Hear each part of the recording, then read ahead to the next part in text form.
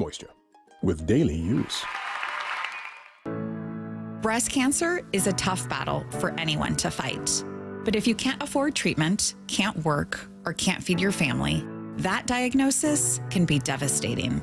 I'm Dr. Suzette Miranda, and I'm proud to be part of Northwest Hope and Healing's mission. We provide a lifeline for breast and gynecologic cancer patients. We cover essentials like food, utilities, and childcare, so patients can focus on healing. Over the last 25 years, Northwest Hope and Healing has distributed nearly $3 million to thousands of local cancer patients. And you can help us make a difference in our community. Join us on February the 1st for Cork, Fork, and Support, an afternoon of fine wine, inspiration, and community support at the historic Hollywood Schoolhouse in the heart of Woodinville wine country. Get your tickets now for Cork, Fork, and Support on February the 1st. Go to nwhopeandhealing.org to learn more. That's nwhopeandhealing.org. Bye. Let's go! This is Seattle Sports. Streaming through the Seattle Sports app. KIRO AM Seattle. KIRO FM HD2 Tacoma. Give me a freaking auto! From the Quantum Fiber Studio, this is Brock and Salk on Seattle Sports. Brock Heward and Matt Marcus. Sorry about just Mike. Heward, not exactly Joe Cap there in the pocket. Now here are your hosts, Brock Heward and Mike Salk. All right, let's go. Brock and Salk Show, Seattle Sports 710, SeattleSports.com, Seattle Sports app, all the podcast platforms out there, all of them. We'll address those here in just a moment. Wherever you find us, thank you. We appreciate it. Thanks for joining us today on what appears to be a Thursday that for whatever reason feels like a Friday, maybe because we worked on Monday and everybody else, or a lot of folks had a holiday weekend, but whatever. It's still, it's Thursday and we roll on without Brock. I've surrounded myself with young men today. On my left is Lyle Goldstein, usually our producer, board op extraordinaire. To my right, TJ Mathewson. Together, they make up the Marine Layer podcast, and it's a pleasure to have you guys with me today. Good morning. How does it feel to have Lyle on this side of the glass? Better, Is it honestly. intimidating? No, Lyle's not intimidating. I mean, the legs, obviously. The legs, but the two plates I missed the two plates reference. Is that his squat, or is that him going under the bar and benching? He said that that was a squat. 3 plates, though, right? Didn't you say it was 3 plates? Should be 3 plates. I hope so. You work out with Lyle? I don't work out with Lyle. I've actually never seen Lyle work out. Yeah. You think maybe it's a myth? I don't think it's a myth because this dude is more dedicated to the gym than I know, but he's so slender that you feel like there's a point. I mean, he's not putting 5 plates on the bar and going down. No, there's having quads the size of what Brock would dream of. So here's the question I have. So yesterday, TJ got added Lyle to our text thread, which was cool. First thing he does is just throw out there, "Hey guys, when I get back from the gym, I'm thinking of sending over some notes and working on my stuff." Which I thought was a choice, right? I mean, maybe knows your proclivity for the gym. Maybe he knows that I'd be sleeping at that time, maybe napping in the afternoon. You think an on-purpose choice designed to either intimidate us or impress us? What did you make of the choice to throw the gym reference out there right away? You know, it's funny. I think TJ talks about being at the gym more than I ever like to. It's like I said to Brock. I told him off the air a question he asked about the gym, and then Brock being Brock, he decides to air it out for everybody to listen to. Yeah. That's just what he does. We should have known that. I think it's more of a reference as to him telling him, I'm not in the mood to think about anything too deep right now, because he sends me a long text right in the middle of it. It's like, so what ideas do we have cooking up for tomorrow? And I'm in the middle. I'm like, my computer's closed. I've got 2 plates going right now. Yeah. There's only so much I can do. Well, I'm not gonna dive into some deep philosophical thought right now and just try and avoid and let the weights not crush me. Well, let me welcome you both. It's good to have you both here. I will start today by mentioning that, yes, you both together have hosted the Marine Layer podcast and have filled in on the show a number of times, so people may be familiar. But in case you don't know about the Marine Layer podcast, it's out there, and it has better reviews on Apple Podcasts than this show does, which is a source of great consternation for me. I've for years tried to bump this show up from a 4.6 rating to a 4.7. Never gotten there. Every time we get a couple fives, somebody throws in a 1. It's always like, Salk, you're an idiot. And then, we were right back at the beginning, unable to kind of get out of the malaise of being stuck there. But the marine layer is not like that at all. And I just thought I would read some recent reviews about the Marine Layer podcast. Oh boy. I don't know if this is something you guys check in on, but here's what I've got. Good show, 5 stars, but there's no way Lyle squats 3 plates. I wonder where that came from. It comes from Doug 474. Yeah. You know Doug? I don't know Doug, Well, but I can't imagine where he possibly heard that. I know, it's hard to say. Bringing passion to the M's, 5 stars from bartender Adam. Finally, a voice for the frustration that is being a Mariners fan. Okay. Another one says 5 stars, Mike Zunino. Mike Zunino is amazing. That one was from January 2nd, so I don't know whether you guys run a Mike Zunino tip, but how about this one? Best Mariners podcast around. I first discovered TJ and Lyle when they filled in for the Brock and Salk show. As a longtime sports radio listener, I was in pure shock at how fresh, entertaining, and informative they were. I was super happy to find out they had this podcast where I could not only be entertained with their passion for our Mariners, but learn about baseball and potential prospects. Listen to this podcast if you love the Mariners. Side note, Lyle also joining the Brock and Salk show permanently has been just awesome. You are doing a great job. I have a good one. That's intense. Yeah, it was a nice one. We don't get anything like that on this show. Well, That's it's just, amazing. It's just Salk, stop dropping your takes all the time. Mostly, yeah. All of the Brock and Salk ones are like, Salk, I hate you. But these ones are nice. They're very complimentary. And You must be pandering. The definition of complimentary is this one right here. It's nice to know Lyle has abs. It really adds to the vibes. Oh, whoa. Who does that come from? This comes from Turn Signal. Wow. So congratulations, Lyle. All right. Well, anyway, now you guys know that this is not some schlub podcast that we've brought in here with 92 ratings. They have a 4.8 out of 5-star review, and all of these comments are just glowing. So that is my way of offering a little credibility here today to Lyle Goldstein, TJ Mathewson of the Marine Layer podcast, who are going to join me this morning. And we're going to find out whether or not this is just, if they're one-trick ponies. Couple of ASU guys, right? Cronkite school, working the broadcasting school deal as hard as you can as 20-year-olds and finding their way into the big world. You guys have gotten to know Lyle here over the course of the last few months. I'll give TJ a moment here in just a sec to give like a 1-minute bio of who he is and why he's here. But we're going to find out what they think about football. We're going to find out what they know about the offensive coordinator search for the Seahawks, which continues on today. We're going to see how they do as we talk to guests and everything else. It'll be a big test for these two. TJ, just because we don't know you as well, give us the 1-minute bio. Ballard High School grad, class of 2016, right Go up the road Beavers. here. Go Beavers, right across the shipping canal, and then, of course, spent 4 wonderful years with Lyle at school. Such a charming fellow. Yes. It's a great friend to have in school. And then I spent the last 3 years and change down in Corvallis. I moved back about a month and a half ago, so it's good to be back when something is as successful as it is, and all the more reason to be around the ballpark that much more. It makes that decision that much easier. What'd you learn in Corvallis? Well, learned that I do love living in bigger places than smaller places. Mm-hmm. That's definitely for sure. But I don't think I would have realized that. I didn't realize the sense of community that much. It was fantastic. It was so hard. Oh my God, having to leave it for the first time. I'm sure you've had to move places. It's tough, and having to move there for your first adult place was pretty difficult too. But learning the ins and outs of just what it takes to be fresh and entertaining during a football season, because that was the big season down there. So tell people what you did down in Corvallis. Yeah, so I helped run the sports station down there. So I did pretty much everything you could ask for. Hosting, producing, fixing things in the back, wrestling with the computer, trying to make sure we're getting back on the air, all that kind of stuff. Literally anything you could imagine with a radio station, I did. So you were in Corvallis, but you didn't attend OSU. No, it's a common misconception. If you had 206 Wonders, would you be a double Beaver?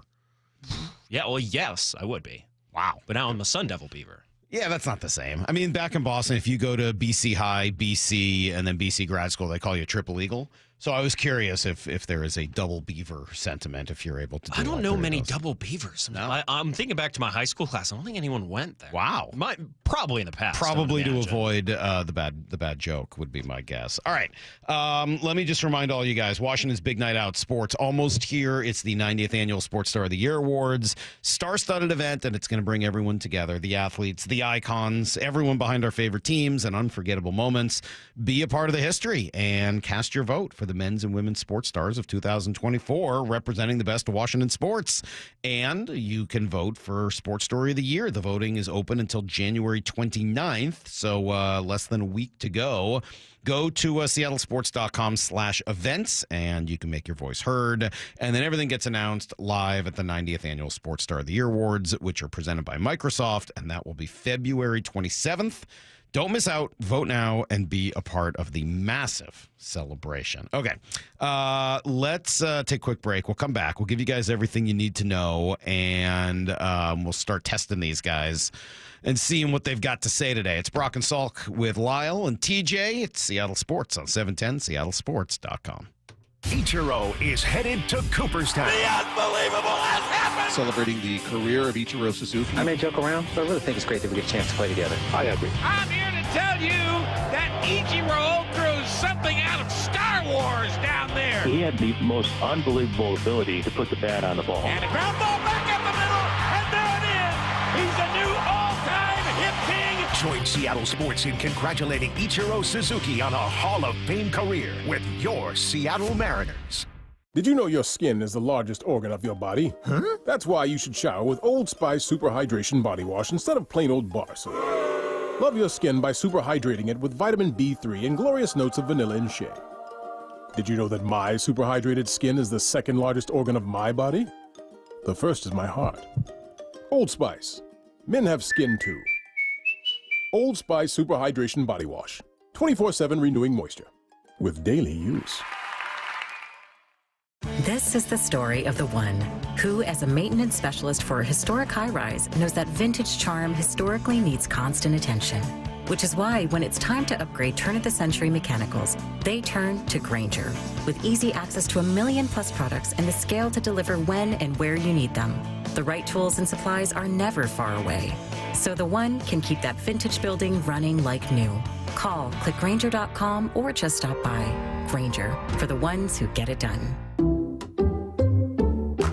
Some people just know they could save hundreds on car insurance by checking Allstate first. Like, you know to check that your seats aren't in the visitor section first, before buying tickets. I'm so excited for this game. I can't believe you got us tickets. Me too.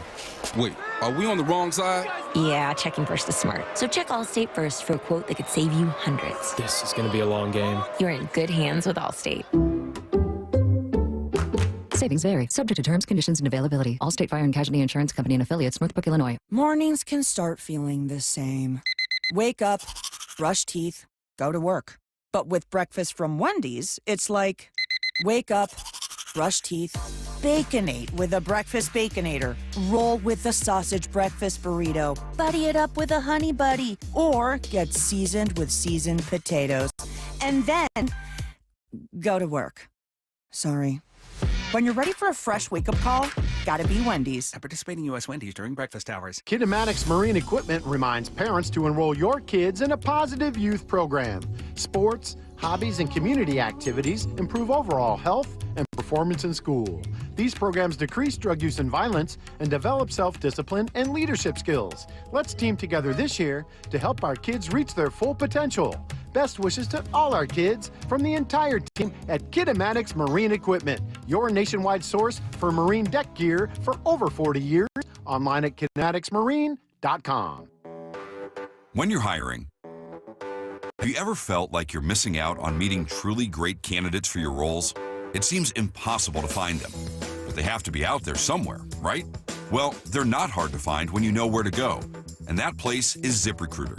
And right now, you can try ZipRecruiter for free at ZipRecruiter.com/free. ZipRecruiter helps 10 million people with their job search every day. And because these people are actively looking for jobs just like yours, it's easy to find the right person right away. In fact, 4 out of 5 employers who post on ZipRecruiter get a quality candidate within the first day. But if you're not using ZipRecruiter, you're missing out. So see what it's like when the impossible is easy. When you go to ZipRecruiter.com/free right now to try ZipRecruiter free. Once again, that's ZipRecruiter.com/free. ZipRecruiter.com/free. Never miss out on great candidates with ZipRecruiter. The noon hour of the Bump and Stacy Show is powered every day by the caring and compassionate team at Pendergast Law Personal Injury Lawyers. Go to PendergastLaw.com. This is Matt Coker from West Coast Men's Health. I'm proud to let you know that nationwide, our clinics have a 4.7 out of 5-star rating on Google. This tells you that our patients are really seeing results. Here's what some of them are saying. The results are close to phenomenal. On top of that, the staff and the scheduling are top-notch, and my technician is a consummate professional. Another patient said, I called numerous clinics, and West Coast was by far the best. The other places wouldn't give me any information over the phone, but West Coast answered all of my questions. My wife and I were skeptical, but we've already noticed the difference. This was a game changer for us.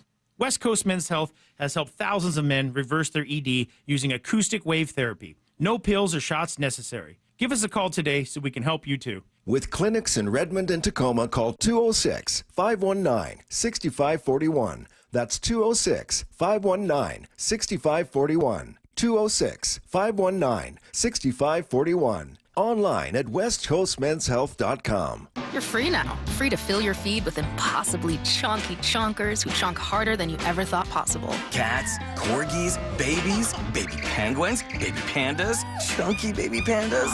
Free to make your smart devices do silly things. Free to open a world of remote work and a portal into Gametopia. Who's the boss now? Free to be everything you imagine, and then some. That's how it feels to have Quantum Fiber Internet. Quantum Fiber, your world unleashed. Learn more at quantumfiber.com. Limited availability, service in select locations only. G. Scott here to share how you can help the Southern California Fire Disaster Relief Campaign to support communities affected by the Palisades, Eaton, and Hearst fires. Through January, you can make a difference by donating at your neighborhood Safeway checkout. 100% of your contributions will benefit food banks, shelters, and nonprofits providing essential aid, including food, shelter, and financial assistance for those impacted. Together, we can bring hope and relief to our neighbors. To support families in need, donate at your local Safeway today. Need to know. 15 minutes past every hour with Brock and Salk. Here's what you need to know. Up first. Well, the expectation has been that the Seahawks would hire a coordinator by this weekend, so hopefully they're getting close to doing that. Saw a slew of reports over the past 36 hours or so that sure seemed to move away from the previous line of thinking that Clint Kubiak was going to be in the driver's seat. Albert Breer noted the team could prefer an approach that pairs two people in the job. That would point maybe to Lions offensive line coach Hank Fraley, who would likely need a high-powered passing game coordinator with him, as that's not really his background. Fraley apparently isn't going to be heading to either Chicago or New York to join either of the two Detroit coordinators who are now going elsewhere. I guess it's possible he could still get promoted with the Lions. And it could also go the other way. Maybe they hire 28-year-old Grant Udinski and then use somebody with a little bit more experience to pair him there. Spoke to Brian Baldinger earlier this week, and he's still just a fan of keeping it simple with Clint Kubiak. I think Clint Kubiak is a good coach. Things fell apart in Seattle, in New Orleans last year, all the way around. But, you know, they started the season off as the hottest offensive football. Now, it fell apart pretty quickly. But I feel like Clint Kubiak and that Shanahan tree, Gary Kubiak, Clint, his son, like I feel like that tree of, stretch runs, play action passes off it. I feel like you can add power to it. I think there's some flexibility in the run game there. But I feel like that's a good-looking symphony when it's working well together. Yeah, for whatever reason, I'm still just having a hard time getting myself excited about the name Clint Kubiak. And my guesses and my hunches and probably, talking with my heart more than my head is that it does end up being Hank Fraley when it's all said and done, and probably paired with somebody who can help him in the passing game side of it. I don't know whether you can get Udinski for that. I just don't know whether Minnesota lets him go unless you're actually making him the offensive coordinator. And I don't see any reason Detroit would let Fraley go unless you're making him the offensive coordinator. So bringing them together is probably impossible. But boy, it would sure be a very appetizing prospect. Here's the second thing you need to know. All right, all still quiet on the Mariner hot stove front, obviously. And yesterday we saw another familiar face go elsewhere. Paul Sewald gets $7 million for a year to sign in Cleveland. Happy for him, one of the all-time great dudes that's been around here, though. Yeah, I would have liked him back. I don't know if I'm spending $7 million on Paul Sewald. I think you can probably get that production for less. It also just happened to remind me, because he was traded for it, why is Dominic Canzone still here? Like, if you're looking to make trades this offseason, Canzone doesn't fit this roster anymore, does he? But if he doesn't have value, how are you trading him? Are you going to cut him? Everyone's got some value. Oh, not necessarily the prospects a lot don't of it. Seem to have much value. That's true. Unfortunately. There are a lot of them, though. We saw yesterday that Baseball America believes 7 of the top 100 prospects are Mariners, led by Colt Emerson, number 16. Also includes Cole Young, Johnny Farmelo, Michael Arroyo, Felnine Celestine, Harry Ford, Laz Montez. A lot of those guys are in the back half, but no downside to having that many young dudes on your roster. They're, I would say, on the more optimistic side. There's a couple there, and we'll talk about some of the conversations we've had over the past couple of weeks, prospect-wise, when it comes to especially some of those guys in the back half of the top 100. Harry Ford's interesting. He feels like his stock has been sinking a little bit when it comes to some national perspective, but also consider on the other side that Felnine Celestine is on the bottom. Probably the bottom part of his prospect here. He's only going to rise. Yeah, I think that's well said. Daniel Kramer, a good piece suggesting Alex Bregman could be the piece that ends up pushing the Mariners into action. How? No, not by signing him to play third. Let's not go crazy. That would be too easy. Instead, waiting to see who signs him and then trading with that team if there's a glut. So he says, look, if it's the Cubs, maybe it's Nico Horner who becomes expendable. If it's Toronto, then Bo Bichette. More on that to come.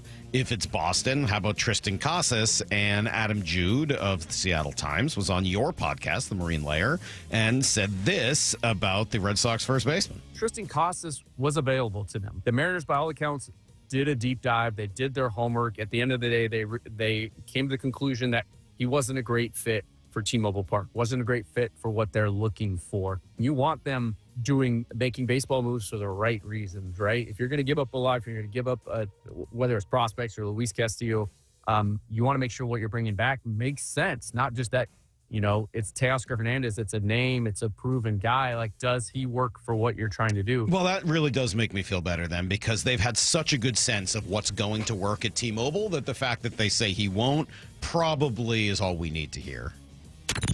Here's the third thing you need to know. And then just a weird rumor yesterday. This can't be true. I'm not buying this rumor, but if we still did good news, bad news, no news, I would call this one no news. But Pete Carroll might be a candidate for the defensive coordinator job in San Francisco? Come on. I think this would be so fun. It would be, but it's not going to happen. So he'd be taking the Richard Sherman villain arc. One team lets him go, goes to the rival team. The only thing is he'd need a quote like Richard Sherman had. It said, what's the big reason I signed there? Oh, yeah, I want to come back and beat that team twice a year. Yeah, it's hard for me to imagine that Pete wants to, I know he wants back in, but does he really want to be a coordinator? Not because he would have to work for someone, although I'm sure that would be a challenge in its own right, after essentially being, emperor of the Seahawks for basically a decade. Mm-hmm. He would need to flex a totally different muscle than the ones that seem to have him most excited. Pete loves building culture.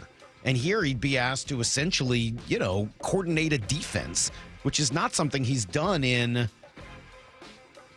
30 years. I mean, it's been forever. That doesn't seem right. He is still a possibility in Vegas, although after Brady hired his buddy yesterday to be the GM, something tells me that just doesn't feel like a Pete Carroll hire when it's all said and done. Would Kyle Shanahan even want Pete Carroll looking over his shoulder like that? Why would he? Right. Why would he possibly, hey, Kyle, you seem like a really smart guy who has trouble building culture. What if we make the defensive coordinator really good at that, so that eventually everyone says he should be the head coach and you should just be an offensive coordinator? Right. Yeah, that seems like a good plan. Kraken will be back at it tonight. They've got the Washington Capitals at home. And that's everything you need to know. 1/4 to every hour here on the Brock and Salk Show. How did you feel? I know how Lyle felt, but TJ, how did you feel about the Hall of Fame vote yesterday? Not gonna get all wrapped up that somebody didn't vote for Ichiro. I'm not gonna do it because the monument of the moment for Ichiro and what it meant for Japan is just so big that I don't think we can spend time getting wrapped up in it. That's a 24-hour thing. We did our stuff about that yesterday. It's done now. That part's over. What it did do with all the stuff that came around is that gives me a little bit of hope for Felix. 20% that first, and you just go look at the guy who just got inducted in Billy Wagner, and you look at what his first year looked like. 10%. Yeah. I think, man, Felix has a pretty good case when you start stacking it up against some of the other greats in that window. You could even just stack him up against Cece. All Cece had was length. Yeah, you and I actually went to the same spot immediately. I went right to Felix. And it's like, well, if he got 20% now, 3 guys are coming off the board next year who just went in. You've got 3 guys ahead of him who will improve and in Beltran's case get in all likelihood. After that, it's all steroid guys ahead of him. Mm-hmm. And the only person coming onto the ballot is Cole Hamels, whose numbers are virtually identical to Felix in almost every way. It's crazy. Mm-hmm. Go look at their numbers. Like almost identical in every single category. Hamels is just ahead, but it's like by 0.01 ERA. I mean, they're identical. It's really, really interesting. All right. Coming up, we'll do a little football talk. Daniel Jeremiah, of course, joins us every Wednesday. Not only did he mention an intriguing name that has not been brought up here in Seattle, but he also went to war. No, not really. But he did argue a little bit with our guy, Greg Bishop. Stick around. You'll hear it next on Brock and Salk. For Down Territory, going inside the game with former Cougs and Seahawks wide receiver Michael Bumpus. Hank Fraley is coming to Seattle for his second interview for that OC gig. If you were him, what would you highlight? My influence on the run game. Detroit ran the ball 47% of the time. If you ran the ball 47% of the time or more, you made the playoffs. The top 7 teams when it comes to rushing percentages are all playoff teams. For Down Territory, every day at 11:15 and 1:15 on Bump and Stacy. Are you curious about who offers the best deals on top-rated Samsung, LG, and Sony TVs? The answer is surprising. It's not online, and it's not the warehouse clubs. The best deals on top-rated TVs are at Video Only. Don't believe it? Then check out the trade-in deals at Video Only. How about $500 for your old TV? Try doing that online. Before you buy that new TV, drop into Video Only. If you don't, you'll be sorry. Bring on the sunshine with a trip to see your Seattle Mariners. Come to sunny and warm Peoria, Arizona for another great year of spring training baseball. There's no better time to wind up at the Peoria Sports Complex where you can see all your favorite Mariners up close. Spring training in Peoria has plenty of sunshine, warm temperatures, and the best seats in baseball. It's family fun for all ages. Book your trip today. Support your Seattle Mariners in Arizona for another exciting spring training season. Get your tickets at PeoriaBaseball.com. Jaden Schwartz for Techline Roofing. For your best shot at a new roof, trust Techline. With the strongest warranty in the business, Techline Roofing has you covered. Trust the team I trust. Trust Techline Roofing. We've all been there, sleepless nights, wondering if your business's security service is really protecting what matters. At Bay Alarm, we can put your security insecurities to bed. Our advanced technology and personalized support ensure you can rest easy knowing we're here for you. BayAlarm.com. Planning to propose this Valentine's Day? Shane Company has your back. Our easy process to create your dream engagement ring is rock solid. 1, pick your ring setting. 2, choose your center stone. 3, personalize it. With our wide selection of beautiful settings and hand-picked diamonds and gemstones, all at competitive prices, your ring will be as unique as your love story. We'll handset your ring in our jeweler's workshop right here in our store and protect it with our free lifetime warranty. Walk in with a dream, walk out with the ring that will take their breath away. Shane Company, your friend and jeweler. Texting enrolls you in recurring automated marketing text messages. Consent not required to purchase. Message and data rates may apply.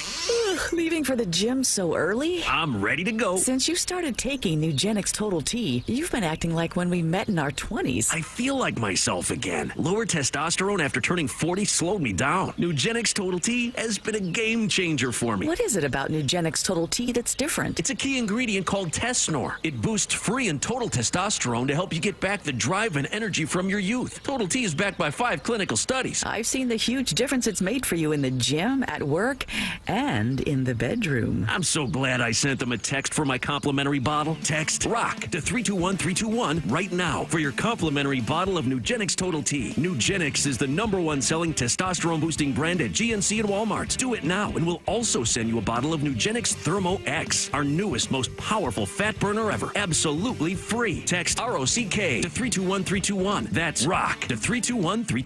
Bonneville International radio station contests are open to participants 18 years of age or older that are residents of Washington State unless otherwise specified. Employees or agents of the station, Bonneville International Corporation, other area radio stations, or any entity associated with the contests are not eligible to win unless the station otherwise specifies at its own discretion. Persons who have won in the last 60 days from a station contest or event may not be eligible. Full general contest rules are available on seattlesports.com or in person at the station during regular business hours. Subscribe to the Seattle Sports YouTube page to find new and exclusive content from your favorite shows and personalities daily. Just head to YouTube, search Seattle Sports, and click subscribe.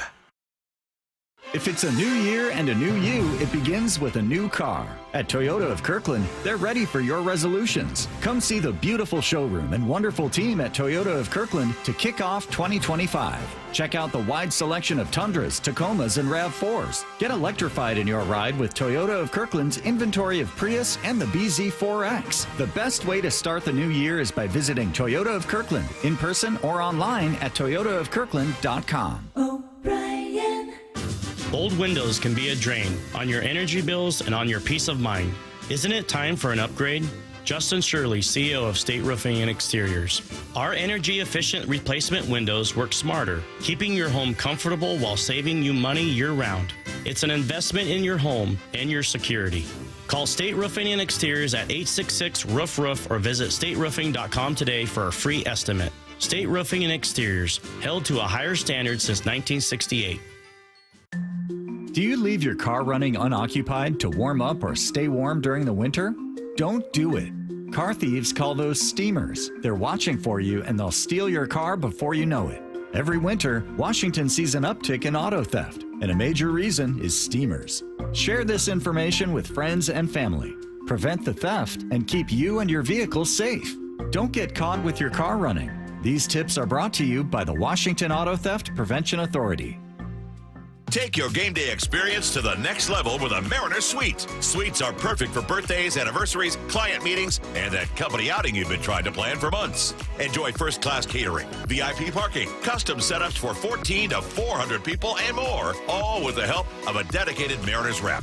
Suites start at $125 per person, and season ticket members get 15% off. Reserve now at mariners.com/suites. Munoz strikes out the side, and the ball game is over.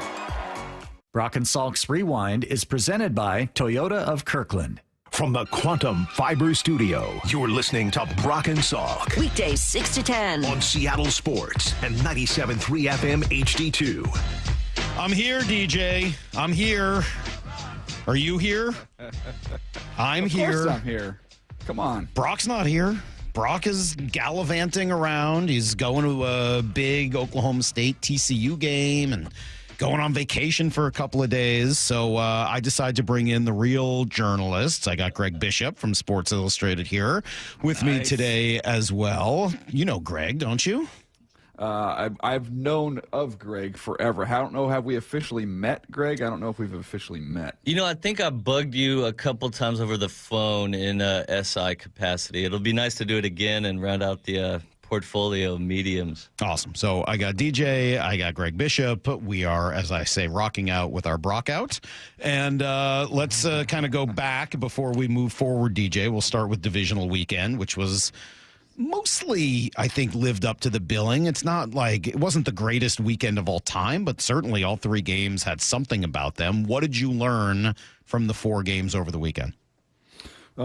Protecting the football is kind of a big deal. The teams that did not turn the ball over won every game, and the teams that lost had turnovers in bunches. So it was, when you have a weekend, I think it was Sunday, right, where we had Jalen Hurts threw for 127 or 128 yards, then Josh Allen followed it with 127, 128 yards, but they both kept a clean sheet, and their defense took the football away. I mean, it's like we can complicate this and talk about legacies and this, that, and the other, but sometimes it's pretty simple. So what do you take from that? I mean, we've had this conversation now throughout the year, not to just immediately bring it back to Geno, but we'll get back to these games here in a sec. That's been the debate, right? Geno threw for a ton of yards. What was it, fourth most of anyone this year? It's the 15 picks and fumbles, et cetera, that we keep talking about. Does it change or alter any of your view on how the Seahawks should approach the offseason from a quarterback perspective? Well, first of all, I feel like if you had asked me what I'd had for breakfast and I said Cheerios, Salk would have responded with, you know what, like Cheerios, sometimes not all the Cheerios get to your mouth. Sometimes they fall on the table, which reminds me of Geno. Sometimes Geno just can't get, the Cheerios from the spoon. You're going to your laugh mouth because without making a earlier mistake. today, I actually kind of went back on it a little bit and was like, yeah, maybe you do need another year with Geno, and maybe you got to look at one of the mid-round guys, and that's another thing on my list to talk to you about today. Yeah. But you can't say that interceptions and turnovers were the story of the weekend and not go to the guy that was second in turnovers this year. Yeah, I'm just messing with you. And look, there's been players who've had, turnover issues, somewhat turnover issues, but they've been able to clean it up for a 4-game run. I think, obviously that's a little trickier when you're talking about that. Guys who tend to value the ball in high school and then they value it in college and they tend to value it in the NFL, and that's a trait that seems to be pretty consistent. Players that are a little more protective of the football. So it is a major issue, and it's something that you have to keep drilling down on. And it's why you aren't why you are still actively looking for your next quarterback. I'm not sitting here saying that with Geno you are let's not even open our eyes and look around. We're committed long term, and he's our guy for the next 3 or 4 years. I think you're still absolutely looking. The challenge in this offseason is where is the upgrade located? I mean, that's going to be the issue. But I mean, you can drill down on we've got to do a better job protecting the football, but it's hard to do with some guys. I have a story out next week on Brock Purdy, and a big part of the premise, I'm curious what you make of it, is there are a handful of NFL quarterbacks who I think you would hand over the deed of your house to, sight unseen, no questions asked. And then I think there's a second tier of guys who are pretty elite in their own right, but maybe need a little more around them, needed to come together and coalesce and form. And so the premise of the story is like NFL quarterback economics. Do you pay Brock Purdy an insane amount of money because you don't have a better alternative because he's really pretty good already? And I guess I'm curious, what do you make of that premise overall? Yeah, I've used the analogy for years. Bucky and I have talked about this forever. As we've just talked about trucks and trailers. Like you have trucks who can pull the team behind them, and you have trailers who get pulled by the team. And both of those vehicles can get you where you want to go, but they're different. And I think the nuance in it is, okay, we can all acknowledge who the trucks are, those 7, 8 guys wherever they are. We know who the Josh Allens and Lamar Jacksons and Joe Burrows, and we know who those guys are. And then we know who the guys we don't think are good enough at all to even be trailers. The question is there a high-end trailer? Is there a low-end trailer? And how do you separate the money within that sect? I think that's a great premise for an article. And the way I would look at it is, can he, with the system that we have, is it a perfect match for the player? And if we pay him, where is the threshold where the talent around him erodes that we can't, he can't function and we can't get where we want to go? So take Jalen Hurts. Sweet spot. Take Jalen Hurts in there. See, he's a good example for me, right? He's not the world's greatest thrower. He's good at it. They are not winning because of him. They are winning with him. Right. But is it because of what you just said? He's a perfect fit for the offense that they're running and his ability to run the football and what it does to open up Saquon. I mean, how are the Eagles winning with a quarterback that I think we all would agree is a trailer?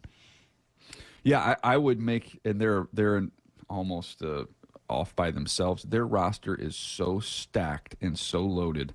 I don't want to say that they're quarterback proof, but the threshold of excellence is very low for them to still win a Super Bowl because they are so stacked across the board. I mean, there's no weakness on their team. They are loaded everywhere with depth as well. So I think with him, it's, hey, protect the football, which he's done a really good job of, and use your legs to give us 3 or 4 plays. I mean, I think they can, especially because they'll be playing outside in weather, at least it'll be frigid, that they could have him throw for under 130 yards again and go to the Super Bowl, which I don't know there's another team I could say that about coming into this weekend. When you look at that Eagles offense and how they got going, what stands out to you in terms of adjustments, over the last month or two? I just think they just committed to just beating people up, as simple as that sounds. Like, they're enormous up front, and, they're going to make you stop that. And Saquon, I know they rested him at the very end, but man, for as many touches as he has, I don't recall a running back looking this fresh and this fast, coming on a year where he got 2,000 yards. I mean, I was with Jamal Lewis when he got 2,000 yards in Baltimore, and we went into the playoffs that year, and I thought, gosh, he's just got beat up, and Saquon is just fresh as can be, and I think they've just said, and I would say there's one play last week that they deviated from that philosophy on the 2nd and 7, and they tried to get a little cute and put the ball in Jalen's hands, and he took a sack, and it almost cost him the football game. So they're going to continue. They're just going to put the ball in his belly and let that big offensive line move people. On the other side, Jaden Daniels, is this the best rookie quarterback we've ever seen? I don't know how it's even an argument, just in terms of I think there's performance coupled with accomplishment, and that's what makes it the best that we've ever seen. We've seen guys who've played great, but to combine that with what they're doing as a team and how he's elevated everybody else around him, that's what's crazy. And it's, and they know I have a bunch of friends in Philadelphia. I mean, I won't say that they won't use the word scared, but there is a healthy respect for Jaden Daniels. And look, in that last game they played him, I think they had 14 points. Washington had 14 points coming into the fourth quarter, and then he just exploded. So, that's something I don't know that we've seen from a rookie quarterback. So how did we get there? He was picked second, so it's not like you're going to look up. How did 16 teams pass on him? It's not like that. But Greg was just telling me earlier, and I'm sure you know this, that there were teams that did not have him rated nearly as high. I'm not going to criticize the Bears for taking Caleb Williams over him, although in retrospect it looks like they could have gone the other way. How is it possible that a guy is that good and all 32 teams weren't immediately sold that was going to be the case? Well, and you're talking to one who didn't have him there. So, I had those top 3 quarterbacks I had very similarly graded, but I had Caleb, Drake, and then Jaden. Okay. So, I can just speak from personal experience of how I came to that point. You had 5 years of playing in college, just kind of, some flash plays at Arizona State for those years, but nothing that wowed you. I think he was, I want to say 17 touchdowns, 3 picks his first year at LSU. And we ran the ball well. It was good, but it wasn't, it wasn't something crazy elite. Then he goes his last year and blows up, wins the Heisman Trophy. But you're watching that, you're going, okay, well, there's 4 years where I haven't seen, this is the 1 year that I've seen this crazy elite level. And then, I don't know if you watched the NFL at all this year and watched Brian Thomas Jr. and Malik Neighbors, you're sitting there going, well, gosh, okay, well, is this all real? Or is he just throwing to 2 freak shows out here to go along with the tight end and Mason Taylor, who's going to be a top 50 pick coming up? So it's trying to separate those things. But I've already done this kind of reflection on it. It's like, okay, what's the lesson I can learn from this? Sure. And the lesson I've learned is, and it's similar to the Joe Burrow lesson as well, is that once the light comes on, it's not turning off. Like, what you see is real. It might take you longer. It's why we've seen so many quarterbacks, and your favorite Bo Nix last year is another one, where having that ability to stack all those starts and get all that experience in college, that the light then came on maybe late in your college career, but then once it comes on, it doesn't necessarily turn off. That's who you are. Where the challenge is, if you haven't got it all figured out when you get to the NFL, man, there's guys who've been flushed out of the league before they've got a chance to figure it out. Greg, so I think it's real. I That's know what Greg's going to jump in here, and I just want to quickly say, I know I give you grief about certain things because that's part of my job here, but God, do I love that answer and love that about you. And the fact that you are looking at that and saying, all right, why did I miss? And you barely miss. It's not like you had him as a second rounder. I mean, why did I have these guys maybe not ranked the right way and trying to learn that? It's a huge credit to you and one of the reasons that you are the best at this and why we love having you on every week. I've got a lot of practice of explaining screw-ups. Me too. So, I mean, I'm very experienced. We found something in common. So, folks I've been talking to in recent weeks, professional evaluators such as yourself, say often that the one thing they really maybe didn't pick up that he's so good at is, throwing against the blitz, picking things up quickly, moving through the progression fast and getting the ball out. I'm curious how you saw that specific trait before the draft, and I'm curious now how you see it now in relation to the Eagles' pass rush. To me, that's like kind of the key to the game Sunday. Yeah, it goes back to talking to all the people at LSU in the draft, and then a bunch of articles got written about it as well. We had Jack Marucci from LSU on and explained all the VR stuff that they did with him, which was so cutting edge and so cool, and it was their ability to not only simulate. For those that don't know, I guess I should explain it. So they came up with this technology. It was a flight simulator company, I think in Germany, that developed this thing along with Jack Marucci, who was at LSU. They put this thing together, and people have tried virtual reality for quarterbacks and the goggles, and it just wasn't realistic, and the quarterbacks you talked to use it didn't really care for it. Well, they nailed it on this one, and what they can do is if you have 100 plays that are going to be in your call sheet on a Tuesday, you can dump those plays into this software. You can dump in what the tendencies are of the defense that you're playing against that you're most likely to get versus formations in motions and things. And then he can rep those hundreds and hundreds and hundreds of times virtually. So not only are you getting your practice reps, he's getting hundreds of extra reps. And what they had told me was, what was unique about him and some of the other people they had put this headset on was he was starting to see it so fast that to challenge him, they started upping the speed. So it said, I think they got up to 1.6. So if you think about listening to a podcast on work and you can crank it on 1.5, 1.6, he's looking at defensive movements versus route combination, almost 1.5 speed of what he's going to see once he gets to the game. So the technology, and he will tell you, it definitely helped him through the processing. I thought, okay, that was incredible at the collegiate level, but now we're in the NFL where this is a full-time job, and these are guys and coordinators who are going to throw you so many different looks, and the picture's going to change after the snap. How is he going to, is there going to be an adaptation, period here? And son of a gun, he's doing exactly what he did at LSU. That's what's incredible. So, DJ, let's kind of broaden this out a little bit. 4 teams lose on divisional weekend: Baltimore, Detroit, Houston, and LA, the Rams. Of those 4, who is in the best spot moving forward and next year could go beyond the divisional round? Who is in a tough spot because we know how quickly things change in the NFL and ends up taking a step back? Baltimore's not going anywhere.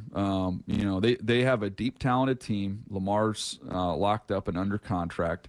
It doesn't look like they're going to lose coordinators. I don't think maybe Monken will end up getting one of these jobs. I don't think he is.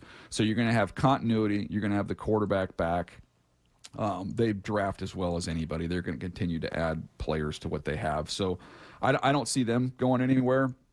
The one on the other side of it, I mean, Detroit, there's this, what is the phrase that they're using, the brain drain? I mean, if you already lost, you're going to lose your offensive coordinator's gone, defensive coordinator's likely gone. You just lost your defensive line coach, who just left to be the defensive coordinator with Vrabel. So I mean, that's a lot just right there to replace. And then, it'll be nice getting some pieces back on defense that were hurt. Hutchinson's a big one, getting some of those back. They still have a ton of talent on offense. I just think the combination of them losing some coaches with Minnesota, who is a really, really good team, Green Bay's a playoff team, and Chicago, who just took one of your coaches, is going to be better. So I think that's one that one's going to be tough there. And but still admit they have a lot of talent still in that building. The Rams are a fun one, by the way. The Rams, because they have a chance, I think, with Les Snead, if he can nail it again this offseason, they have a chance to have the next dominant defense in the NFL. A week later, we talked to you again. The Seahawks still haven't chosen an offensive coordinator. They've brought 3 guys in for second interviews. Grant Udinski and Hank Fraley and Clint Kubiak have all come in for a third interview. Yeah. 2 of those, or second interview rather, 2 of those guys are at least rumored to be candidates elsewhere. Fraley at really all of the Detroit connections. And we've heard that there's a possibility that Kubiak may go with Aaron Glenn to the Jets. A week later, how do you feel about this search and what direction they should be going in? Well, I mean, I told you I like the combination of Fraley paired up with somebody on the passing side of things. I think that gives you an identity for sure. Kubiak has got he's got a really good reputation around the league, and that's a system that's had a lot of success. I just didn't think that's the direction they wanted to go. It felt like they wanted to be more kind of a gap scheme, power run team. So that's kind of what I felt. And just not to cut you off, but in the week since we've talked to you, we talked to Orlovsky, we talked to Brian Baldinger, and it felt like everyone we asked, like, hey, what direction should you go with this scheme? They immediately went to Kubiak, like immediately. Yeah. And for whatever reason, that's the name I've had the hardest time getting most excited about, maybe because he's done it before, and I tend to get excited about new things as opposed to things that have tried it before, and maybe that's a me problem. But if you had to, if you were selling me on why to go with Clint Kubiak, why would you do it? I would sell you on the fact that half the league runs this offense. So, in terms of finding players and fitting players in, you get free agents. There's a pretty good chance they've played in this offense before. So you have some familiarity there. It has success. There's a lot of teams that run it. There's a lot of teams that have been very successful with it. You can rely on a little bit. You don't have to have 330-pound, mauling offensive lineman. You can take a little bit of an undersized player who's really athletic. My challenge with this scheme, and you saw it in the Houston game, and you see the stats with Shanahan. When you get down and you're behind in this scheme and there's no illusion of run, you are in deep trouble. And so I think, to me, even though it's more, maybe more 90s football, a little more old school with a little more power run game, I think that, I saw it with the Chargers last year. I just prefer that style. I think it complements a team that wants to be a defense and physical team. I prefer that style. You know who else can run that stuff, by the way, is Chip Kelly. And I don't know if he has any interest at all in I see that smirk on your face. Well, I don't know how much any interest at all. I love Chip Kelly coming to the NFL. But to me, what he did at UCLA, what he started to morph into, and I remember talking to him about this. I had seen him just after they just smoked USC, and USC could not get a line because of all the different shifts and motions and unbalanced looks and 6 offensive lineman things they were doing. And it was such a departure from what I remembered of Chip at Oregon, which was the fast-paced, high-flying offense. And then, anyways, I think Chip is really, really smart, and I think if you gave him a vision of what you want it to look like, I think he's capable of executing it. Wow. For me, with the Seahawks, I see them as, say, since 2016 or so, as a team that has retooled to be in about the same place every year, either just outside the playoffs or in it and maybe win one game. I'm curious, when you look at their roster and the talent available upcoming in the draft and free agency, how you weigh, the approach of continuing to try to retool and stay in it versus more of an extreme rebuild. Well, I mean, you could make a case if you wanted to do the extreme rebuild and that potentially there's some exciting quarterbacks coming down the pipe here in next year. That I think there's too much there. There's too much to tear down to go all the way to the bottom. I don't think they're capable of going all the way to the bottom, and I don't think they have any interest in doing that. So when I look at some of their roster holes, I look at that offensive line, the interior of the offensive line. It's a good draft there. There's a lot of depth, and there's a lot of quality interior players. Getting an explosive, dynamic tight end into this offense, check. There's a bunch of them in this draft. Now, the main strength of this draft, ironically, is the place where they're deep is a running back spot. So I don't know how they need to do any shopping in that aisle, but it is loaded at running back. So I think they can make their offense look a lot different with what they could get in this draft, though. We got 2 minutes, and I got to ask you about two things real quick, so you know the timing. One, Jeremy Fowler suggested that a DK trade to the LA Chargers might make some sense for both teams. Obviously, you know the Chargers as well as anyone. Would that make sense? And if so, what would the Chargers give up for a DK Metcalf? Oh, that's an interesting one. I hadn't seen that. It definitely fits because they need somebody on the outside. And I think if you look at Justin Herbert and Mike Williams, he loved throwing to him, just a big body. You can hit on, let him wall people off on slants and get vertical down the field. So, I don't know, you're going to have to give him a new contract along with that. So, if I was the Chargers, I would love that, but I would try and get it done for a 2, and I'm sure that Seattle would. I don't know that Seattle would even consider that, but that would be my asking if I were the Chargers. And then the other is just the two guys that we saw play quarterback in the championship game the other night. Neither are considered top prospects, but especially in Will Howard's case, is there a possibility he does become one of the dying breed of mid-round quarterbacks that could actually succeed? That's going to be the question in this draft is who are the 3, 4, or 5 quarterbacks. Most teams agree on who the top 2 guys are, and most of them have it in Cam Ward first and then Shedeur, and then now it's who's going to be that next guy. Now, the good news is that we can revisit this because at the Senior Bowl, darn near all the candidates are going to be there, including Will Howard. So and Riley Leonard, he'll be there as well. So Will Howard, from what I saw early in the year, I would have said he's a 6th, 7th priority free agent. To the way he finished up in the playoffs, he looked like one of those mid-round lottery tickets that you see what you can get. He had a pretty good throw with the game on the line to win that game, although, as you said earlier, it helps I would say Jeremiah this. Smith. I would say this. I live 20 minutes away from Petco Park. I'm closer to Petco Park than that corner was. Great stuff, as always, DJ. Thank you. It was nice to do it without Brock. This was fun, and we'll do Greg's it a professional. That was fun. Isn't it nice to finally bring some professionalism to this show? All right, buddy. We'll talk to you next week. See you guys. Bye. The great Daniel Jeremiah, who you can hear every Wednesday at 8:30 here on this show, and a little replay Thursday morning in case you missed it. He said a lot during that half hour, but one thing was new, and the more I thought about it last night, the more I think it solves all the problems, the more it solves all the question marks, and the more it's the direction the Seahawks should absolutely go. Tell you what that is next. Seattle Sports, your home for Wyman and Bob. John Morosi is here. Yes, right now we've got Ohtani, and what a big story he is. But if we did not have Ichiro, we would not have Ohtani. It did lift the spirits of a lot of Japanese fans, the Japanese public.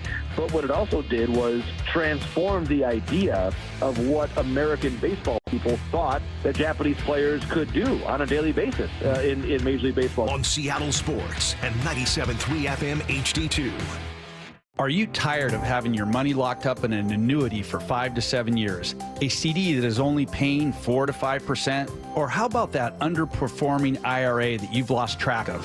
Hi, I'm Scott Rireka, CEO of Legacy Group Capital based in Bellevue. Our Legacy Northwest Fund is a 9% fixed income fund that only requires a 2-year commitment, and we are now opening our flagship fund to new investors. Legacy's Northwest Fund has had excellent performance with 0 investor losses for 16 straight years. I challenge you to find a better fixed income opportunity in the marketplace today. Come join the over 1,000 local investors with over $200 million invested. Legacy's Northwest Fund is now open to new investors and paying 9%. Invest smart, invest local, invest with Legacy Group Capital. Visit legacyg.com. Legacyg.com. Legacy's Northwest Fund is available to accredited investors only and paying 9% APR. Terms and conditions at legacyg.com. Hi, Justin Shirley, CEO of State Roofing and Exteriors. For over 55 years, you've trusted us for roofing, siding, windows, decking, and gutters. Call 866-ROOF-ROOF or visit stateroofing.com today to schedule a free estimate. State Roofing and Exteriors. Stream every Seattle sports show with the Seattle Sports app. Brought to you by Fred Hutchinson Cancer Center Proton Therapy. Get new videos, podcasts, and articles on the Seahawks and Mariners from your favorite Seattle sports personalities daily. Guys, did you know your testosterone level impacts your energy, libido, sleep, weight, hair loss, mood, and even ED? And right now, Revive Men's Health Seattle will check your testosterone for free. They've helped thousands of men since 2011 feel and perform better. They're so confident they can help you, they even guarantee it. Schedule your free testosterone test, exam, and consultation today. Call 206-529-1111. That's 206-529-1111. Or visit ReviveMen'sHealth.com. Ooh, ma. What was that? That is business phone bliss with the Ooma Cloud phone system. It handles all our voice, video, and messaging needs. You sound very calm. I am. Ooma has everything I need to run my business more efficiently, like virtual receptionist, call routing, and video conferencing. And it starts at just $19.95 per month per user, plus taxes and fees. Ooma. Nice. Find your business comm at ooma.com/radio. Are you 50 or older? This news is for you. The CDC now recommends you get vaccinated against pneumococcal pneumonia. Even if you're healthy, your age puts you at risk. People 50 or older are over 6 times more likely to be hospitalized with pneumococcal pneumonia compared to adults 18 to 49. Just one shot can help protect you. Learn more and schedule at vaxassist.com. That's VAXassist.com. Sponsored by Pfizer. Do you find yourself stuck in a timeshare? Get the real facts about the timeshare industry and your options for cancellation. Chuck McDowell, founder of Wesley Financial Group, has put together a free information guide that reveals the secrets the timeshare industry doesn't want you to know, including the 5 ways to get rid of your timeshare. Call now and get this timeshare cancellation guide absolutely free. Call 800-838-6161. That's 800-838-6161. 800-838-6161. Welcome to Staples. I am so pumped. My business is going to kill it this year. Awesome. How can I help? First, a new computer. With Staples Home and Office Hot Deals, you save big on tech. And new posters. Save on custom print, too. And, a new chair. A chair? Who has time to sit? Maybe all your new clients? Now you're talking. With Staples Home and Office Hot Deals, you'll find huge savings on custom prints, storage, chairs, and tech. And now save up to $175 off your print order. Exclusions apply. Visit staples.com/print for details. Ends 2/1. Harry Douglas here for Technique's new noise-canceling True Wireless AZ80 earbuds. Technique's has been revolutionizing the audio game for almost 60 years. With multi-point connection of up to 3 devices at the same time, the AZ80s let you go from leading a meeting to listening to a podcast to taking a call seamlessly. Visit us.techniques.com/sports to shop for AZ80s now. That's us.technics.com/sports. This is a story of the one. As a maintenance specialist for university housing, he knows college students can major in wear and tear. Plus, housing so many students doesn't leave a lot of room to house all the supplies he needs. That's where Grainger comes in. With over 1 million industrial-grade products and fast, dependable delivery, Grainger carries the quality products he needs so he doesn't have to. From a new door hinge to a whole new faucet. Call, click Grainger.com, or just stop by. Grainger, for the ones who get it done. This is Seattle Sports. Streaming through the Seattle Sports app. KIRO AM Seattle. KIRO FM HD2 Tacoma. Home of the Seahawks, Mariners, and everything Seattle sports.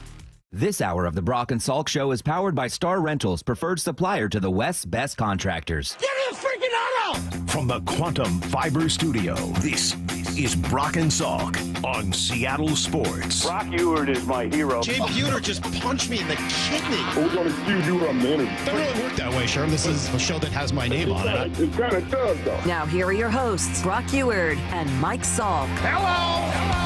All right, we'll roll along this morning with the Marine Layer guys. I've got Lyle to my left. I've got TJ to my right. And we will spend a lot of time talking Mariners starting at 7:30. So hang out for a half hour if you want to hear these two Mariner lovers' takes on the Mariners. Mariner Insider, Mariner Passionistas. I don't know. We got to come up with good names. Podcasters? Maybe just keep it simple. All right.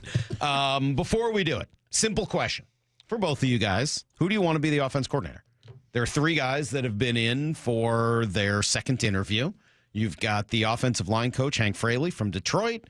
You've got Grant. I keep calling him Gary. Grant Udinski, 28-year-old wonderkind Minnesota Vikings passing game / quarterback assistant coach guy. And you've got Clint Kubiak, who's done it before and runs sort of that Kubiak system that's popular throughout the NFL. Or do you think that your answer should be none of the above? Give me a quick answer, and then I'll give you mine and play you some sound to back it up. Kubiak sounds like the most logical, just given the background of his dad, Gary, and how much of the league absorbs what they do. Because it ultimately comes back to how are they going to get the line of scrimmage right on the offensive side. Like that is the only, whoever they decide on, like that has to be the priority. So whoever they decide can do that best. It sounds like it would be Kubiak. So you would say that over a guy that's an offensive line coach? Well, he just hired a former offensive line coach as an offensive coordinator, and it was a disaster. Oh, I'm going to walk that back. Not a disaster, but it was not what they wanted. It did not work. Fair point. Philosophical differences. It's funny. I think I'm more on your side and opposite TJ, where I think my heart says Hank Fraley, my heart says Grant Udinski, and my mind says Hank Fraley because of the offensive line aspect. And it's more to your point about Udinski. When you think about these wonder kids who get hired, you think about that tree in Washington that all went elsewhere: LaFleur, McVay, Shanahan, Mike McDaniel, all these guys. And it's like, right.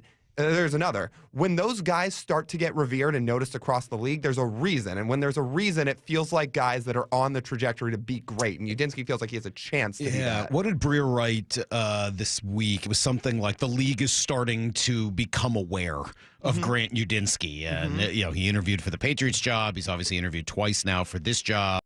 That is telling that the league is starting to become aware. I don't know whether Minnesota lets them out of their sights, but there's obviously something there. I've been kind of, Lyle, almost exactly where you are, where it's like, I can't get behind the Kubiak thing. I'm not saying I'm going to be mad if he's the guy. And I understand the reasoning. Like, hey, you got the first one wrong. You can't get this one wrong. It doesn't need to be the best possible choice no matter what. He's the, future genius OC guy for the next 10 years. But if you mess it up, that's 2 in a row, and now you've wasted the first few years. And Grant Udinski might be a huge screw-up, right? He's 28 years old. He just might not be ready to do this. And hiring an offensive lineman who's only done that throughout his entire coaching career, it might not work. I mean, you can say what you want about the running game, and I'm as big a proponent of it as anybody. You better be able to have a modern passing attack, or you're not going anywhere in the modern NFL. Throw to score, run to win.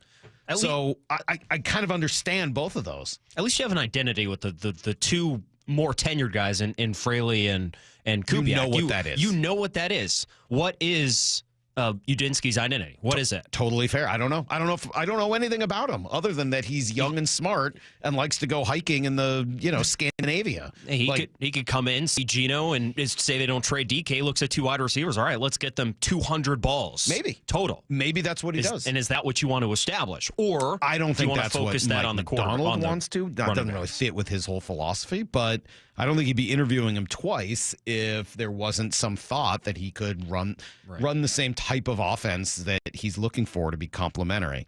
I don't know. Talking to DJ yesterday, it helps crystallize for me, I guess, the problem I've been having. All 3 of these guys have big upside, reasons why you would want them. All 3 of them also have a major question mark, right? With Kubiak, it's that he hasn't really succeeded despite getting this job now a couple of times. With the other 2 guys, it's a lack of experience, either with calling plays or the passing game side or the running game side or leading people or whatever the case may be. So why not look for someone who does all of that? And I think DJ found the guy. What he did at UCLA. Well, I should probably say the name first since he doesn't. It would be Chip Kelly. That's Chip Kelly. What he did at UCLA, what he started to morph into, and I remember talking to him about this. I had seen him just after they'd just smoked USC, and USC could not get a line because of all the different shifts and motions and unbalanced looks and 6 offensive linemen things they were doing. And it was such a departure from what I remembered of Chip at Oregon, which was this high, fast-paced, high-flying offense. And then, I think Chip is really, really smart. And I think if you gave him a vision of what you want it to look like, I think he's capable of executing it. So I totally agree with every part of that. I think that the Chip Kelly image is one that is from the past. It is the hurry up, go as fast as you can spread from Oregon, and or the guy that wasn't really cut out to be an NFL head coach.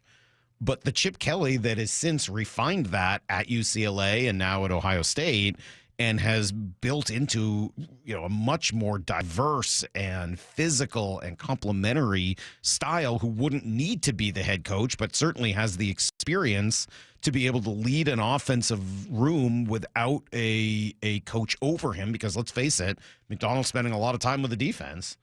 Dude, that works. That works for me. Plus, I'm an unabashed Chip fan. I just, having been around him once or twice, every time I talk to him, I just come away impressed. All right, let me ask you this, though. College coach, schemes work well in college, great college offenses jumping to the NFL. It's not an exact comp, but isn't that Ryan Grubb? Isn't that what they just kind of are trying to get away from? Chip had years of experience in and around the NFL. Grubb had zero. Right. No, it's a fair question. And Grubb's sample in college is significantly smaller than Chip's is, and we've seen a total evolution of what Chip has been in college. Right. It is so different now. Right. With what he does. It's not an unsustainable offensive profile, which when Chip got to the league, they're like, okay, they'll score some points. How sustainable is it? Right. And it was clear as day it wasn't sustainable. He had about a year and a half of good offense, and then the bottom fell out. I think the thing that jumped out to me from that quote or cut from DJ was the very last part. Tell him what you want, and he can design it. Mm-hmm. Here's what I want. I want an offense that accomplishes X, Y, and Z. Okay, I can do that. I mean, when you hear him say an offensive attack that had 6 offensive linemen and unbalanced lines and all that, that's not the old Oregon offense. That's not what he did in Philadelphia or San Francisco. That's hey, this is what I want. This is how I want to take advantage of my resources here at Ohio State. And it's worked. I'll tell you this. Whoever they hire, if it's Chip Kelly, if it's Udinski, if it's Kubiak, whoever, please run more play action in 2025. Please. Gino's so good at it. The offense flows so well around it. I know that wasn't really Grubb's style in college. He ran a bunch of open sets. Mm-hmm. They've got to do more of it in 2025. I mean, it's Gino's bread and butter. We talked about Chip last year, too. I know. I remember talking about him after they hired McDonald, and obviously it didn't come to fruition. I don't think they ever interviewed him. I think it was just a conversation, but I'm intrigued by it. I don't think it'll happen, but I'm certainly intrigued. I don't know why he would leave a pretty good scene there at Ohio State where there's no real pressure on him. He's going to have guys like Jeremiah Smith or people just like him every year. What's the new kid they got? Burris, is that his name? Something like that. He's awesome. I mean, like, just every year he gets new unbelievable players. And they pay him a lot of money. And they pay him a lot of money. But, man, if there was a way to pull him away, I would certainly be making that phone call. All right. We'll let these guys hit their wheelhouse coming up in 20 minutes as we will talk Mariners. Before we do it, let's give you everything you need to know. It is Brock and Salk with the Marine Layer guys, Lyle and TJ. Seattle Sports on 710. Seattle Sports, your home for Bump and Stacy. I'm not starting the show until we find out who it was. Who did it? Show yourself, you coward. You a buster. Weekdays 10 to 2. 393 of 394 baseball writers voted for Ichiro to be in the Hall of Fame. One person decided to make it about themselves and didn't vote for Ichiro. Here's my beef with that bump. This person remains completely anonymous. Yeah, that's the worst part. On Seattle Sports and 97.3 FM HD2. Well, this is pretty fun for me. Normally, Shannon O'Kelly and I are talking physical therapy, but today we are talking First Mark Insurance. You made the call to First Mark. You took the challenge. Why? Brock, I was looking for a local agency that I could align with similar values, and they've helped us here at IRG. They shop different plans. They find the best plan for you, the best price, the best coverage, great customer service, and great connectivity. Did they save you any money along the way? Absolutely, they saved us money. Obviously, here at IRG, I have several needs in the insurance industry, and they look at those needs A to Z, and they find out what kind of coverage you need, what is the best coverage, at what cost, and they're always looking to save money. And again, it's all about providing my company, IRG, great customer service. Well, Shannon and IRG, they took the challenge. Molly and I, we took the challenge. Are you confident that your business is getting the very best when it comes to your insurance needs? If not, take the First Mark Challenge today, and it's totally free. Just go to firstmarkinsurance.com, your teammate that goes to work for you. Firstmarkinsurance.com. Cressy Garage Doors. If you're in the market for new garage doors, Cressy Door has been offering quality service since 1952. Best selection, best price. Cressy Door. I'm Kareem Abdul-Jabbar. I learned about atrial fibrillation the hard way. My symptoms would come and go. Shortness of breath, fatigue. I kept going. Then I got so lightheaded, I couldn't. My doctor said I have AFib, so I'm about 5 times more likely to have a stroke. Other symptoms, irregular heartbeat, heart racing, chest pain can come and go, but the risk of stroke stays. If you have symptoms, tell a doctor. Visit notimetowait.com. Sponsored by Bristol-Myers Squibb and Pfizer. Lowe's knows how to help make your Super Bowl 59 party a touchdown. Let us help you prep your home to host with top brands like Charbroil, Blackstone, and LG, so you can be the MVP of game day. Plus, use the Lowe's app to find what you need for a seamless shopping run. Or huddle up with our Lowe's Red Vest associates to help make all your game time hosting decisions. Cracked windshields happen, and if your car has a forward-facing camera, it needs to be recalibrated. All-Star Auto Glass is the professional choice for windshield replacement, repair, and recalibration. Call All-Star Auto Glass today. Endless hours of research, seeking referrals, dozens of calls. Hiring the right attorney can be a challenging process during an already difficult time. JP Pendergast with Pendergast Law explains. In Washington State, Tom, there are thousands of attorneys to choose from. Referrals and online research can be helpful, but discovering the right attorney requires a conversation. It can be hard to identify integrity and authenticity without that interaction. So, what do you recommend? We encourage anyone looking for personal injury representation to call for a free consultation with our team before making a decision simply based on referrals or online research. Accident victims need an attorney that listens, demonstrates honesty, and is genuinely understanding of their unique circumstances. The care, attention, and preparation that our firm provides throughout the case mirrors the effort involved when taking on the insurance companies. Save time and avoid mistakes after an injury. Contact the caring and compassionate team at Pendergast Law. If you or a loved one has been injured in a car accident, call Pendergast Law. We can help. The Hot Stove Show. Stay up to date on the Mariners offseason with Aaron Goldsmith, Gary Hill, and Shannon Dreyer. Swing and a miss for strike 3. Tuesdays from 7 to 9 p.m. leading up to spring training. If it's a new year and a new you, it begins with a new car. At Toyota of Kirkland, they're ready for your resolutions. Come see the beautiful showroom and wonderful team at Toyota of Kirkland to kick off 2025.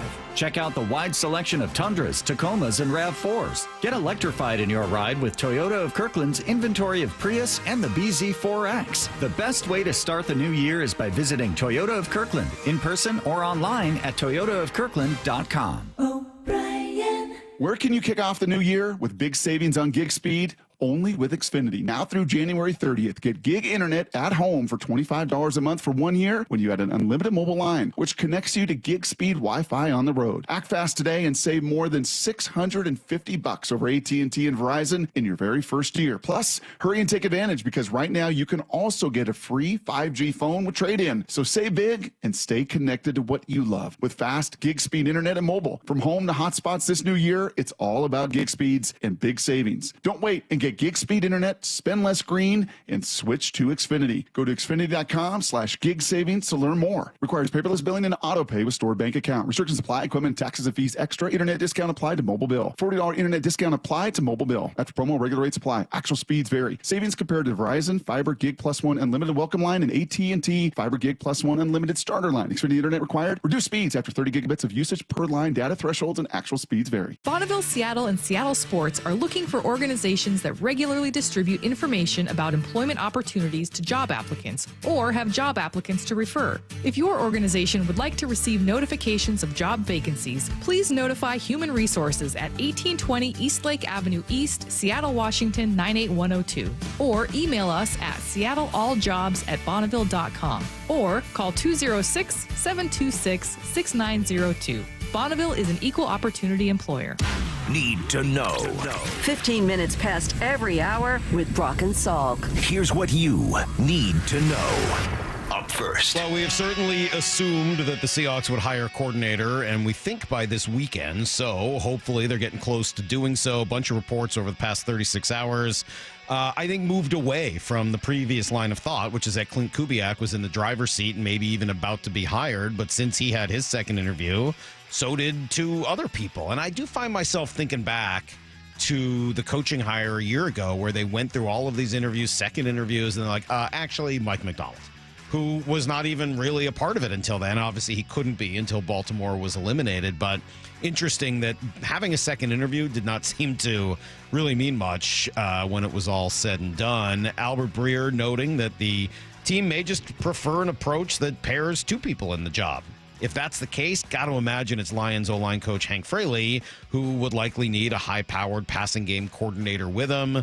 Fraley doesn't seem to be headed to Chicago because Ben Johnson said he wasn't going to raid the Detroit staff. It doesn't sound like he's going to New York with Aaron Glenn because his name hasn't come up there at all. Maybe he could get promoted in Detroit, but the number of suitors out there at least seems to be lower, and maybe that's because he's told people he wants to come to Seattle. I don't know. Could also go the other way. Maybe they hire 28-year-old Grant Udinski and find somebody with a little bit more experience around him. There's a lot of different ways this thing could go, but I'm going to remain of those three. Yeah, Lyle, I think you said it really well. I'm most intrigued by Udinski. How could you not be?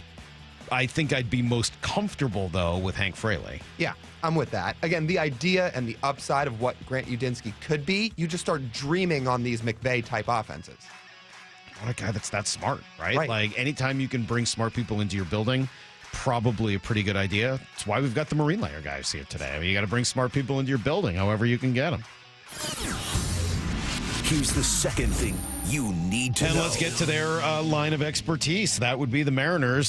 Still quiet, still waiting and watching and checking the market and, well, doing very little, it seems like. On the hot stove front yesterday, we saw Paul Sewald, another familiar face, go to Cleveland. They get $7 million on a one-year deal there. Happy for Paul, by the way. He's awesome. I don't know whether I'd be wanted to spend that. I think that feels like a lot for Paul Sewald, given some of the budgetary constraints. But would I have liked him back here? Yeah. They need bullpen help, and he's a pretty good bullpen arm. And it shows at least how the Guardians are approaching in a similar situation to the Mariners. They don't have a ton of money to spend, and they decided just to double down on their strength. We haven't even seen the Mariners do that this offseason, which I think is totally interesting. And it opens up some options around the league if that's you pivot your line of thinking to that's what we would want to invest our money in. We're going to talk a little more about that coming up in about 10 minutes. Daniel Kramer, MLB.com, a very good piece in which he suggests that Alex Bregman will be the thing that pushes the Mariners into action. Not when they sign him, let's not go crazy, but when he signs elsewhere, that team may then end up with a glut of infielders and may have a good piece that would be available for the Mariners. So if it's the Cubs, he would be talking about Nico Horner, who would become expendable. If it's Toronto, then Bo Bichette. Again, more on him coming up in about 10 minutes. And then if it's Boston, Tristan Casas. But I think this is, Adam Jude here on your podcast, The Marine Layer, suggesting that maybe that's not as good a fit as we might think. Tristan Casas was available to them. The Mariners, by all accounts, did a deep dive. They did their homework. At the end of the day, they came to the conclusion that he wasn't a great fit for T-Mobile Park, wasn't a great fit for what they're looking for. You want them making baseball moves for the right reasons, right? If you're going to give up a lot, if you're going to give up whether it's prospects or Luis Castillo, you want to make sure what you're bringing back makes sense. Not just that, it's Teoscar Hernandez, it's a name, it's a proven guy. Like, does he work for what you're trying to do? I think the problem I have with that is that was the exact opposite. Like, when Teoscar was brought here, it was specifically because they thought he would handle T-Mobile Park better than anyone else, and hard hit rate was going to be the story of the day. Isn't Casas a guy who makes a lot of contact and hits the ball hard? What am I missing? And it's displacing the fact that Teoscar was productive as a Mariner. He wasn't as productive as he used to be, but it's under the notion that, Teo was a disaster. He was not a disaster. Well, thank you for saying so. That was my argument. Brock was constantly on the other side of that one.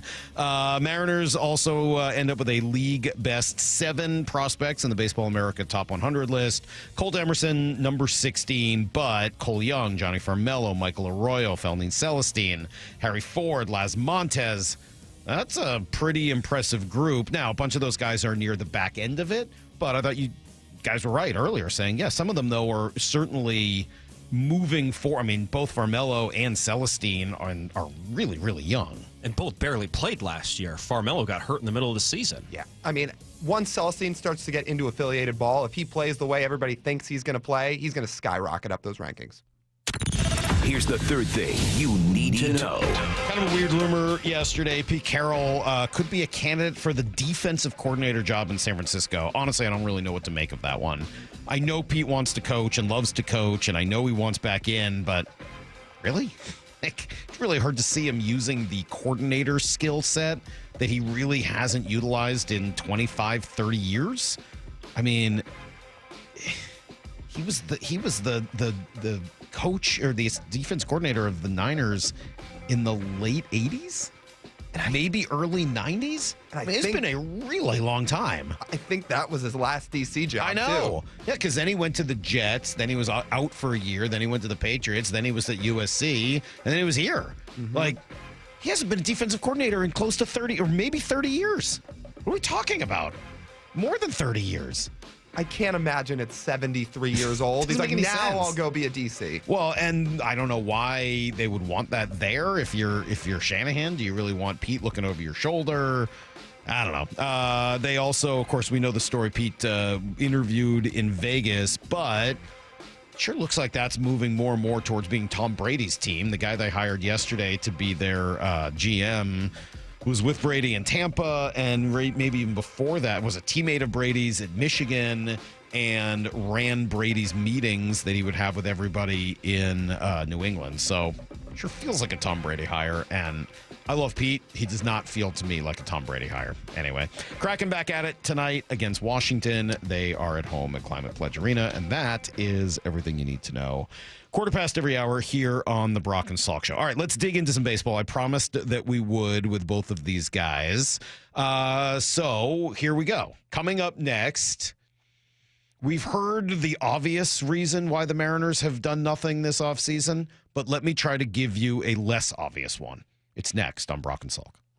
Seattle Sports, your home for Wyman and Bob. To this point, we still don't know who the one Hall of Fame voter is that did not vote for Ichiro, so you still are left with one player in the history of baseball that's been a unanimous selection. It's one thing to be famous, and then it's another to be infamous, right? Yeah. So the guy was trying to make a name for himself. It might go horribly wrong for him. I really don't understand the need for that kind of attention, if that's what it's for. If they got a true conviction behind their vote, I would love to hear it. It would be utter nonsense, Bob. Streaming live on the Seattle Sports app.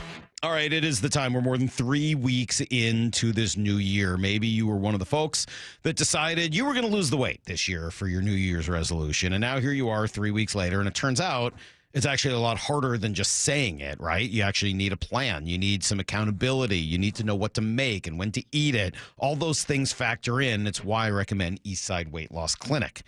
They were my resolution a few years ago. I lost 35 pounds in 8 weeks. I lost 10 pounds just in the first week. It really does work.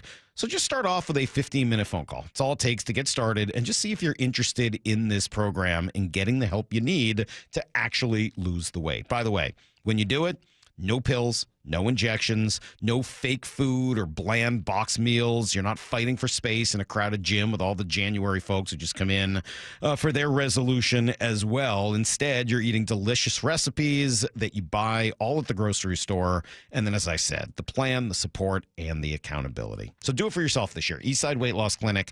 Don't let a 15-minute phone call hold you back. Do it right now. Call them at 425-588-0080 or go to eastsideweightlossclinic.com. Drivers who switch and save with Progressive could save hundreds. With that kind of money, you could go big time. and switch to the expensive shampoo with amino acids. Sure, you don't know what those are or why you need them, but it sounds very impressive. And if you switch and save hundreds, you can massage it into your scalp every day. Now, if only you can get people to lean toward your head to smell those aminos. Switch to Progressive and you could save big time. For shampoo, Progressive Casualty Insurance Company and affiliates, not available in all states. Potential savings will vary. Mornings can start feeling the same. Wake up, brush teeth, go to work. But with breakfast from Wendy's, it's like, wake up, brush teeth, Baconate with a breakfast Baconator. Roll with the sausage breakfast burrito. Buddy it up with a honey buddy. Or get seasoned with seasoned potatoes. And then go to work. Sorry. When you're ready for a fresh wake-up call, gotta be Wendy's. At participating U.S. Wendy's during breakfast hours. Stream every Seattle sports show with the Seattle Sports app. Brought to you by Fred Hutchinson Cancer Center. Get new videos, podcasts, and articles on the Seahawks and Mariners from your favorite Seattle sports personalities daily. In between storms, have Asset Roofing do a roof inspection. They're going to make sure shingles are intact and clean up any moss, giving you peace of mind now and saving you thousands years later. Asset Roofing, excellence is on the house. G. Scott here to share how you can help the Southern California Fire Disaster Relief Campaign to support communities affected by the Palisades, Eaton, and Hearst fires. Through January, you can make a difference by donating at your neighborhood Safeway checkout. 100% of your contributions will benefit food banks, shelters, and nonprofits providing essential aid, including food, shelter, and financial assistance for those impacted. Together, we can bring hope and relief to our neighbors. To support families in need, donate at your local Safeway today. It's time to vote for the top athletes and sports stories of 2024. Be part of history and help choose the sports stars of the year from a knockout roster representing the best in Washington sports. Cast your vote for the sports story of the year. Was it the Seawolves playoff run, the Kraken making history, or UW rowing dominating the Olympics? You decide. Vote now at seattlesports.org and enter for a chance to see the winners announced live at the 90th Annual Sports Star of the Year Awards, presented by Microsoft. We are Seattle Sports, the home of the Seahawks, Mariners, and everything Seattle sports. Watch your favorite show live at seattlesports.com. Safety comes first. When money is tight, don't neglect maintenance on your vehicle. Keep it safe. At Bucky's Complete Auto, we have you covered with available financing. For over 50 years, Bucky's Complete Auto has been servicing and repairing cars and trucks with modern-day technology and good old-fashioned customer service. There's a Bucky's just about everywhere for oil changes, wiper blades, brakes, tire rotation, tune-ups, and factory maintenance. No appointment necessary and financing's available. Check Bucky's.com for the location near you. Do you leave your car running unoccupied to warm up or stay warm during the winter? Don't do it. Car thieves call those steamers. They're watching for you and they'll steal your car before you know it. Every winter, Washington sees an uptick in auto theft, and a major reason is steamers. Share this information with friends and family.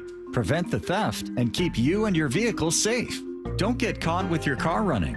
These tips are brought to you by the Washington Auto Theft Prevention Authority. There she is, founder and CEO. High five. Dave can't stop celebrating with every business owner in town. All right, Baker Man, high five. He's sharing the excitement of big savings with the Comcast Business 5-year price lock guarantee. Ooh, up top, bike shop. Yeah. It's 5 years of gig speed internet. Quick, high five. 5 years of advanced security. 5 years. And 5 years of a great rate that won't change. Yeah, law partners. Chamberlain, Messethorpe, Dubois.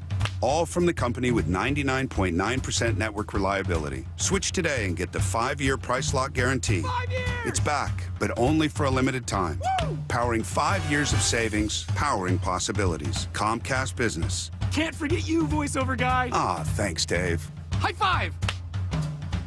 Ends 3/9/25.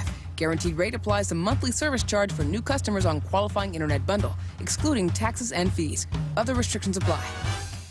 From the Quantum Fiber Studio, you're listening to Brock and Salk. Weekdays 6 to 10. On Seattle Sports and 97.3 FM HD2. Lyle and TJ are here from the Marine Layer podcast. They are spending the morning with me, which is great. Brady Henderson will join me for Blue 88 in 15 minutes. And then old friend and former fill-in host on this show, Sheil Kapadia, will join us at 8:30. I was just texting with him, and he's excited to jump on as well. And get his unique brand of insight. Let's talk some baseball. And I did write about this last night. If you got some time, you can go to seattlesports.com, or even better, download the app, and you can read it there. But trying to put this Mariner offseason into context and why it has been, I mean, quiet isn't even really the word. I mean, like, it is submarine in enemy territory, don't let anybody know you're here kind of quiet, where the only move and biggest move they've made is literally Donovan Solano, a player that I can't imagine more than 1% of our audience has ever heard of before he signed here in Seattle. So it has been dead quiet. We know that. Why? Obvious answer, and we just address it and then move on from it. It's money. Okay, yes, money. They don't want to spend it. They don't have it. Whatever your take is on the Mariners and money, fine. Yes, that is a part of it. I grant it. We all know it. It's not a particularly interesting conversation to just sit here and continually complain about it. I'm not saying it's not real. I'm just saying let's talk about it a different way. So the next part of it is, okay, because there is a budget, and Jerry was, at least according to the reports, had $15 million more to spend when the offseason started, most of which has not been spent. Why?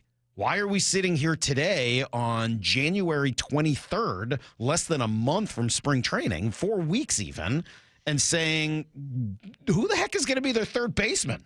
Who's going to be their second baseman? What are they going to do at first? Who's their DH? Why is all of this still so up in the air? And the more I try to come up with reasons for that, the more I come back to they like what they were last year. I mean, like, they really like what they were last year. They liked, once Edgar and Dan took over, the way the offense performed. They buy into that 5-week stretch and believe that that is the real Mariner offense and not the one that we had watched previous to it because of the changes made philosophically by bringing in, Edgar and Dan instead of Scott, etc. I think that's a real challenge for me to believe, like, a lot. I find that one to be very, very, very iffy, but they seem to believe that what they did at the end of last year when they were, what did you say, number 2 in WRC plus, number 3 in OPS, whether you know what those stats mean or not, obviously being second or third in the league in offensive stats as a team for 5 weeks matters. So if you truly believe that what you did last year was just fine now that you've got the right people in place, you don't need to go crazy in the offseason. Here's a little quick synopsis for maybe people that don't know what WRC Plus is. In a very short and condensed sense, it means you are second best in the league at creating runs. Mm-hmm. Creating runs. In a park and league adjusted statistic, which takes into account T-Mobile Park's immense run suppressing environment. Okay. Where even though you score less runs than somebody at Coors Field, or the team that plays at Coors Field, the Colorado Rockies, you are going to be adjusted on the same scale because it is easier to score runs there than it is at T-Mobile Park. The problem with this theory is that it puts an awful lot of faith in Victor Robles doing what he did then again. I like Victor Robles. I think he's a good player. Luke Arkins, our buddy from Mariners Consigliere, does a phenomenal job. Did a really, really nice breakdown of what Dan Wilson's team was. And then if you take Victor Robles out of the equation for those 5 weeks, what those numbers look like. And it's a pretty significant difference. They don't go from good to bad, but they go from spectacular to a lot less than that. Their batting average drops by 13 points. Just if you take Victor Robles out for those 5 weeks. They're on base percentage by 10 points. They're slugging by 12 points. And then if you want to get into, some of the more, other stats, WRC plus drops by 6. So, like, Victor Robles was an enormous part of the reason that team did what they did. By the way, Polanco was on that team. Josh Rojas was on that team. Neither of those guys are back, at least as of now, with Polanco. Turner. Turner was on that team. It doesn't look like he's going to be back, certainly after the Solano signing. So are we buying that is truly the real Mariner offense? I'm going to give a cautionary tale here as to why that is not. I have two sets of numbers to read you. Both are 34 game samples from the Seattle Mariners. Okay. One, they were the best offense in the league, WRC plus at 142, and OPS well above 800, 25% strikeout rate, which was significantly lower than they had throughout the course of this season. They had a great hard hit rate, higher than they had last year. And then if you look at last year, you just read those stats. A 125, that strikeout rate, after sitting at about 27% for most of the season, dropped about 4 in that final month when they made more of an effort to make contact. Okay, so if I understand what you're saying is 1 month, these 2 months from, I'm assuming, 2 different years. Yes, correct. Looked very, very similar in terms of tremendous Mariner hitting production. Not just tremendous, I'm talking outlier. Okay. Mariners' offensive performance. Okay, so one of those is from last year, the Dan and Edgar month.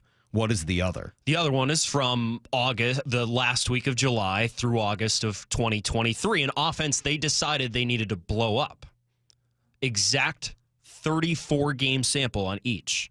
Both. And that's the Teoscar year, The right? Teoscar year. And guess who's a huge part of that great August? It was Teoscar, where they look at that month, which was as much of an outlier in the 2023 season. When you look at the rest of their offensive months, that was the only 2 months they were top 10 that year were July and August. The rest of the months, they were right about where they were in 2024 for all of those years. And then you look at the last month of 2024, there's one clear outlier offensive month. It is blatant offensive outlier, and that's September, where you can say, oh, something changed, but the team the year before showed you can have an outlier month and your offense still what your offense is based on the players you have on your own team. So, yeah, I think if Jerry were here, my guess is he would say, yeah, but we actually made a significant change to our philosophy before that month. We brought in Dan and Edgar. We moved on from our manager. We moved on from our hitting coaches and their entire philosophy. We tried to get guys to go the other way and use the whole field and stop swinging for the fences. And we actually made a philosophical shift, and we instantly saw the results of that. Again, I don't know that that's something I can believe, but I think that it's fair to suggest that they believe it, which is why they're going down this road right now. Julio Rodriguez lended some credibility to that argument. This is on the Abriendo Sports Podcast, which I'm probably pronouncing terribly.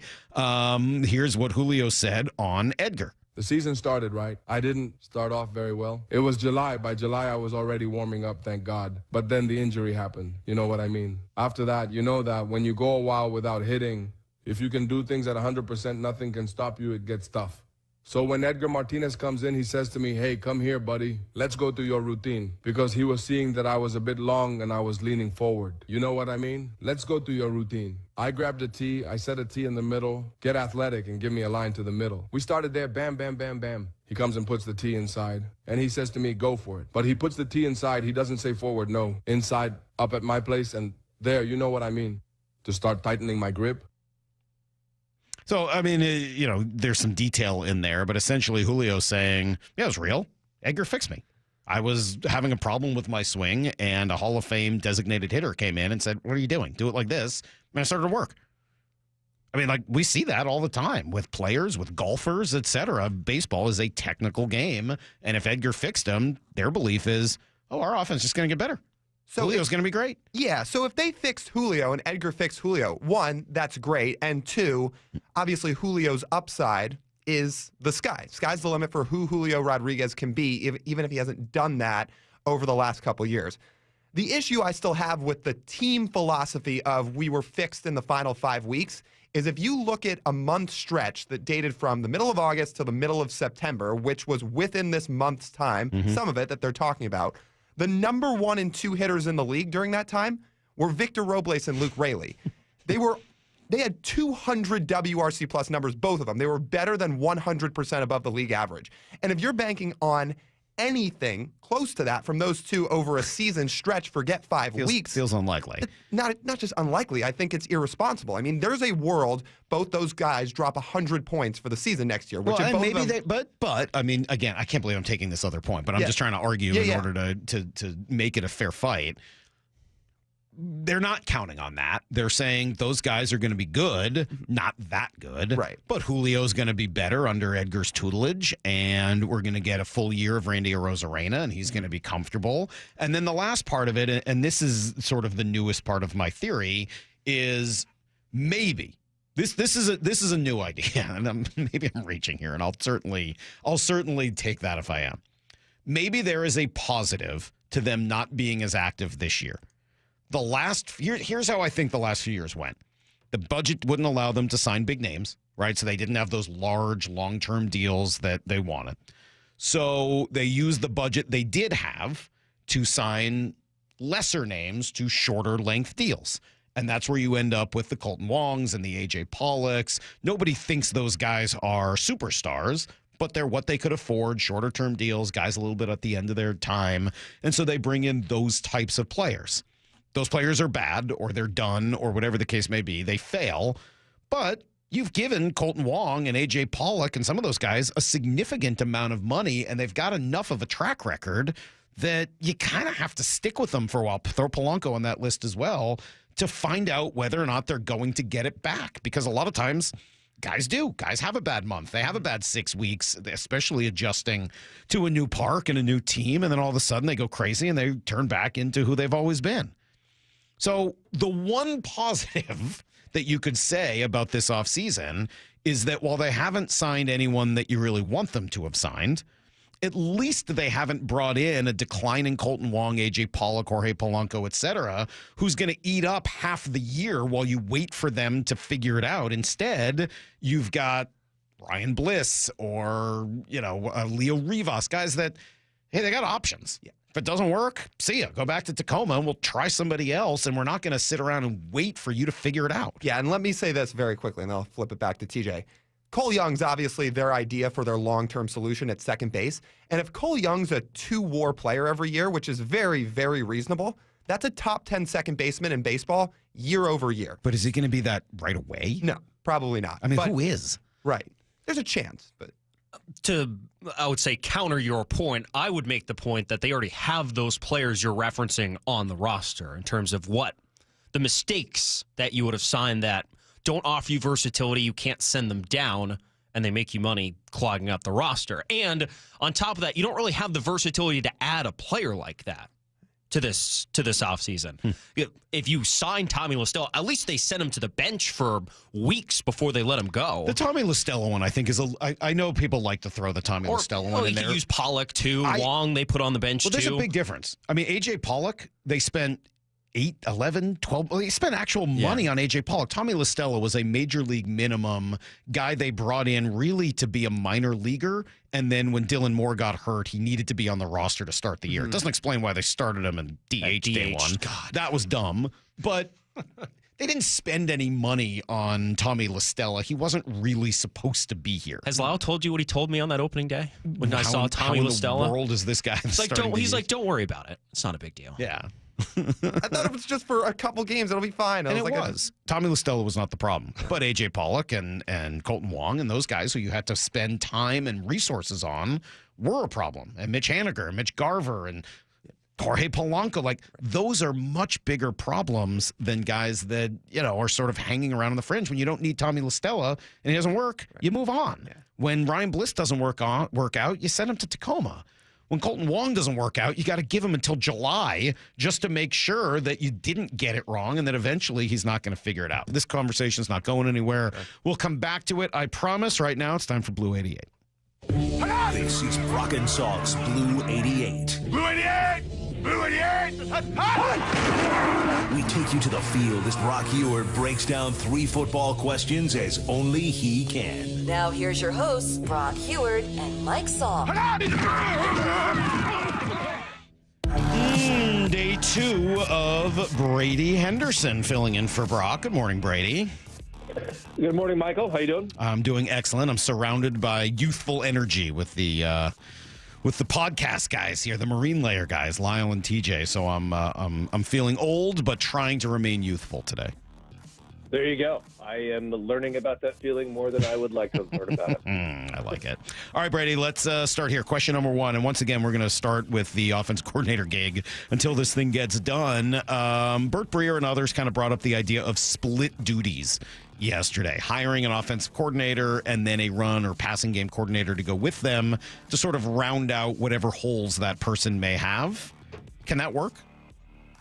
Yeah, it can work, and I think it works in a lot of places in the NFL. That has sort of become, as coaching staffs have gotten bigger over, time, that has become somewhat normal. Now, sometimes I believe, like we talked about yesterday, sometimes that title of pass game coordinator or run game coordinator, I think sometimes it's more of a title than a role, like a way to either get a guy on your staff to lure him away from another team or to, keep a guy who another team was trying to poach. But a lot of times it's legit. And, the good example locally is what the Seahawks had with Tom Cable and Darrell Bevell. Remember, Darrell Bevell was the offensive coordinator. Tom Cable was the run game coordinator, and he was legitimately coordinating the run game. And I think why it's necessary in some cases is, sometimes you have a young offensive coordinator. Let's say it's a guy who, came up in kind of like the 7-on-7 era. And when you don't have a really strong, deep offensive line background, you really don't know a whole lot about offensive line play and run blocking and all that, and you need somebody to really, fill in that blind spot. Bevel, for instance, he wasn't necessarily a young guy, but he was a former quarterback, had coached quarterbacks, really didn't have a deep offensive line background, and Tom Cable really filled that blind spot for him. And so I think the inverse, if the Seahawks were to hire Hank Fraley, I would bet that the inverse would be true as a career offensive line guy. He would need somebody to, be the passing game coordinator to help him with that part of the offense. So it is, I think it can be a very real setup, and I would imagine that, just based on some of the names that are out there and based on how prevalent that's become in the NFL, I would imagine that that's something the Seahawks are strongly considering. Do you think they could do that with both Udinski and Fraley together? Possibly, yeah. I think it's possible that, maybe Udinski gets hired on as, if they were to hire Fraley, maybe Udinski is the passing game coordinator, or let's say maybe Kubiak gets hired and you hire Fraley as the, offensive line coach and run game coordinator if you were able to pry him away from Detroit. So, yeah, I would maybe look at some of these interviews as, not just they're interviewing only these guys for the head coaching job, is maybe they're doing this kind of with an eye towards potential pairings. All right, question number 2.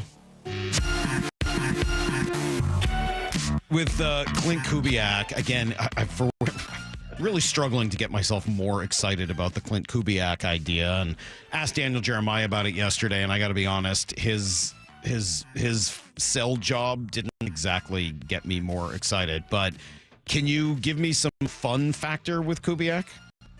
Yeah, here's one potential bit of fun factor, Mike. How about Taysom Hill? Ooh. Now, whenever you see a team hire an offensive coordinator, sometimes that guy brings over, players to help with that transition. In this case, it may not necessarily be helping with the transition to the scheme, but getting a player that Clint Kubiak really likes. And I was watching a press conference that, just one of the weekly press conferences that he did last season with New Orleans, and he called Taysom Hill one of his, one of the best football players he's ever seen, which is obviously a pretty strong compliment. And Taysom Hill has 1 year left on his contract, but he is a legitimate cut candidate. As a guy who's, set to be making some decent money next season. He also, unfortunately, tore his ACL in mid-December, so probably may not be ready by the start of the season, but also probably would not cost a whole lot of money.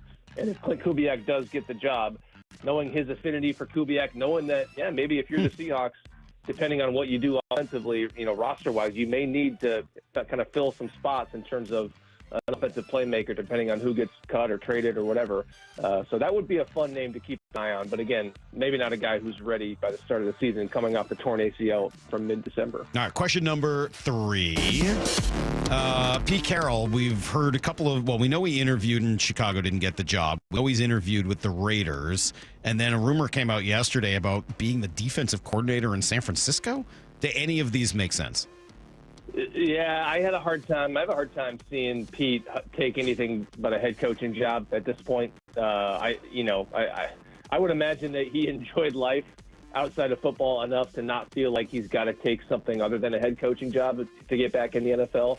But I think the Raiders job, it kind of seems like the stars are aligning for Pete to land that job down in Las Vegas. Now, I talked to somebody down there yesterday, and the word is that Mark Davis he has not wanted to pair like a first-time head coach and a first-time GM together, meaning he could do one or the other, but not both. Well, they just hired John Spytek to be their GM, that's a first-time guy. So now you're looking at veteran head coach possibilities. I think Robert Saleh has been potentially in play there, but he might get the Jaguars job. Ron Rivera has also been in play. I talk about uninspiring if you look at that guy's career record. And Pete is, I think he would check another important box for them, which is they're in for a pretty big rebuild down there. If you look at that roster, they obviously have no quarterback. They have no Devontae Adams anymore. Half of their defense most of their defense is set to be a unrestricted free agent. And they were a bad team last year. So they're in for a massive rebuild. And one thing we know about Pete Carroll is, he and John Schneider really helped rebuild the Seahawks. That was a pretty big rebuild job they did in year one. So I think that track record, Pete's ability to build culture within an organization, and the fact that, it sounds like they want a veteran guy who's done it before. I think for all those reasons, I could very much see him getting that job in Vegas. Fascinating. That is today's Blue 88. I sort of leaned the other way on that just because it felt like with the hire yesterday, what's his name? Spytek? John Spytek. Spytek, excuse me. That feels like a Brady guy, and Pete doesn't for whatever reason. So we'll see where it all goes. I think your logic makes a lot of sense as well. Let me just run something by you, Brady, while I got you for a minute. And this was from DJ yesterday, Daniel Jeremiah, who threw out a new name as a possibility to be the Seahawks offensive coordinator. And this was not a report. It was more of a suggestion, but maybe you could ask around and see if this is something the Seahawks considered. He threw out the name Chip Kelly, and then he gave this reasoning. What he did at UCLA, what he started to morph into, and I remember talking to him about this, I had seen just after they just smoked USC, and USC could not get a line because of all the different shifts and motions and unbalanced looks and 6 offensive lineman things they were doing. And it was such a departure from what I remembered of Chip at Oregon, which was this fast-paced, high-flying offense. And then, I think Chip is really, really smart, and I think if you gave him a vision of what you want it to look like, I think he's capable of executing it. What do you make of Chip Kelly? Well, yeah, I mean, you can't rule it out. Remember, he supposedly interviewed for the OC job last season. So if he would be willing to switch gears, I don't know.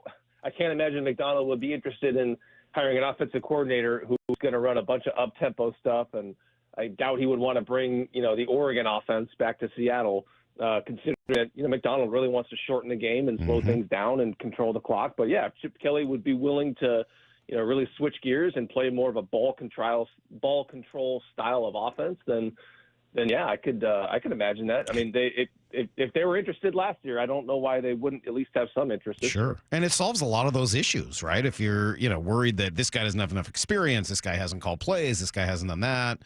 Chip's an adult. He's been doing this a long time. So, I don't know. Maybe there's some truth to it. Maybe there's something there. I don't know. You can go do your reporting thing, Brady, that you're so good at. Thank you for spending a couple of days with me here doing Blue 88. And I'm sure we will talk again very soon. See you, buddy.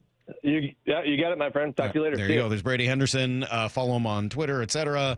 And, of course, read his stuff at ESPN.com. I still got Lyle and TJ here. We got 2 more hours together. We're going to talk some more football with Sheil Kapadia at 8:30. There is one thing that DJ said yesterday that I haven't been able to get out of my head, and he said it like a good thing, but I'm not sure it is. I'll see what you guys think. Next on Brock and Salk. Ichiro is headed to Cooperstown. The unbelievable has happened! Celebrating the career of Ichiro Suzuki. I may joke around, but I really think it's great that we get a chance to play together. I agree. I'm here to tell you that Ichiro threw something out of Star Wars down there. He had the most unbelievable ability to put the bat on the ball. And a ground ball back up the middle, and there it is. He's a new all-time king. Join Seattle Sports in congratulating Ichiro Suzuki on a Hall of Fame career with your Seattle Mariners.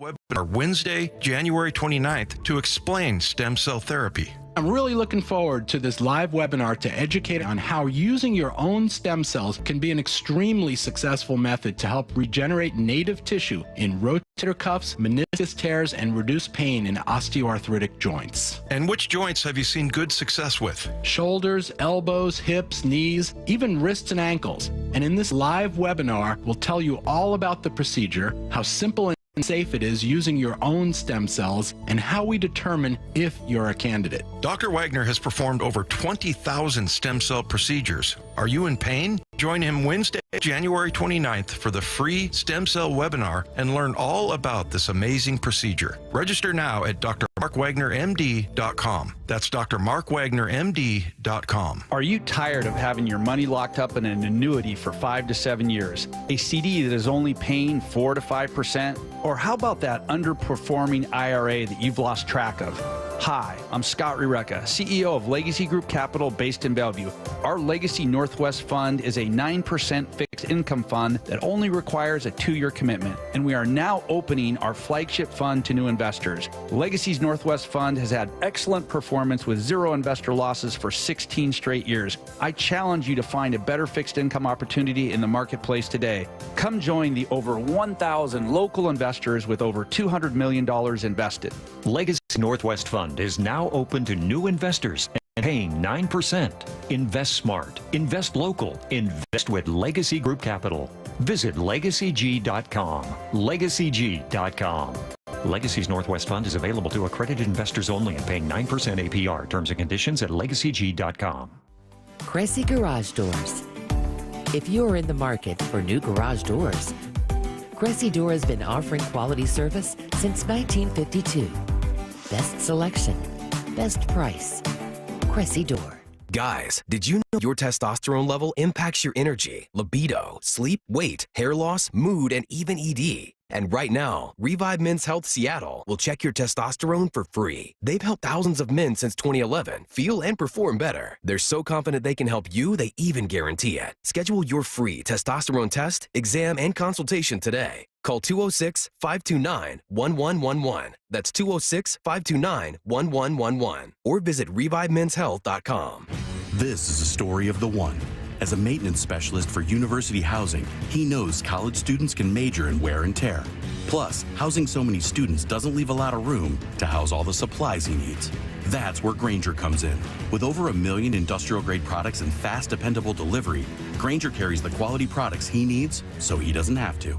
From a new door hinge to a whole new faucet. Call, click Grainger.com, or just stop by. Grainger, for the ones who get it done. Febreze. So my home is also my office. And before I can focus, every room's gotta be clean. That means tidying up and spraying my Febreze Air Mist. Ooh, that's fresh. Febreze Air Mist scents are all high quality. They fight any weird funk, and they give my air an instant boost of freshness. So not only does my home smell good, I feel good too. After I Febreze, it's time to start my day. Breathe happy, Febreze, la la la la la. I'm attorney Rob Iddens, proud Marine Corps veteran and owner of Warrior Injury Law. If you've been injured, you need a lawyer that is tough, confident, and battle-tested. Call us at 253-WARRIOR for your free case review. Warrior Injury Law, battle-tested. Where can you kick off the new year? With big savings on gig speed? Only with Xfinity. Now through January 30th, get gig internet at home for $25 a month for 1 year when you add an unlimited mobile line, which connects you to gig speed Wi-Fi on the road. Act fast today and save more than $650 over AT&T and Verizon in your very first year. Plus, hurry and take advantage because right now you can also get a free 5G phone with trade-in. So save big and stay connected to what you love with fast gig speed internet and mobile. From home to hotspots this new year, it's all about gig speeds and big savings. Don't wait and get gig speed internet, spend less green, and switch to Xfinity. Go to Xfinity.com/gig savings to learn more. Requires paperless billing and auto pay with stored bank account. Restrictions apply. Equipment, taxes, and fees extra. Internet discount applied to mobile bill. $40 internet discount applied to mobile bill. After promo, regular rates apply. Actual speeds vary. Savings compared to Verizon, Fiber, Gig Plus One, Unlimited Welcome Line, and AT&T Fiber, Gig Plus One, Unlimited Partner Line. Xfinity required. Reduce speeds after 30 gigabits of usage per line. Data thresholds and actual speeds vary. Let's go! This is Seattle Sports. Streaming through the Seattle Sports app. KIRO AM Seattle. KIRO FM HD2 Tacoma. Home of the Seahawks, Mariners, and everything Seattle sports. Get in the freaking auto! From the Quantum Fiber Studio, this is Brock and Salk on Seattle Sports. I don't read the internet, guys. Take the bull by the hands. And you are. And Brooke, you are. Now here are your hosts, Brock Eward and Mike Salk. All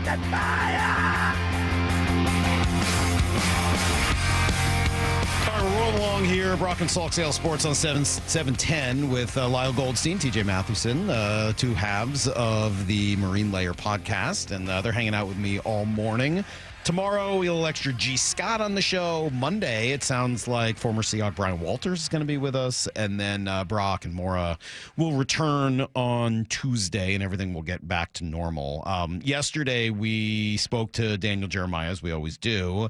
And this kind of stuck with me throughout the day. I found myself thinking about it and kind of ruminating on it later. And I thought I'd throw it out to you guys a little bit. As I mentioned to Brady, I've just been having a hard time kind of getting excited about the idea of Clint Kubiak. Maybe it's the fact that his dad was in it. Maybe it's just that he's more of a retread than the other two guys. He's a little less outside the box, and I'm a sucker for outside the box hires, even if they don't always work. I'm just kind of a sucker for the creativity that goes with it.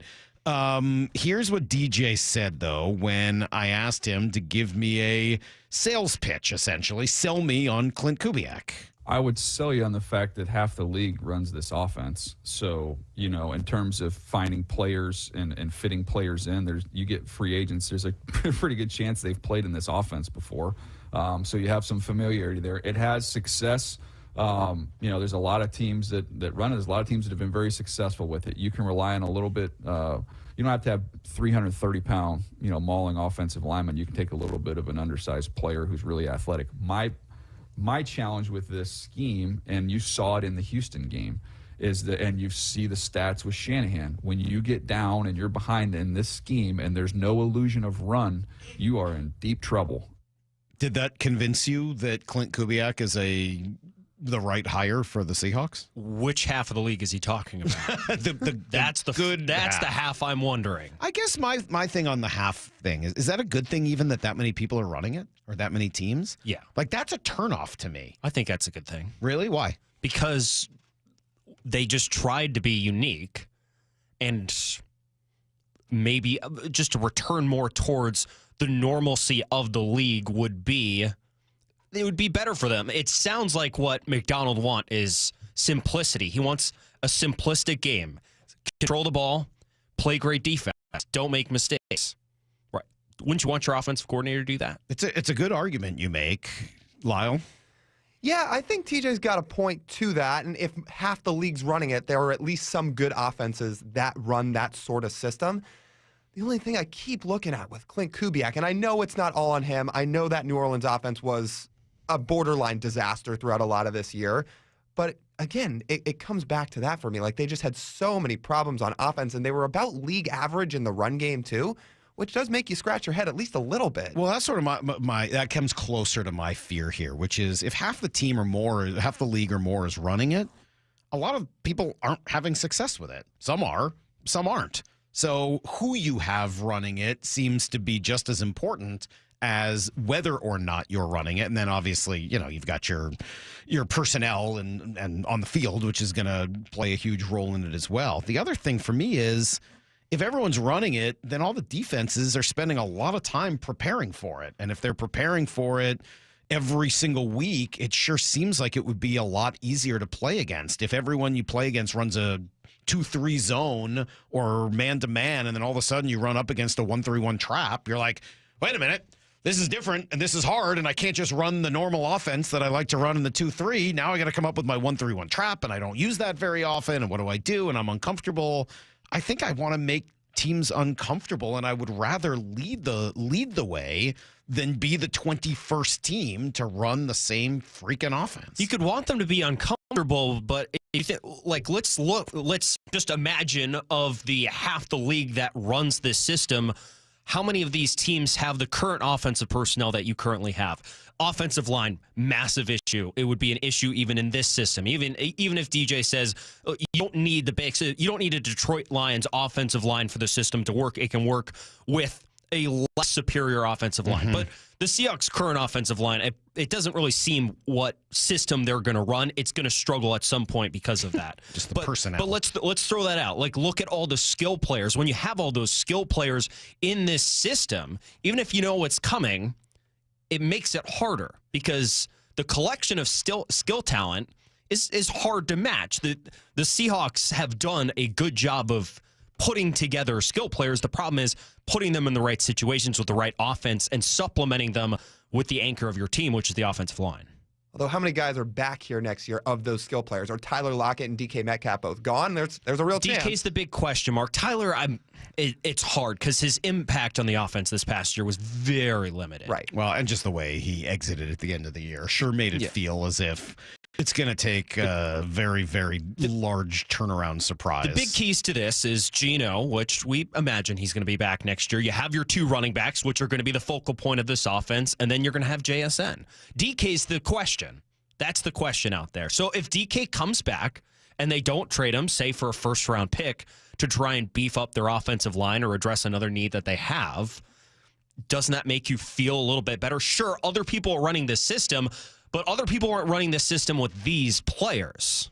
Yeah, the other thing that sort of I thought was a little problematic in his sales pitch is that he couldn't even make it to the end of the sales pitch without saying, here's the problem, right? I mean, like, I love DJ, and you're like, all right, sell me on Kubiak. He's like, all right, well, he's got this system that works pretty well. Now, here's the downside. And he starts digging into it. There are two other parts that worried me. One, he said you can run this system without needing big, gigantic, powerful offensive linemen. I want big, gigantic, powerful offensive linemen. I don't like. It's cool to have guys who are smaller. I say like they're like, little miniature versions of offensive linemen, but a little more of the smaller athletic type. But I want big, powerful, physical, lean on you, embarrass you, knock you over, strength. That seems to be what Mike Macdonald wants with his kind of fascination with how Detroit did it and how Baltimore's done it over time. Secondly, I think there is something too. Hey, when you get down, this offense doesn't work. When the illusion of the running game disappears, there's not much left. And while I do want the team to have success running the ball and how I think it fits with the defense, and the defense should continue to improve, you're taking a big risk that your whole thing comes together, because if it doesn't, there's no real way to come back. It sounds like, though, they still want their offense to be run heavy even when they're down. Because we saw this year that they could, when they wanted to, 19 consecutive passes, sure. Right. Go right ahead. And they didn't feel like that worked. So will the illusion of the run game just go away? That's hard to feel. Maybe it's just in a 2-minute drill. If and when it goes away, then what happens? Right, and the problem is you can only run the ball when you're down to a certain extent. Remember that playoff game in 19 where they were down 17 points and they just kept running the ball with Marshawn Lynch? Like, you can't get all the way to that. That was sad. That was bad. I do Different personnel now, though. Yes, but that was sad. But just to that example, that's the extreme. Who was that against? That was against the Packers. Against the Packers. Remember Jimmy Graham at the catch? He was just short, but they gave him the first down. I do remember that. Yeah, so you just can't get to that extreme. And I'm sure Mike Macdonald wouldn't. But yes, you have to have something in your system that gives you high-flying offense. And there were parts of Kubiak's system, at least in the past when he was in Minnesota, where their passing attack was actually pretty good. It was better than their running attack a lot of times in Minnesota back in 21. So, yes, there has to be some balance. The one other part that seems to keep jumping out to me is the red zone, and just knowing how important red zone is to Mike Macdonald, given that he basically took all the time that Pete spent on 2-minute drill and dedicated that to red zone, only to have his team be awful in the red zone and his quarterback to be the biggest part of that. That seems to suggest, and we'll go back to the like cursory research we did the other day, which showed that of the 8 best teams in the red zone this year, 7 of them had really good running quarterbacks. And, I know you say Geno's going to be back next year. I think you're probably right. That does seem to be the direction. But I'm not convinced that that's the long-term best solution for this Seahawks team. Come back with everything you need to know. We can ask Sheil Kapadia to weigh in on all of this when he joins us in 20 minutes. Lyle and TJ are here. It's Brock and Salk, Seattle Sports on 710 and the Seattle Sports app. Blue 88 on Brock and Salk. So we've been talking a lot about Clint Kubiak and Hank Fraley. Every day at 7:45. Why aren't we hearing their names elsewhere right now? Yeah, I think that's a fair question. I don't think the decision will be one that's like, ooh, how will this look to others? I got a lot of confidence that Mike McDonald could care less about the rest of that stuff. That when he's got a conviction and he's going to pull the trigger, it's going to be on exactly what he's looking for in that position. Blue 88, answering 3 football questions as only Brock Heward can. G. Scott here to share how you can help the Southern California Fire Disaster Relief Campaign to support communities affected by the Palisades, Eaton, and Hearst fires. Through January, you can make a difference by donating at your neighborhood Safeway checkout. 100% of your contributions will benefit food banks, shelters, and nonprofits providing essential aid, including food, shelter, and financial assistance for those impacted. Together, we can bring hope and relief to our neighbors. To support families in need, donate at your local Safeway today. Mariners single game tickets for 2025 are on sale now. The squad will be back in action before you know it. And now's the time to lock in your seats for the biggest games next season. Don't miss opening day on March 27th. Incredible giveaways like the Julio Bat Flip Bubble and matchups versus the Dodgers, Yankees, and more. Plus, check out 30 value games with tickets starting at just $10. Go to Mariners.com to get your tickets today. A deep blast. This is gone. Home run. This is the story of the one who, as a maintenance specialist for a historic high-rise, knows that vintage charm historically needs constant attention. Which is why, when it's time to upgrade turn-of-the-century mechanicals, they turn to Grainger. With easy access to 1 million-plus products and the scale to deliver when and where you need them. The right tools and supplies are never far away. So the one can keep that vintage building running like new. Call, click Grainger.com, or just stop by. Grainger, for the ones who get it done. Febreze. So my home is also my office. And before I can focus, every room's gotta be clean. That means tidying up and spraying my Febreze Air Mist. Ooh, that's fresh. Febreze Air Mist scents are all high quality. They fight any weird funk, and they give my air an instant boost of freshness. So not only does my home smell good, I feel good too. After I Febreze, it's time to start my day. Breathe happy, Febreze, la la la la la. I'm Kareem Abdul-Jabbar. I learned about atrial fibrillation the hard way. My symptoms would come and go, shortness of breath, fatigue. I kept going. Then I got so lightheaded, I couldn't. My doctor said I have AFib, so I'm about 5 times more likely to have a stroke. Other symptoms, irregular heartbeat, heart racing, chest pain can come and go, but the risk of stroke stays. If you have symptoms, tell a doctor. Visit notimetowait.com. Sponsored by Bristol-Myers Squibb and Pfizer. Lowe's knows how to help make your Super Bowl 59 party a touchdown. Let us help you prep your home to host with top brands like Charbroil, Blackstone, and LG, so you can be the MVP of game day. Plus, use the Lowe's app to find what you need for a seamless shopping run. Or huddle up with our Lowe's Red Vest associates to help make all your game time hosting decisions.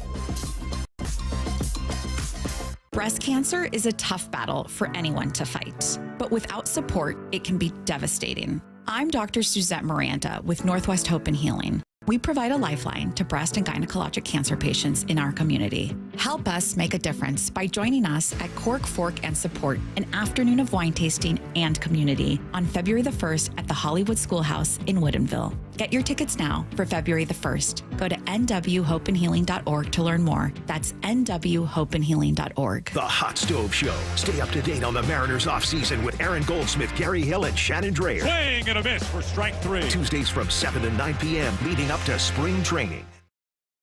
Matt Coker here with West Coast Men's Health. In the past 5 years, we've seen thousands of men at our clinics. Most guys tell us the same story, that in their early 50s, it's not that they couldn't function, they just needed help. They started taking Viagra, and it worked great at first. But after a few years, it stopped working. The problem is that their arteries had become more restricted since they started taking it, because Viagra does not unclog arteries. Here at West Coast Men's Health, we use acoustic wave therapy to target the real problem. We break down plaque and clear up the arteries so blood can flow like it did in your 20s. This restores function. And guys, listen to this. You won't have to take a pill anymore. So if this sounds like you, give West Coast Men's Health a call today and see how we can help. With clinics in Redmond and Tacoma, call 206 206-519-6541. That's 206-519-6541. 206-519-6541. Online at westcoastmenshealth.com. Safety comes first. When money is tight, don't neglect maintenance on your vehicle. Keep it safe. At Bucky's Complete Auto, we have you covered with available financing. For over 50 years, Bucky's Complete Auto has been servicing and repairing cars and trucks with modern-day technology and good old-fashioned customer service. There's a Bucky's just about everywhere for oil changes, wiper blades, brakes, tire rotation, tune-ups, and factory maintenance. No appointment necessary and financing's available. Check Bucky's.com for the location near you. Hey Seahawks fans, Tyler Lockett for Brown Bear Car Wash. We've got the perfect play for a spotless car. With the Unlimited Wash Club, you can keep your car game ready all season long.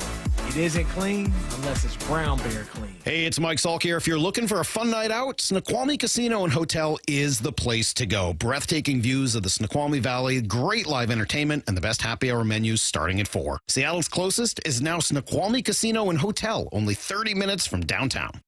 Need to know. 15 minutes past every hour with Brock and Salk. Here's what you need to know. Up first.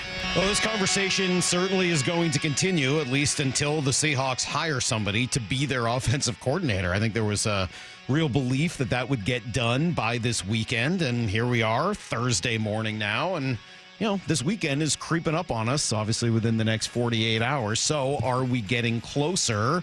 Bert Breer saying yesterday, and you just heard Brady Henderson back up this thought, that maybe there's a way to get two people into this job, essentially having someone to be a coordinator and then bringing in someone to pair him with that has an opposite or complementary skill set. So if it's Hank Fraley, who's been an offensive line coach, do you find someone who's really got a good handle on the passing game in order to pair with him? There's danger to that, right? You're bringing in a couple of young dudes, and they've got to have the chemistry right. They got to trust each other. They got to work together.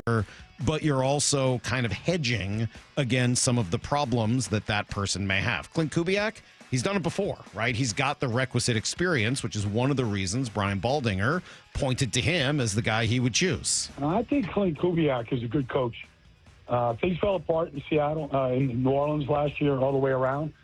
But, you know, they started the season off as the hottest offense in football. Now, it fell apart pretty quickly. But I feel like Clint Kubiak and that Shanahan tree, Gary Kubiak, Clint, his son, like I feel like that tree of, stretch runs, play action passes off it.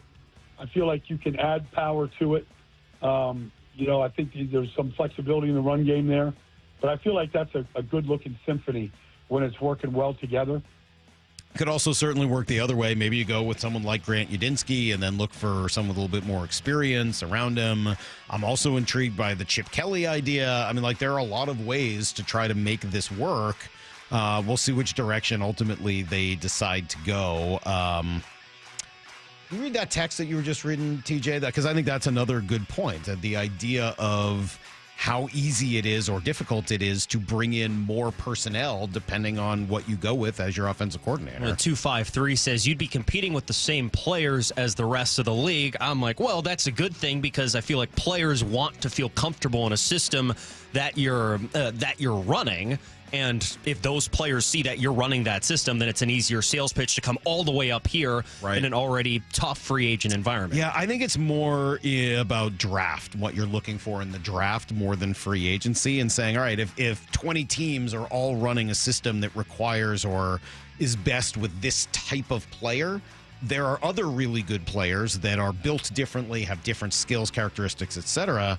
And if they're not as in demand, you can get them lower in the draft or for less than you might ordinarily, and you can actually get some pretty good value because no one is, it's essentially Moneyball, right? If no one is thinking about on-base percentage and you decide, hey, that's the new thing, the value proposition, there are a lot of good on-base guys that don't do high batting average in 1995, and you got an opportunity to succeed with those dudes. Here's the second thing you need to know. Speaking of baseball, Moneyball, etc. Nothing. Yeah, just still nothing. Just really nothing on the whole Mariner front. Paul Sewald got a deal, $7 million to sign in Cleveland, 1-year deal. Would you have wanted Paul Sewald back? I would love to have Paul Sewald back, just not for the $7 million he signed for. I feel like a lot. And not in the scenario the Mariners would want him to be in.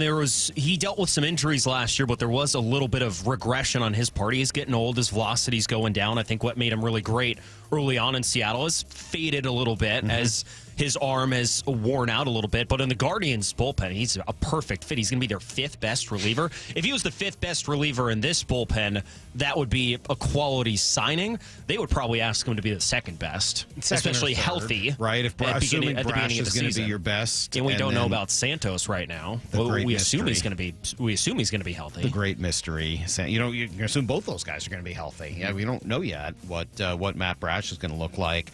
We also got a good piece from Daniel Kramer suggesting Alex Bregman would be the piece that kind of changes and kind of gooses catalyst for the market here.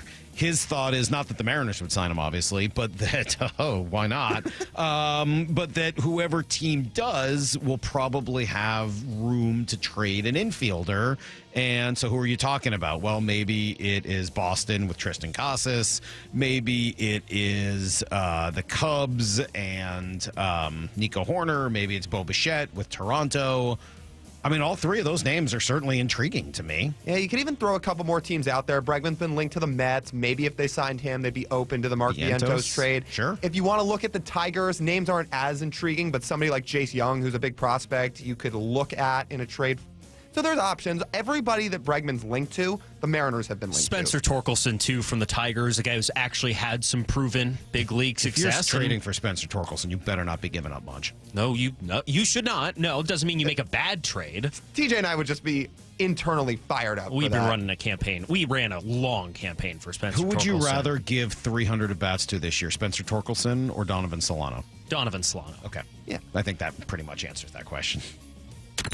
Here's the third thing you need to know. Continuing this weird rumor, Pete Carroll, a candidate for the defensive coordinator job in San Francisco. I don't know if there's any truth to this, but I just think it's hysterical. The guy hasn't done that job in 35 years. Now he's going to be a DC in San Francisco, a job that he held in, 1991? It's really hard for me to imagine that that's going to happen. I'm pro-drama in this. We haven't had a good off-field Seahawks-Niners discourse in a little bit. I think Sherman, it was a little bit, but I think it was more his play on the field. The last time we had it was Pete and Jim Harbaugh. I mean, really, the rivalry was there. What better? There would not be a better storyline in the NFL than Pete Carroll coaching a defense against his former team. I mean, it would be better if Pete Carroll was coaching the team against his former team, right? Yeah, yes. That would be better. I just don't see why Shanahan would want this to happen. I don't see why Pete would want to use that skill rather than his skill of team building and culture building, which is what I think he's focused so much of his energy on. I can't imagine Pete working for anyone. I mean, this is a guy who's been the emperor of the Seahawks for a decade. Now he's going to go be a pawn? Yeah. I just don't see that happening. After being the emperor of USC for almost a decade. Right, exactly. And who wrote a book which basically said the reason I failed in New England is because I wasn't in charge. Now he's going to go somewhere else and not be in charge? It just doesn't sound right to me. All right, that's everything you need to know. Quarter past every hour on the Brock and Salk Show. Reminder, Kraken will be back at it tonight. Also, they've got Washington at home. All right, Sheil Kapadia is going to join us next. When Brock used to be out back in the day and Sheil was here covering the Seahawks, he was one of, if not our regular fill-in guest. Sheil would come in, hang out, spend a few hours with me, and then he jetted back home to Philadelphia to cover the Eagles and then work for The Athletic, and now at The Ringer. So people just keep recognizing Sheil's incredible skill. We'll talk some football with him next. Seattle Sports, your home for Wyman and Bob. John Morosi is here. Yes, right now we've got Ohtani, and what a big story he is. But if we did not have Ichiro, we would not have Ohtani. It did lift the spirits of a lot of Japanese fans, the Japanese public. But what it also did was transform the idea of what American baseball people thought that Japanese players could do on a daily basis in Major League Baseball. On Seattle Sports and 97.3 FM HD2. All right, let's talk stats. We were just mentioning Moneyball. So, according to the U.S. Bureau of Labor Stats, the state of Washington is number fourth in the country with the highest concentration of roofers. Yeah, there's literally thousands of roofers here to choose from. So how do you pick the right one for your home? Well, let's use process of elimination. Start by eliminating the 97% that are not GAF Master Elite certified, okay? So now you're down to 3, the Elite 3. Well, how many over 35 years of experience? How many utilize the catch-all system to keep yards and driveways clear of debris? How many are family-owned, local roots here in the community? And then finally, to narrow it down to 1, how many have the stamp of approval from the Salk household? Yep, only 1. Riverside Roofing, the roofing company you can trust. In a sea of thousands of competitors, Riverside Roofing does continue to stand out. And guess what? They got openings right now, this winter, especially now while it's dry. Give them a call. Have them out to your house this week. 425-949-8252 is the phone number, or go to riversideroofingllc.com. They are the roofing company you can trust. Wesley is a truck driver. I drive a truck, and I love what I do. A truck driver with IRS troubles. They told me I owed them $43,000. It got really bad. Quite a few letters in the mail. They were talking about wage garnishment, coming after my house, my car. Yeah, they don't play around. I seriously thought that I was going to lose everything. One sleepless night, Wesley finally made a call to Optima Tax Relief at 2 a.m. Kind of figured I'd get a machine, but I didn't. I actually got to talk to an actual person in the middle of the night. He found just what he was looking for. Oh, they were great people. You need a team of people that know what they're doing. Optima Tax, they know what they're doing. Optima Tax Relief came through with flying colors. I saved an incredible amount of money. Happy don't even come close. I was absolutely overjoyed. Take Wesley's advice. If you're in any kind of trouble with the IRS, call Optima Tax Relief. Don't trust anybody else. Call Optima for a free consultation. Call 800-343-6460. 800-343-6460. 800-343-6460. Optima Tax Relief. Some restrictions apply. For complete details, please visit OptimaTaxRelief.com. Jaden Schwartz for Techline Roofing. For your best shot at a new roof, trust Techline. With the strongest warranty in the business, Techline Roofing has you covered. Trust the team I trust. Trust Techline Roofing. Jewelry Gram, it's your friends at Shane Company here to remind you that Valentine's Day is Friday, February 14th. We have just the right gift for your sweetheart, like heart-shaped necklaces, birthstones, or diamond studs. Getting engaged? Create a dream ring and choose from natural rubies, colorful sapphires, and natural and lab-grown diamonds in all shapes and sizes. At Shane Company, love is always in the air with our unmatched free lifetime warranty and everyday competitive prices. Come visit us in-store and at shaneco.com. Shane Company, your friend and jeweler.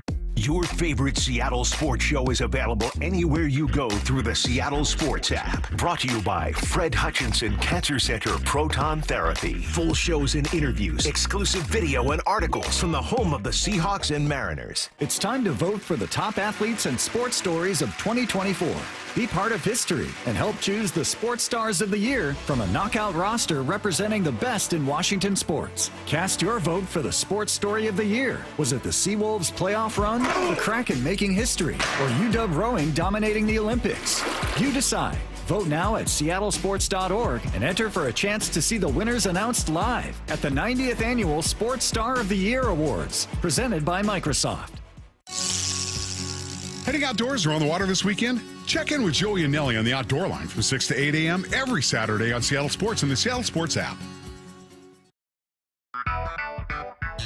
Does your yard need shade, privacy, or a little brightening up? Look no further than Big Trees. I'm Nancy Penrose, owner of Big Trees in Snohomish. At our 30-acre location, there are thousands of trees to choose from and knowledgeable staff, including a board-certified master arborist, to help you find exactly what you're looking for. Visit the nursery and learn more about Big Trees at bigtreesupply.com. Beauty, privacy, instantly. Big Trees. Swedish Cyberknife has been serving the Pacific Northwest with innovative and compassionate care since 2006. Being able to precisely and accurately deliver radiation makes a difference in terms of controlling cancer and reducing the risk of side effects. The treatment is completed in only 5 sessions, lasting less than an hour. Patient surveys consistently give Swedish Cyberknife the highest of rankings. Swedish.org/cyberknife prostate. Treat prostate cancer with Swedish Cyberknife. If it's a new year and a new you, it begins with a new car. At Toyota of Kirkland, they're ready for your resolutions. Come see the beautiful showroom and wonderful team at Toyota of Kirkland to kick off 2025. Check out the wide selection of Tundras, Tacomas, and RAV4s. Get electrified in your ride with Toyota of Kirkland's inventory of Prius and the BZ4X. The best way to start the new year is by visiting Toyota of Kirkland in person or online at toyotaofkirkland.com. You're free now. Free to fill your feed with impossibly chonky chonkers who chonk harder than you ever thought possible. Cats, corgis, babies, baby penguins, baby pandas, chunky baby pandas. Free to make your smart devices do silly things. Free to open a world of remote work and a portal into Gametopia. Who's the boss now? Free to be everything you imagine, and then some. That's how it feels to have Quantum Fiber Internet. Quantum Fiber, your world unleashed. Learn more at quantumfiber.com. Limited availability, service in select locations only. From the Quantum Fiber Studio, you're listening to Brock and Salk. Weekdays 6 to 10. On Seattle Sports and 97.3 FM HD2. The great Sheil Kapadia joining us right now. Sheil, it's always hard to remember where you're at. You're always like moving on to the next incredible job. The Ringer these days, right? I'm at the Ringer. Yes, I'm finishing my third wonderful year at the Ringer. So come on, I don't change that. 3 years is a long time. It is a long time. Happen. How's it going, man? How do you like the Ringer? How has that been compared to all the other legitimately cool gigs that you've had? I love it. It's great. You know, when I was there with you, I got to come in on Wednesdays and do the show for 3 hours, and I kind of got the itch then that, you know what, talking into a microphone is a little bit more fun for me than writing words on my Google Doc here by myself. So I get to do more of the podcasting at the Ringer, and it's been a lot of fun. Well, you're awesome at it, and we just love you, and we miss you covering the team.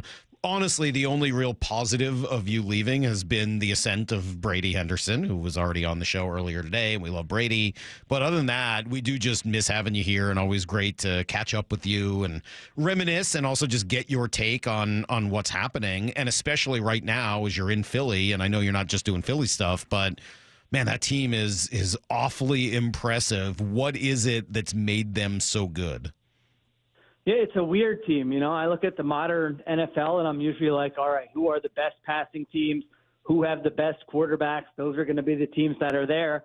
And they're kind of a throwback, sort of a bizarro team where they win with the run game. They win with the offensive line. They've got probably the best defense in the NFL. And when they pass the football, it's kind of ugly. It's been real ugly in the two playoff games here. So I think a lot of it has to just do with their talent, their offensive line, that eventually when you've got Saquon Barkley and A.J. Brown and Devontae Smith, that, you know, you could have some drives that are not going to look great, but it just feels like, you know, the dam's going to burst eventually, and one of those guys is going to have an explosive play, and that's kind of been the difference with them. So if they get there, I don't know whether that team's going to win the Super Bowl or not. I mean, obviously they got a pretty tough road, especially to win it, given the two teams in the AFC that are left. But let's say they get there and or win it, and they do it essentially without much of a passing game. How much will that affect you and the way you think about the NFL? Because if I remember right, you're a pretty big passing guy, right? I mean, like, you really believe in moving the ball through the air up and down the field. How will that affect your view of today's NFL? Yeah, there's definitely been a change in the league, and certainly Mike McDonald has been a part of this, where teams have said, you know, we're going to limit explosive pass plays at all costs. And that's kind of made running the ball a little bit easier, a little bit better, a little bit more efficient. I still believe you know, you don't need to throw for 300, 350 yards, but I do still believe that when you throw the football, you've got to be good at it. You've got to be efficient at it. You know, that goes back to those great Seahawks teams. It's not like they were high volume passing all those years, but when they needed to pass, when they needed to create explosive plays through the air, they were able to do that. So it might change a little bit, but, you know, sometimes we just have exceptions in the NFL, and then everyone says, oh, this is the biggest trend. I'm not a big trend guy. I'm usually like, it's random. You know, the ball's weird. Sometimes your team recovers the fumble. Sometimes it doesn't. So I won't be jumping to any big conclusions about it, but it certainly will be noteworthy because it's not how teams have typically gotten there or won it in recent years. So off of that, Sheil, of the three potential OCs that have been most connected to the Seahawks so far, that being Clint Kubiak, Hank Fraley, Grant Udinski, who intrigues you the most? Intriguing is probably Fraley, just because it's against the norm, like an offensive line coach to bring him in as your offensive coordinator. He actually played for the Eagles when I was a kid, so I remember that with Donovan McNabb. But I mean, you've been having the same conversation in Seattle for what, a decade now? I mean, in 15 and 16 when I was there, we were having the same conversation that if they could just fix the offensive line, you could do X, Y, and Z. And it's not for a lack of trying. I remember saying it then. I counted up all the draft picks that they had used on offensive linemen, and I said, no, they're trying. It just hasn't worked. And it's been the same thing for a decade now. So to me, there are kind of three ways around that. One is you get better players. Two is you have an offensive line coach who can kind of do more with less and say, hey, these aren't the most talented guys, but they're going to be smart. They're going to know their assignments. And the only time we're going to give up pressure is when we lose one-on-one. It's not going to be because of a missed assignment or because the guy doesn't know what he's doing. And then the third way would be just your offensive coordinator being able to scheme around it. I mean, if you look at, Kyle Shanahan or even Mike McDaniel in Miami, like those are not the most talented offensive line by any stretch, but they still found a way to kind of scheme around it and have good offenses. So Fraley to me is interesting because does he at least fix your offensive line? But then what do you do from play calling? What do you do from kind of a passing game standpoint? It would sort of be an interesting experiment. Sheil, you have rules. You like to live your life through rules and then try to ascribe them to everybody else out there, right? So you had like your coaching hire rules, right? Didn't we go over those last year as the Seahawks were thinking about Mike Macdonald? Have you extended those to coordinators, or are you still willing to allow for people to run amok in that world? Yeah, I'm allowing for some flexibility with the coordinators. I do think flexibility is a big part of it, though. I do get a little concerned when someone says we're going to do this scheme and this is how we want to play, and then you have an injury here or there. Can you adjust? Like, to me, having a plan B is so important. You see guys come in all the time, and in year one, everyone falls in love and say they did an amazing job and they're the next big thing.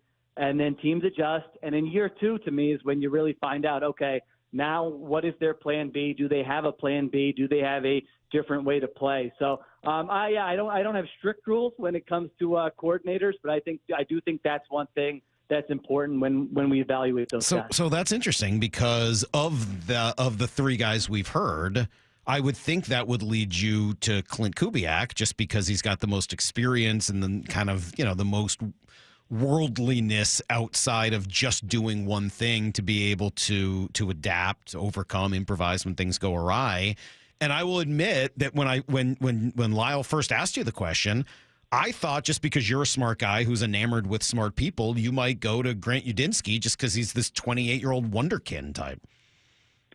Yeah, Udinski does intrigue me. I did like that Vikings passing game quite a bit this year. I just loved how they pushed the ball downfield and created explosive plays. And Sam Darnold, I know it didn't end well, but like Sam Darnold had never been a competent quarterback in the NFL before this season. I know people loved his talent and said, hey, just get him in the right spot. But that was like a dream. Not, that wasn't reality. He had been in the league for a while and hadn't done anything. So that's like, I always look at the talent on the roster and say, are you doing something that other people haven't done with these guys? Are you doing more with less when I just look at the talent? Or are you doing what's there? So I do think Udinski is intriguing. I can't tell you I know a ton about him or know, hey, how involved was he in what they were doing when they had an offensive head coach in Kevin O'Connell.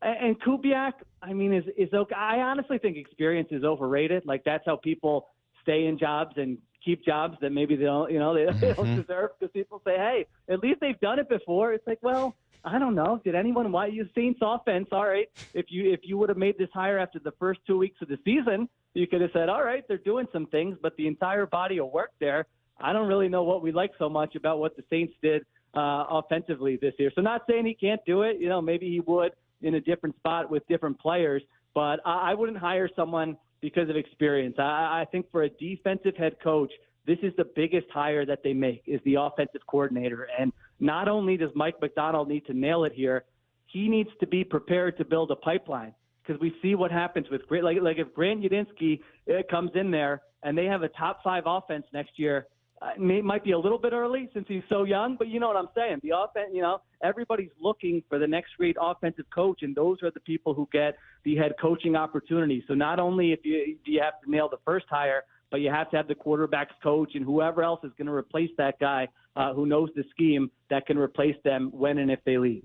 Sheil, there's been such a variety of opinions on Geno Smith and what the Seahawks should do in the future at their quarterback position.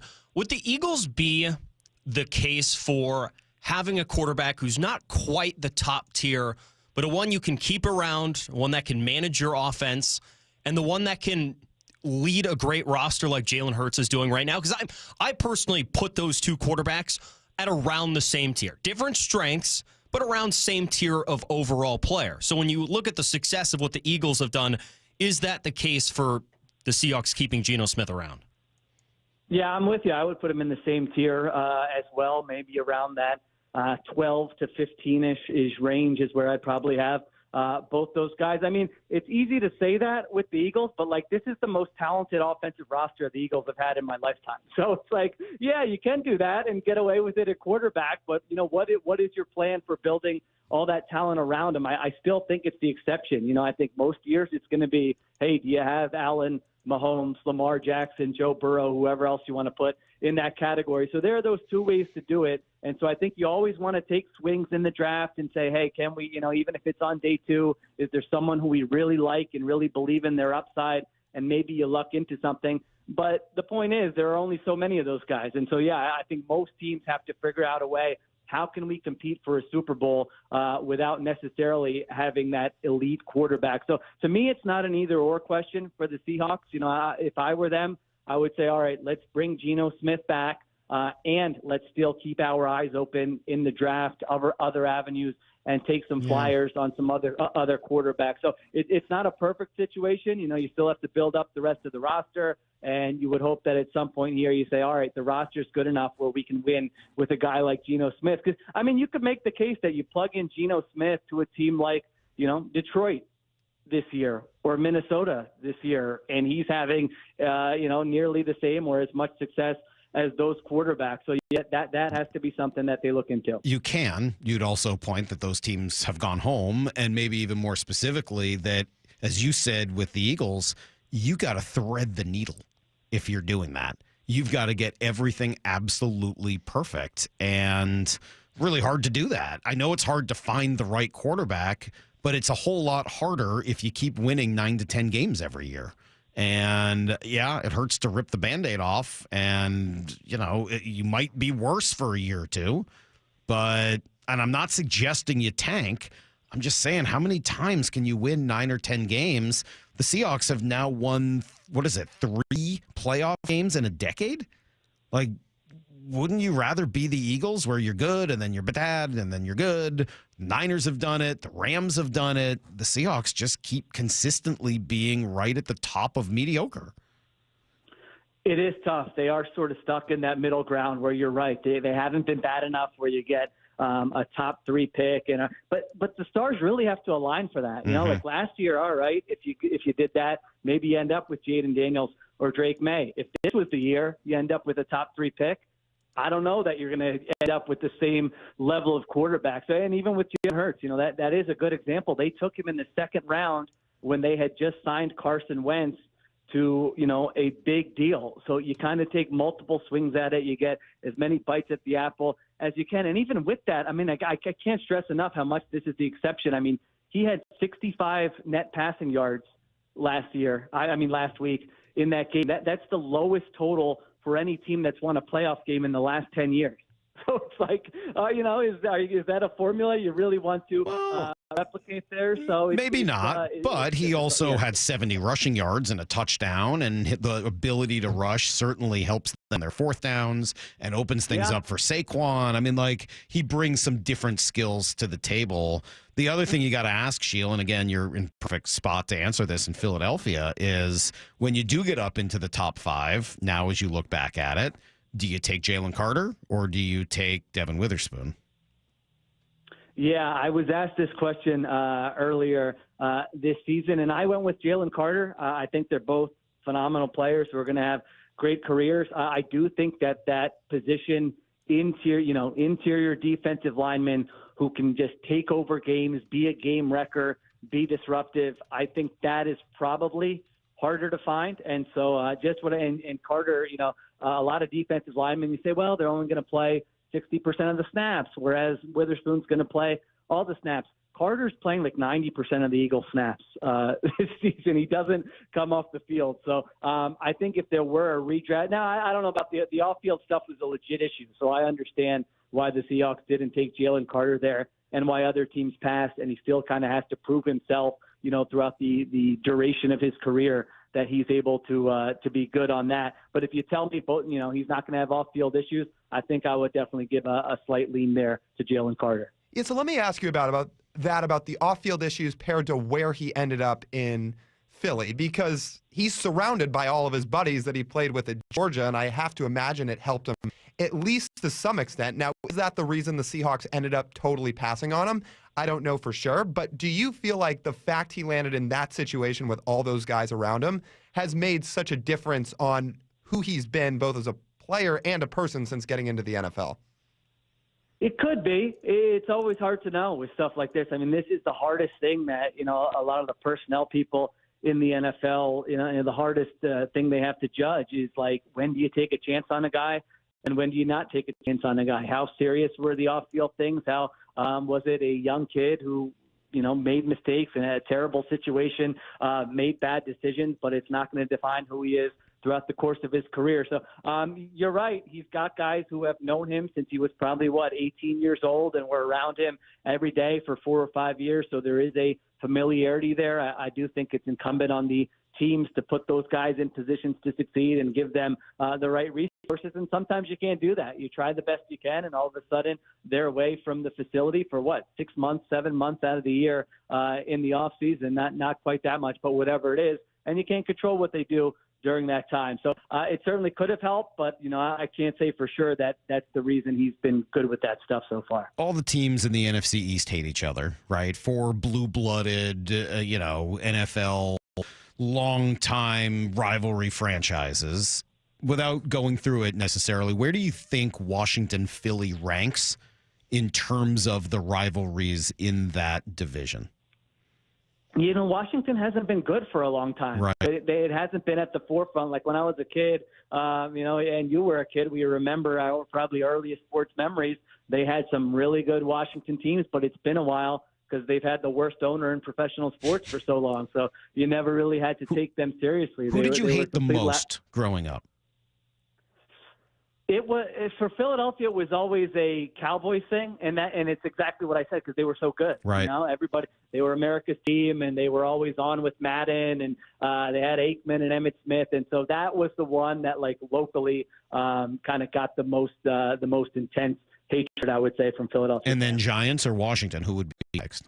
Yeah, I think Giants were next because Giants also had some good teams. They were going to the Super Bowl a couple of years, and the Washington team was sort of just you like them, but it was sort of an afterthought. So I do wonder whether or not this could get sparked a little bit because I don't think Washington's going anywhere for a while. New ownership, as you mentioned, a lot of smart people around, and I don't know how you feel about it, Sheil, but it looks like they may have the next best quarterback in the game. And, Mahomes is going to be there for a little while. I don't see Lamar going anywhere, Josh Allen, but coming up behind them real fast is this kid in Washington.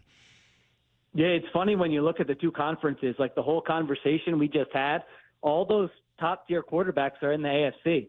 The NFC has been a different animal where it's like, hey, build a great roster, plug in a quarterback, and see where it gets you, and it can get you pretty far. But Daniels might be the exception. I'm with you. I love him. I've loved watching him play. I'm so impressed with everything he does, the athleticism, the decision-making, the accuracy, the way his teammates all seem to just love him and believe in him in those clutch spots. So, yeah, I mean, I didn't know that the Commanders were going to win last week. I liked them with the points. I thought they could make it a game. And to do that as a rookie, and the thing about it is he's not in a great situation. Like, their offensive line isn't great. They have one great wide receiver.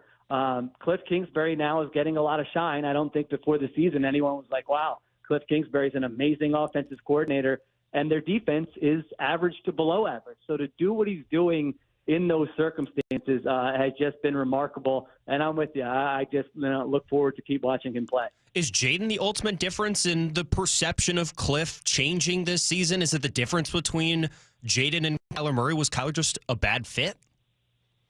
I wrote a column on The Ringer this week about this, because what we do in the NFL is when a great quarterback arrives, all of a sudden everybody around them gets so much credit. It's like you can get everyone paid, everyone gets promoted.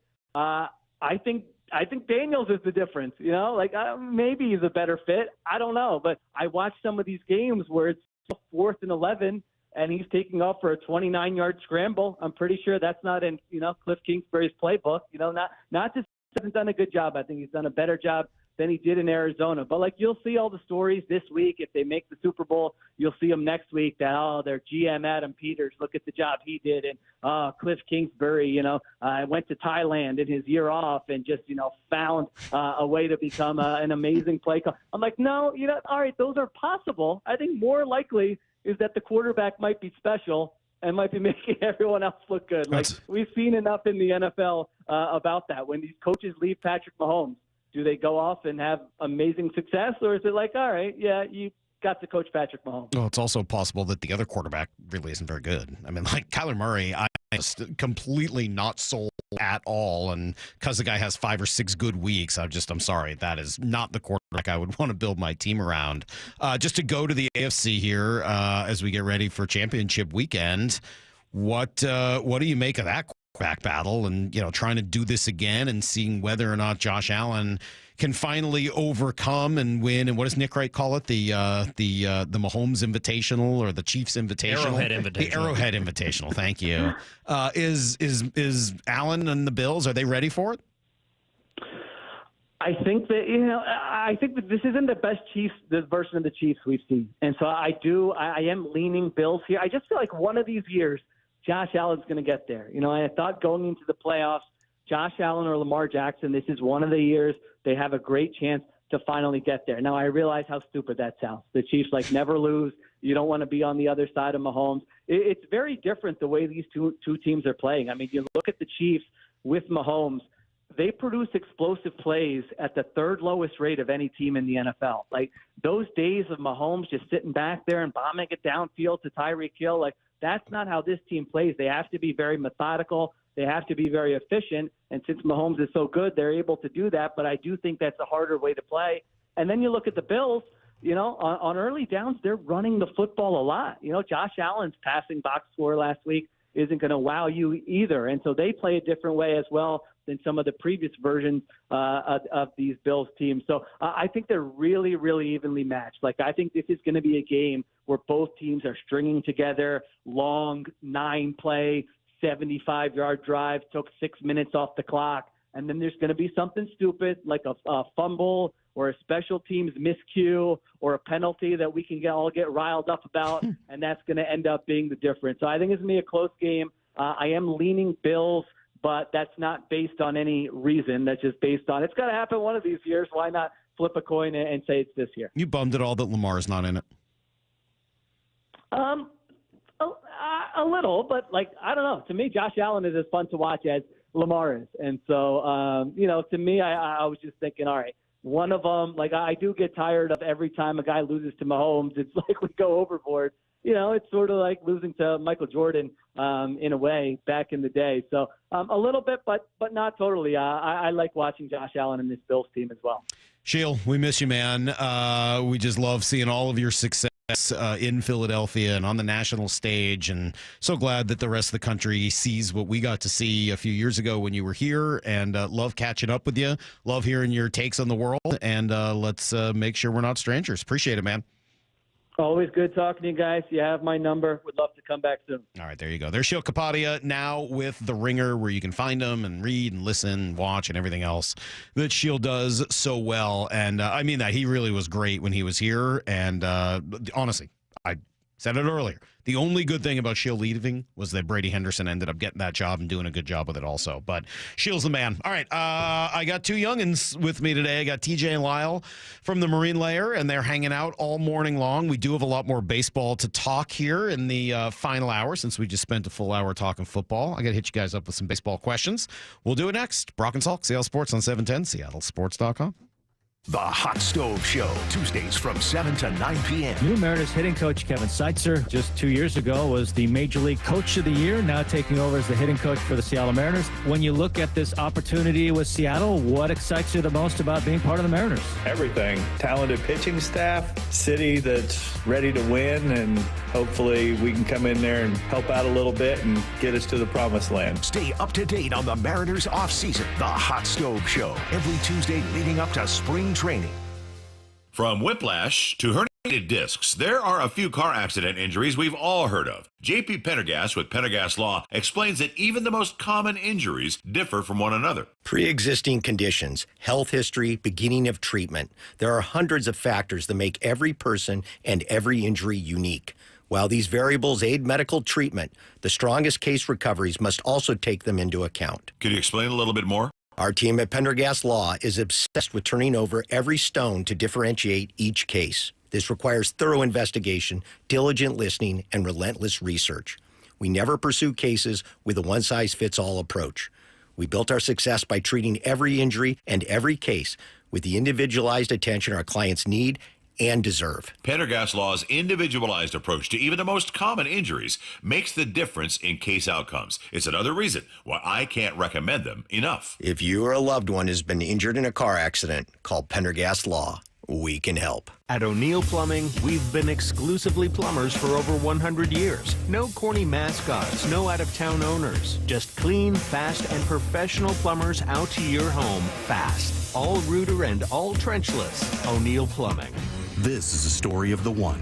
As a maintenance specialist for university housing, he knows college students can major in wear and tear. Plus, housing so many students doesn't leave a lot of room to house all the supplies he needs. That's where Grainger comes in. With over 1 million industrial-grade products and fast, dependable delivery, Grainger carries the quality products he needs so he doesn't have to. From a new door hinge to a whole new faucet. Call, click Grainger.com, or just stop by. Grainger, for the ones who get it done.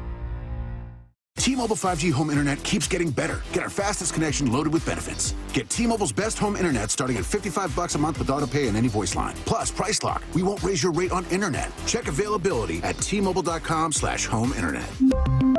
Exclusions like taxes and fees apply. Guarantees regular monthly rate plan price of fixed wireless 5G internet data with qualifying service. After $15 bill credit with postpaid voice line plus $5 a month without auto pay with debit or bank account. Regulatory fees included for qualifying accounts. $35 connection charge applies. Speeds vary due to factors affecting cellular networks. Hey, do you like spending extra money? Who doesn't, right? No, nobody does, and especially when it's on something like your utility bills, right? If those are noticeably higher in the winter or your home feels drafty, it could be because your attic and crawl space aren't properly insulated. It's Mike Salk here, and utility companies have special incentives to help with the cost of having your home properly insulated, including a once-in-a-lifetime rebate from Puget Sound Energy. So if you're a PSC customer and your home was built before 1990, you may qualify to receive a rebate on up to 95% of the cost to properly insulate your crawl space and attic. Yeah, they'll cover up to 95% of the cost. So don't wait. Take advantage of an incredible rebate today. Call Crawl Pros and learn what's going on behind that crawl space and attic hatch for free, and also what energy rebates you're eligible for. These guys are great. Did an awesome job at my house. So if you're worried about critters, mold, water damage, insulation issues, or anything else related to your crawl space or attic, schedule a free corner-to-corner inspection at crawlpros.com. Stream every Seattle sports show with the Seattle Sports app. Brought to you by Fred Hutchinson Cancer Center Proton Therapy. Get new videos, podcasts, and articles on the Seahawks and Mariners from your favorite Seattle sports personalities daily.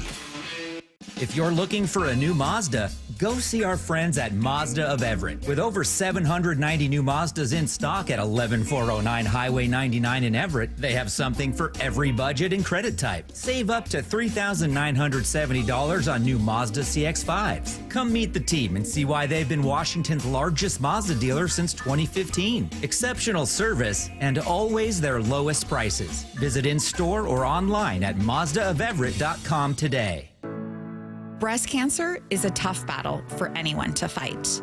But if you can't afford treatment, can't work, or can't feed your family, that diagnosis can be devastating. I'm Dr. Suzette Miranda, and I am proud to be part of Northwest Hope and Healing's mission. We provide a lifeline for breast and gynecologic cancer patients. We cover essentials like food, utilities, and childcare, so patients can focus on healing. Over the last 25 years, Northwest Hope and Healing has distributed nearly $3 million to thousands of local cancer patients. And you can help us make a difference in our community. Join us on February the 1st for Cork, Fork, and Support, an afternoon of fine wine, inspiration, and community support at the historic Hollywood Schoolhouse in the heart of Woodinville wine country. Get your tickets now for Cork, Fork, and Support on February the 1st. Go to nwhopeandhealing.org to learn more. That's nwhopeandhealing.org. Let's go! This is Seattle Sports. Streaming through the Seattle Sports app. KIRO AM Seattle. KIRO FM HD2 Tacoma. Home of the Seahawks, Mariners, and everything Seattle sports. Give me a freaking auto! From the Quantum Fiber Studio, this is Brock and Salk on Seattle Sports. Brock Heward and Matt Marcus. Sorry about just Mike. Heward, not exactly Joe Cap there in the pocket. Now here are your hosts, Brock Heward and Mike Salk. All right, final hour of the Brock and Salk Show starting right now with Lyle and TJ, of course, at the Marine Layer, and they've filled in here a bunch of times. You guys have hopefully gotten to know Lyle over the last, how long have you been here now? 5 months, 6 months? A little over 5 months. Almost 6 months. It's been almost a half year we've spent with Lyle as a part of the show, and his partner is TJ on their podcast together, and they went to college together, and we had TJ really introduce himself earlier. He's a beaver. He's a Ballard beaver. He's a Sun Devil. He lived in Corvallis for a while and worked down there, and now he's looking for work. So if you need like your windows squeegeed or something, TJ may be your guy. He can come over and come hang out at your house. I'm available. He's available. I'm easy to reach too. I always say I'm always in the public eye. Yes, you will talk for food, I think, is sort of where TJ's at. Yes, I will do that at this stage. But it's good to have these guys in and get a little youthful energy on the show today. I force them to talk a lot of football, but also want to make sure we get to their strength, which is baseball, and we'll spend most of this hour doing that before Trash Takes at 9:45, when I will once again be the trash master and see what the worst takes of the week actually were. We talked earlier about the Mariners, and kind of I threw out my other scenario for why they've been so quiet this offseason, essentially saying they like what they did last year. They like what they already were. It's just that until they hired Dan and Edgar, they weren't able to bring out the quote-unquote real Mariners, and I think it's a very dangerous assumption on their part, if indeed it is. I'm not convinced that what happened in the last 5 weeks was the real Mariners. And even if it was, why wouldn't you try to improve on that? And why are you actually taking a step back at least third base and maybe second base? And really the best I can come up with is, hey, at least you're not committing to bad players at those positions like you've done the past couple of years. At least it's just young players. You can always move on from them and send them back down to AAA and try somebody else. The counter to that would be, well, you're not. Ultimately, what people would want to see is getting better. And for how I've approached this, definitely different than how the Mariners seemingly have approached this season, and I've looked at their roster for years and years to come. I don't even think about the years and years to come part, where they're going to say, with your argument about not adding those anchors, those players who just clearly don't have it anymore. The goal is for them to be productive in the short term. There might be some really bad stretches on the back end of whatever deal they sign, 1 year, 2 years, however it be. With young players, well, you're helping bring them along. They'll be better in the future. I am my concern about the future is about as little as it's ever been, ever.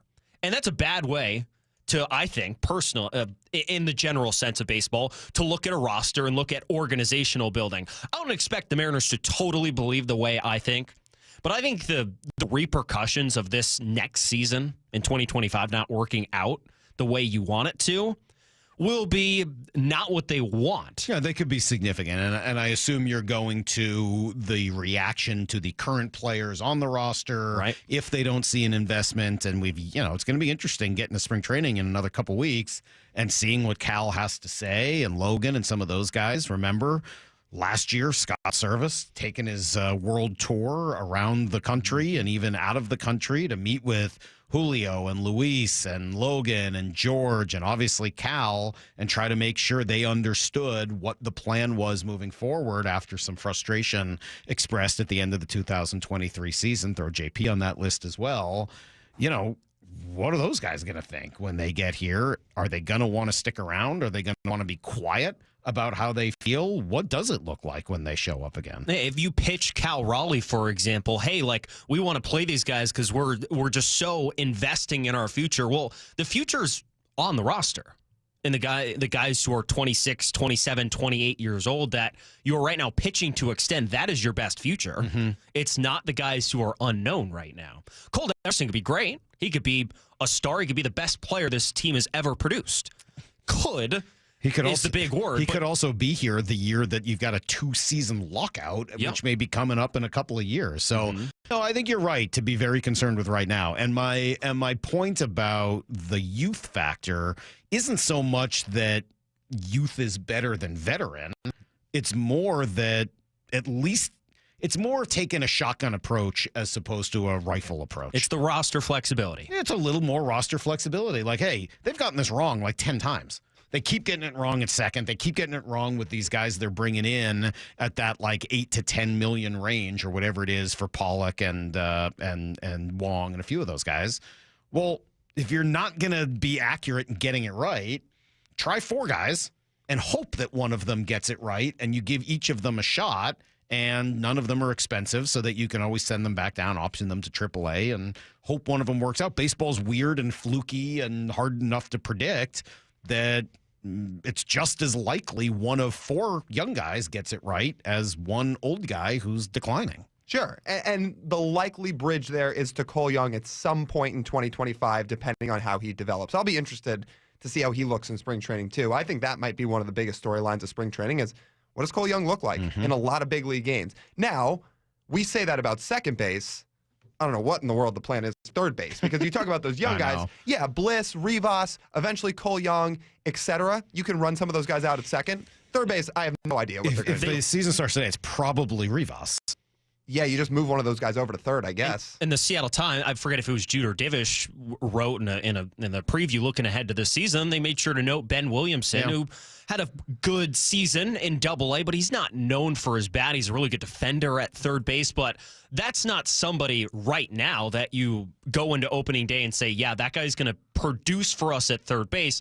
That's what he's going to do, if I'm going to take a swing, is he's a younger version of what Josh Rojas gave you last year. And you said that wasn't good enough. No, because you didn't bring him back. That. Well, no, you said that wasn't good enough for the money for $4 Rojas million was going to make next year. There is a difference. As opposed to league minimum. Right. I mean, that is a difference. It's not saying he's going to be as good. It's saying the value proposition. But your point is still well taken.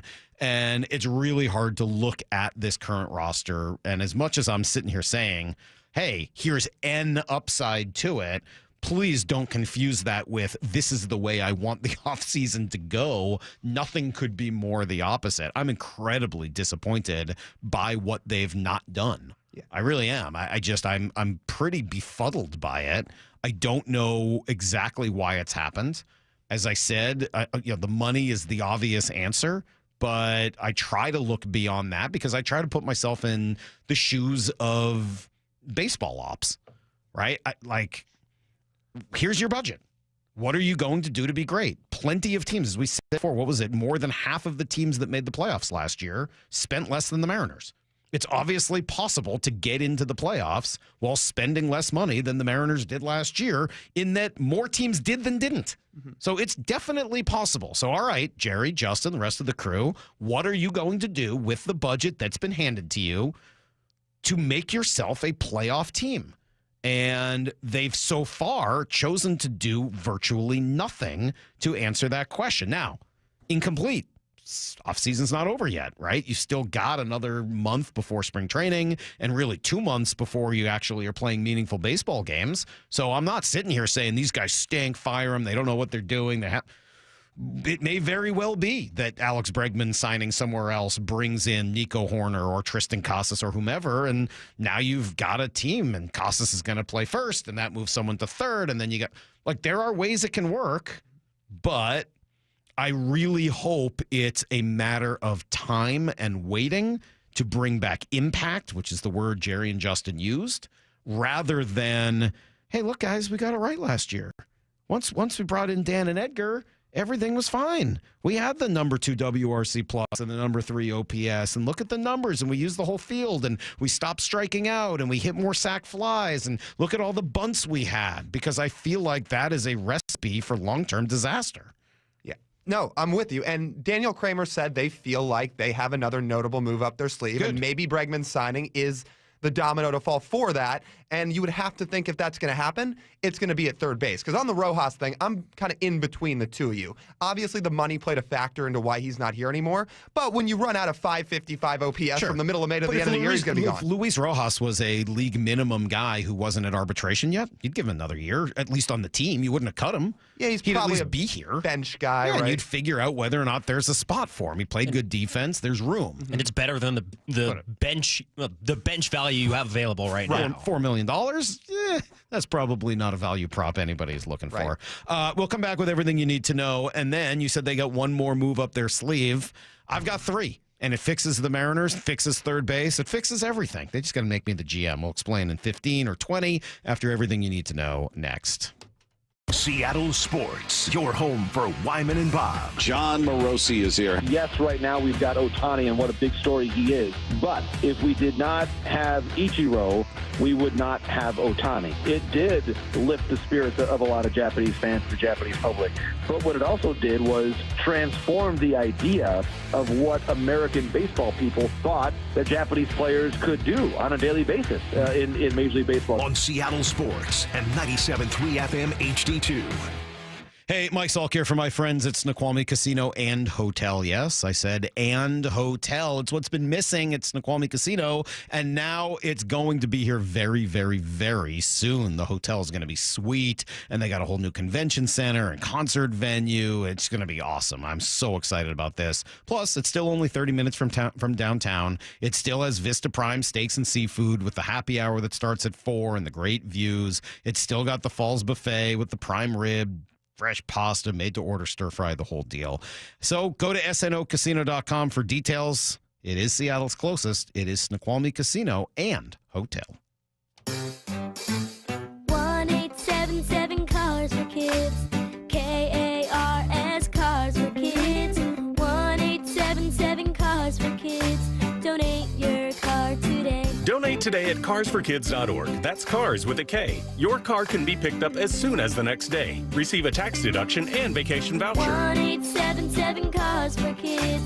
Donate your car today. Now accepting donations of land, homes, buildings, or any kind of real estate. Guys, did you know your testosterone level impacts your energy, libido, sleep, weight, hair loss, mood, and even ED? And right now, Revive Men's Health Seattle will check your testosterone for free. They've helped thousands of men since 2011 feel and perform better. They're so confident they can help you, they even guarantee it. Schedule your free testosterone test, exam, and consultation today. Call 206-529-1111. That's 206-529-1111. Or visit ReviveMen'sHealth.com. I don't feel so good. You do feel hot. Dayquil Kids will take care of that fever. What about my cough? Dayquil Kids has that covered. Will it make my throat feel better? Yes, that too. But will it taste good? Yep, Dayquil Kids comes in your favorite flavor. Purple? Well, yes, it's grape. Try new Dayquil Kids Plus Fever, the daytime coughing, aching, sore throat fever just for kids medicine. Safe for kids 6+. Use as directed. Something amazing is happening. Technology is working harder, faster, and more reliably. It's delivering results that work. But who makes technology work? CDW. We're a full-service technology solutions provider, advising our clients and designing customized solutions so they can reach their goals and do amazing things. CDW. Make amazing happen. Find out more at cdw.com. Prescriptions require an online consultation with a healthcare provider who will determine if appropriate. Restrictions apply. See website for details and important safety information. Price varies based on product and subscription plan. Hey guys, let's talk ED because millions of men experience it. Did you know that 1 in 4 people seeking treatment for ED are under 40? So you're not alone. And even better, Hims can help. Find the ED treatment that fits your needs at up to 95% less than the brand names when you get started at hims.com/joy. It all starts with an online intake form. From there, a medical provider licensed in your state will determine if ED treatment is right for you. Through hims.com, you can access a full range of treatment options for ED, including daily or as-needed meds through a 100% online process. If prescribed, your medication is shipped to you for free. Millions of men experience ED, but Hims can help. To start your free online visit and save up to 95%, go to hims.com/joy. That's hims.com/joy for your free online visit. HIMS.com/JOY. 4 down territory, going inside the game with Michael Bumpus. I like this. More quarterbacks should start doing this. Every day at 11:15 and 1:15 on Bumpin' Stacy.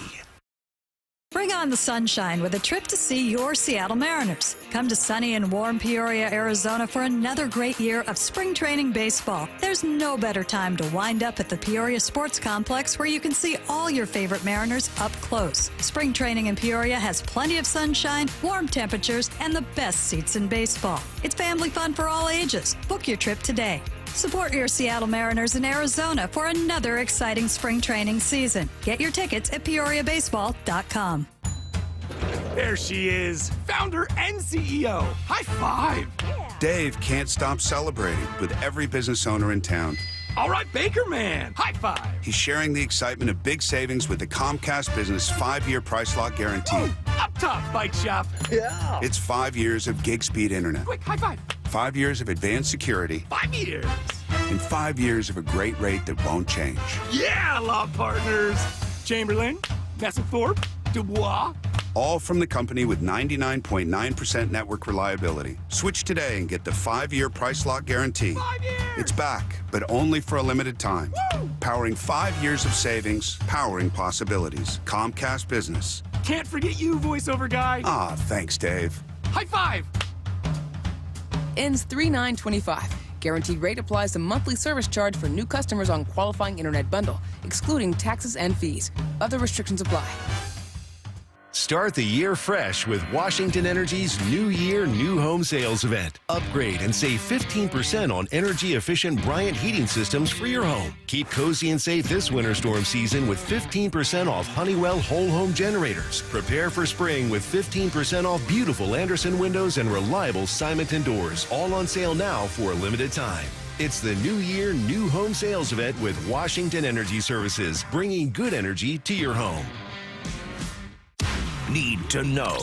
15 minutes past every hour with Brock and Salk. Here's what you need to know. Up first. Still waiting not just on the Mariners to make a move, but on the Seahawks to hire an offensive coordinator. I think the common thinking has been by this weekend. So maybe by the end of the day today, maybe more likely tomorrow. We know of 3 candidates that have come in for second interviews, and we've kind of talked them to death. I got to say, I was pretty intrigued when Daniel Jeremiah yesterday brought up the name of Ohio State offensive coordinator, former Oregon coach, former Philly coach, former Niners head coach. How about Chip Kelly? What he did at UCLA, what he started to morph into, and I remember talking to him about this.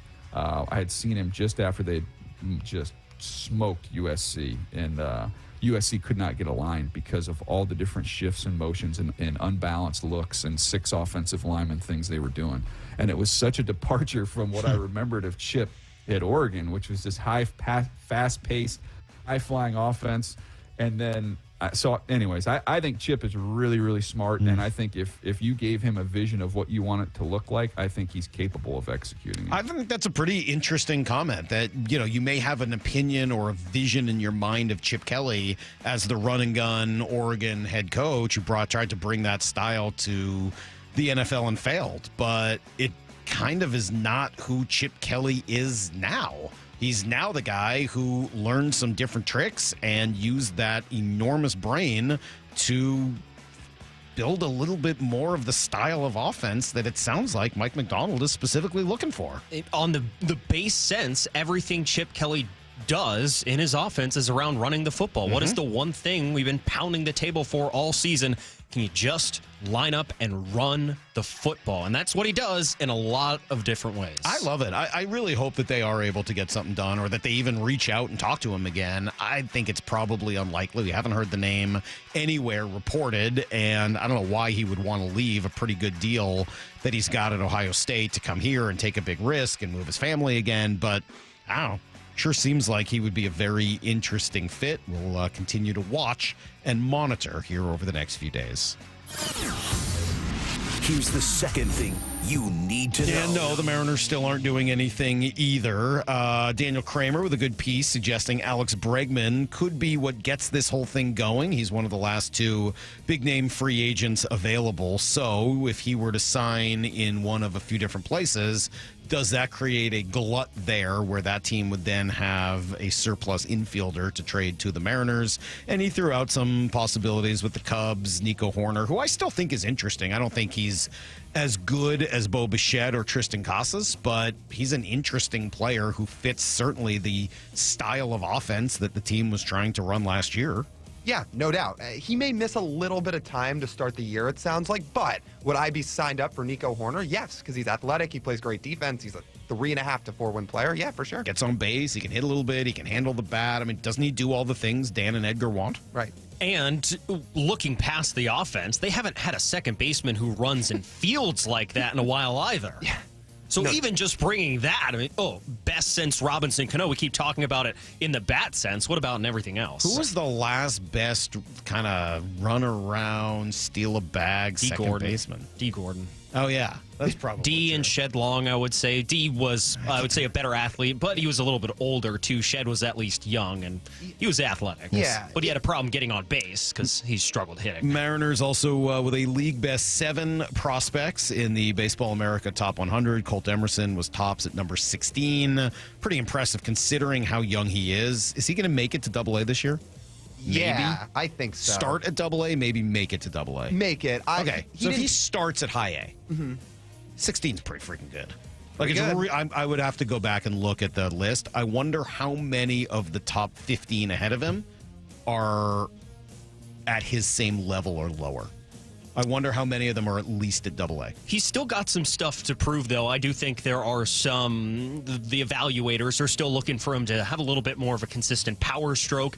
It's going to be tough playing in Everett's a decent power park, but Double-A is not. Right. So how are they going to evaluate that as it goes along? Also on that list, Cole Young, Johnny Farmello, Michael Arroyo, Felton Celestine, Harry Ford, and Laz Montez. So what I do like about that list is kind of how different a lot of those players are. You've got the, big physical types, Laz Montez, the big power hitter type. You've got a couple of real athletic middle infielder types. I do like some of the just versatility that brings you. Here's the third thing you need to know. I don't know why I'm giving this so much time today because it feels completely impossible, but I am at least entertained by it, and that is the idea that Pete Carroll could potentially be up for the defensive coordinator job in San Francisco. Doesn't that just feel like something someone said, hey, maybe we'll go try to get Pete, as opposed to an actual rumor that Pete Carroll, why would he be interested in that? None of that makes sense. To go back to what he did in like 1991? What? Why would Pete do that? He hasn't been a coordinator in 35 years. His skill set and strengths at this point in his career are all about, building culture and team as opposed to actually coordinating the details of a modern defense. And oh, by the way, he wrote a book and spent decades talking about how you've got to be in charge to run your own thing. Now he's going to work for Kyle Shanahan? I just don't see it. No, I don't either. If he was going to take any job that wasn't a head coaching job, I feel like he'd be in an advisory role where maybe you let him be around and get all fired up with the guys and establish a little bit of culture in his own right. But a coordinator job, I just don't see it either. All right, there you go. That is everything you need to know. Quarter past every hour here on the Brock and Salk Show. Salk, you think Casas and whoever is better than Horner? God, you're a boomer. Horner rolls out of bed and produces 3+ WAR. I don't think I said that. I said he's not quite as big a name as the others, but I think he's actually a really good, interesting fit. I've been talking about Horner all off season as a real possibility. But no, it's not Horner, and no, it's not Casas. There is another player out there that has probably monopolized some of my attention for a possible trade this offseason. We'll tell you how you could do it and then fix the Mariners in 3 quick moves next. I'm Brock and Salk. Seattle Sports, your home for Bump and Stacy. I'm not starting the show until we find out who it was. Who did it? Show yourself, you coward. You a buster. Weekdays 10 to 2. 393 of 394 baseball writers voted for Ichiro to be in the Hall of Fame. One person decided to make it about themselves and didn't vote for Ichiro. Hey, here's my beef with that bump. This person remains completely anonymous. Yeah, that's the worst part. On Seattle Sports and 97.3 FM HD2. All right, it's Mike Salk here, and we are more than 3 weeks into what may be your New Year's resolution to lose weight. How's it going? Have you lost 20 pounds? You could have. You could lose 20 pounds in 3 weeks. Trust me, I've done it with Eastside Weight Loss Clinic, and if you're not having that kind of success, or it feels like it's about to go on you, or you're just not able to get it done, why not get help? Just call Eastside Weight Loss Clinic. A 15-minute phone call is all it takes to get started. Just see if you're even interested in a program like this one. 15 minutes. You're going to spend that much time just sitting in traffic today. So instead, take that time and do something for yourself. As I said, I did it. I lost 10 pounds in a week. I did lose more than 20 pounds in 3 weeks. I lost 35 pounds. That was my goal in just 8 weeks. I didn't have to fight for space in a crowded gym. I didn't take pills or worse injections. I didn't eat any bland boxed fake meals or anything like that. Just delicious recipes, food that you buy at the grocery store, and then a group to offer support and accountability. It does work. Call Eastside Weight Loss Clinic. Do it now. Call 425-588-0080 or go to eastsideweightlossclinic.com. Hey Seahawks fans, Tyler Lockett for Brown Bear Car Wash. We've got the perfect play for a spotless car. With the Unlimited Wash Club, you can keep your car game ready all season long. It isn't clean unless it's Brown Bear clean. I've always said, the car sales in the 1980s and 1990s, earned the rep that we have today. The concerns that consumers have because of what has happened in our industry in the past, they're warranted. It's our job to show them that that's not how business is done anymore, right? It's very different business. It's much more transparent. There's much more information that's available to people. And we're much more customer focused than I think the car industry was, 20, 30 years ago. I'm more focused on providing good customer service and relationships because I think if you take care of people, money will always come.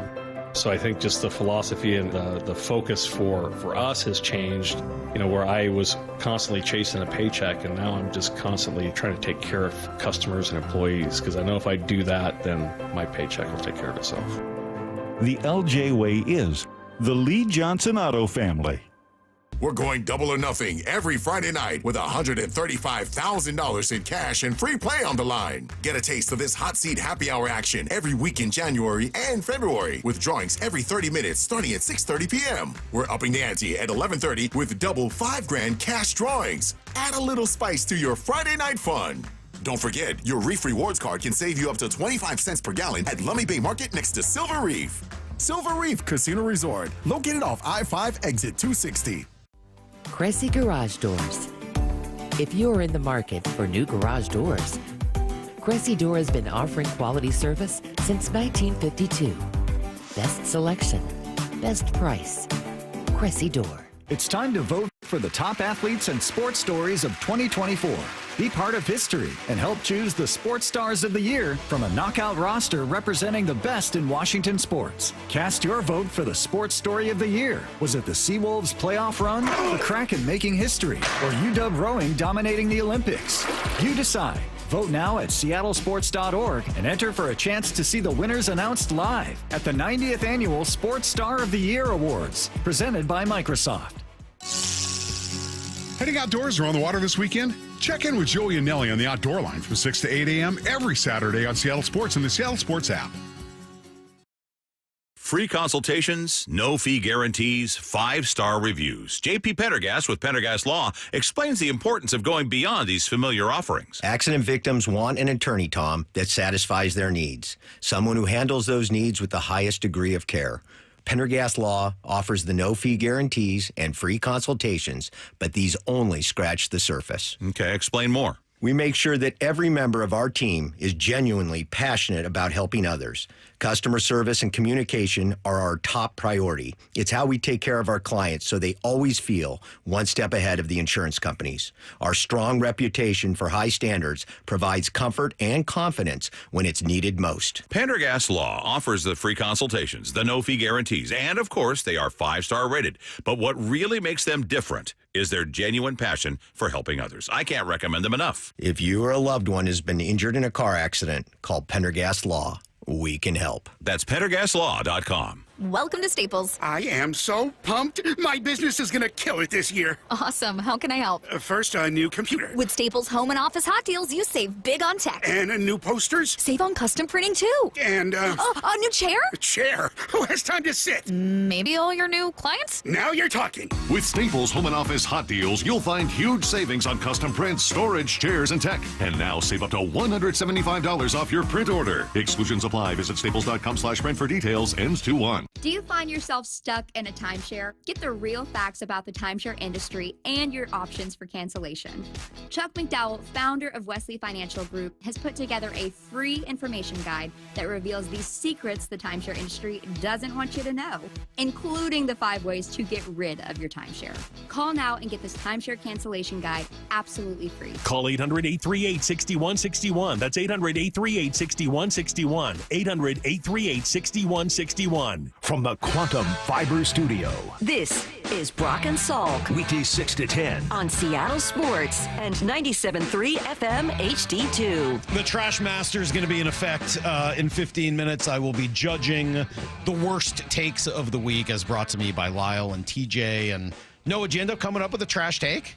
I've seen a couple. Okay, Noah's even got a trash take from in there. Noah's filling in on the board while Lyle is in here, and his buddy TJ has joined us as well. We'll have G. Scott in for a while tomorrow, and then, of course, open phone lines at this time. Lots certainly to talk about. And then sounds like Brian Walters is going to come in on Monday before Brock and Maura all return on Tuesday. So I did write this column. I hope you got a few minutes to read it or just comment on it without reading it. I don't care. It doesn't really matter at this point. Nobody needs to actually read it. You can just assume you know what I was going to say and then get mad at me about it. But you could, if you were so inclined and are able to read still, which I know is tough in 2025, you could go to seattlesports.com and spend a few minutes reading through my Mariner thoughts.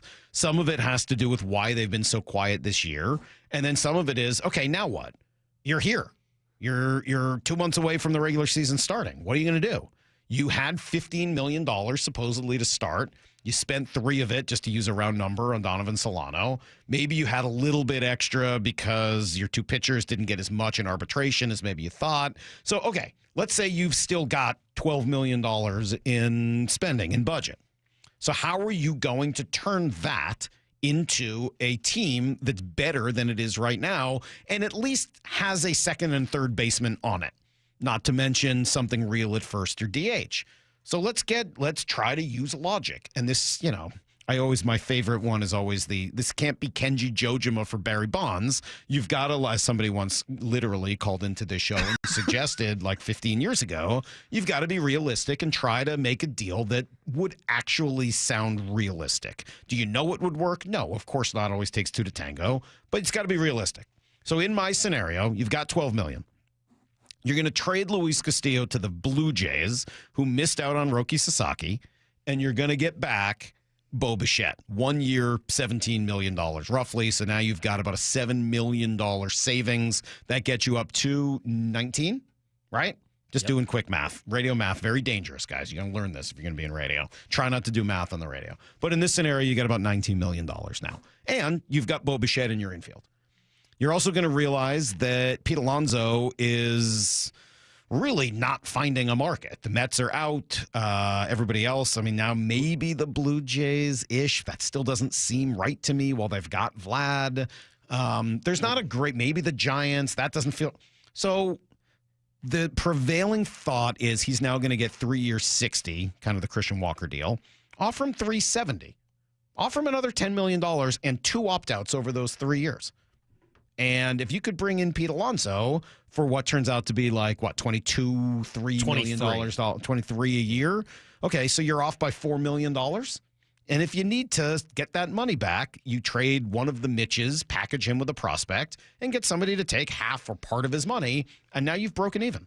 And tell me you're not better with Bo Bichette, Julio Rodriguez, Randy Arozarena, Pete Alonso, Cal Raleigh, Luke Raley, Victor Robles, J.P. Crawford, and a second baseman. You are banking on a Bo Bichette bounce back. Yes. We are in risk-taking season. We are that is where we have arrived at. The Mariners have done their I'm banking on Bo Bichette and Pete Alonso career norms being better than Luis Castillo to this roster. We're betting on baseball cards. Play like the back of your baseball card. You've used that argument a lot. Sure. Like, how hard is it? This is what you've done. It's been harder Why than can't you would do think. that? Why can't you do that? For Bo Bichette, and we talked about outliers earlier when it came to evaluating what's a real version of the Mariners offense. Well, Bo Bichette's outlier was last season. He was hurt. He really struggled a bunch.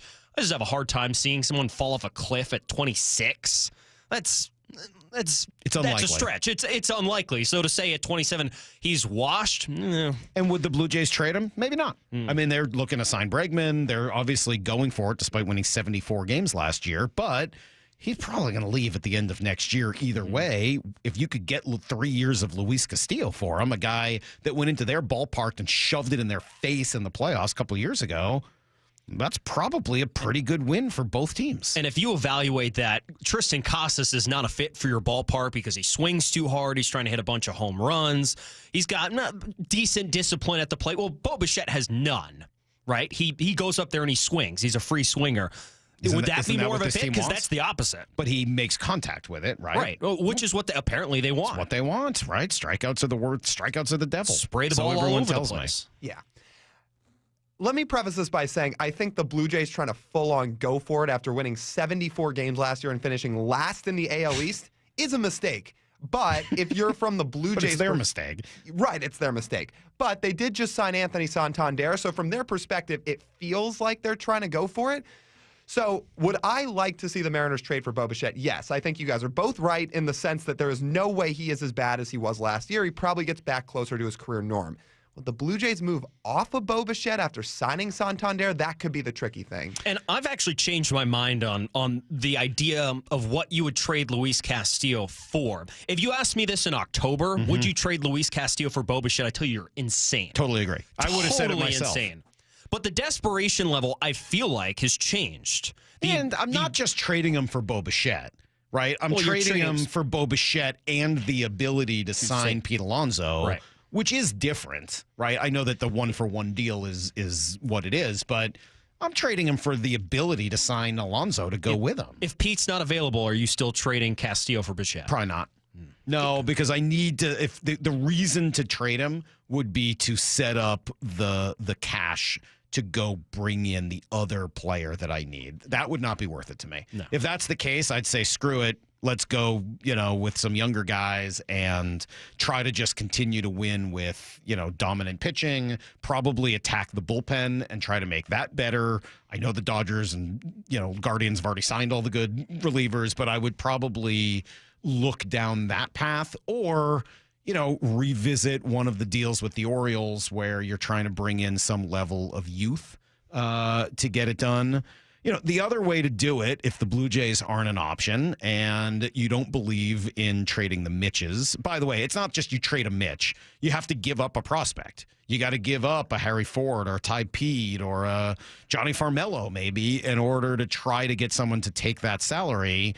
You guys talked to Joe Doyle, who does a great job with all the minor league stuff and draft stuff. Here's what Joe said about what it would take to get somebody to take all of Mitch's salary. The ability to find $15 million in value from a prospect to get rid of a Mitch Haniger and to find a suitor that's willing to take on $15 million at this stage in the winter, I think is tough. I think if you're looking at like a $15 million prospect, it's Colt Emerson, it's Cole Young. Look at it from this point of view. If you move Cole Young and he is a 2-win player or a 1.5-win player, you are essentially moving for the control years 9 WAR, the chance to potentially get 9 WAR, which equates to, I'm doing the math in my head, $70 million. Yeah, I get where he's coming from, and he's probably right about this. In my scenario, you don't need the full Haniger money back. You need part of it back, and I think that's a little bit easier to swallow. Or maybe it's Garver, who, by the way, it's not impossible Mitch Garver has a good year next year. I think Haniger at his age and what he's been now for the last few years, as much as we all love him, hard to fathom. If you move $7 million, you're not moving a top 100 prospect. That's maybe right. somewhere from 10 to 15 in your prospect range, or a little bit higher. What did it cost you? What did you get to move with Kelnick? Kind of around that, right? But Jared Kelnick was a big leaguer who had produced wins above replacement at the big league level. And that's the and right, Joe, so what if you're throwing a Dominic Canzone? Dominic Canzone's not much better or worse than Jared Kelnick was when you moved him. No, he's not. I think the league is still a little bit higher on Kelnick at that point than they are on Canzone, because Canzone at this point is bat only, and the bat at the big league level is not that. If I'm looking to save $5 million, you're telling me I can't put Harry Ford with Dominic Canzone could do it easily. And Mitch Haniger and get back a few $1 million just to make it even? I think you probably can, and I don't think that's going too far. But, okay, so if that's not the best way to do it, try this. Do all of the same things, but instead of trading with the Blue Jays, turn to the Cubs. And let's go back to Nico Horner, who our texter was so excited about. Well, Nico Horner has 2 years left on his deal, and he's not as expensive as Bo Bichette. He makes 11.5 this year, 12 next year. So let's just call it 12 for the sake of conversation. Well, now you're saving a lot of money if you could trade Luis Castillo for him. You're saving $12 million on that deal. Now I have $24 million in available revenue or available budget to go spend on Pete Alonso, which covers the deal that we just suggested. Now you don't have to trade a Mitch. You can cut a Mitch and backup catcher a Mitch, and you still got a very similar lineup. I'm still probably going to lead off with Nico Horner. He's going to play third, I would think, in this scenario.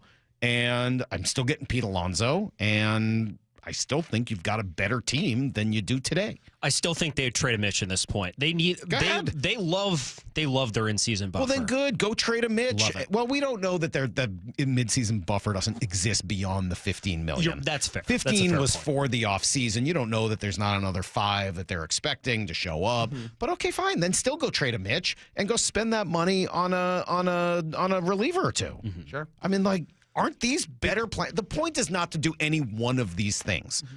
The point is Jerry DiPoto and Justin Hollander in the baseball operations department have 2 months left to get it right. They don't get to control the budget. The budget is what it is. I'm trying to demonstrate ways to make this team significantly better than it is now without spending an additional dime. That's the point. Right. Quit throwing up our hands and going, well, there's no money, nothing we can do. Yeah, the money thing stinks. It's definitely easier when you have more money. It would be great if I had more money in my own life. I wish somebody offered me a $50,000 raise and I could go find a way to spend it on things I enjoy doing. But no one's going to do that. I have the amount of money I have in my budget, so I have to find ways to be creative in order to make my life work.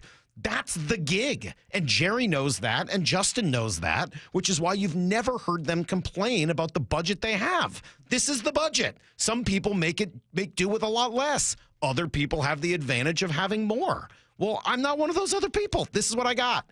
So here's a strategy to make your team work without spending another dime. And you could probably come up with 10 others. These are just the 2 that occur to dumb old me who doesn't have the same knowledge of what's going on around the game as they do. Yeah.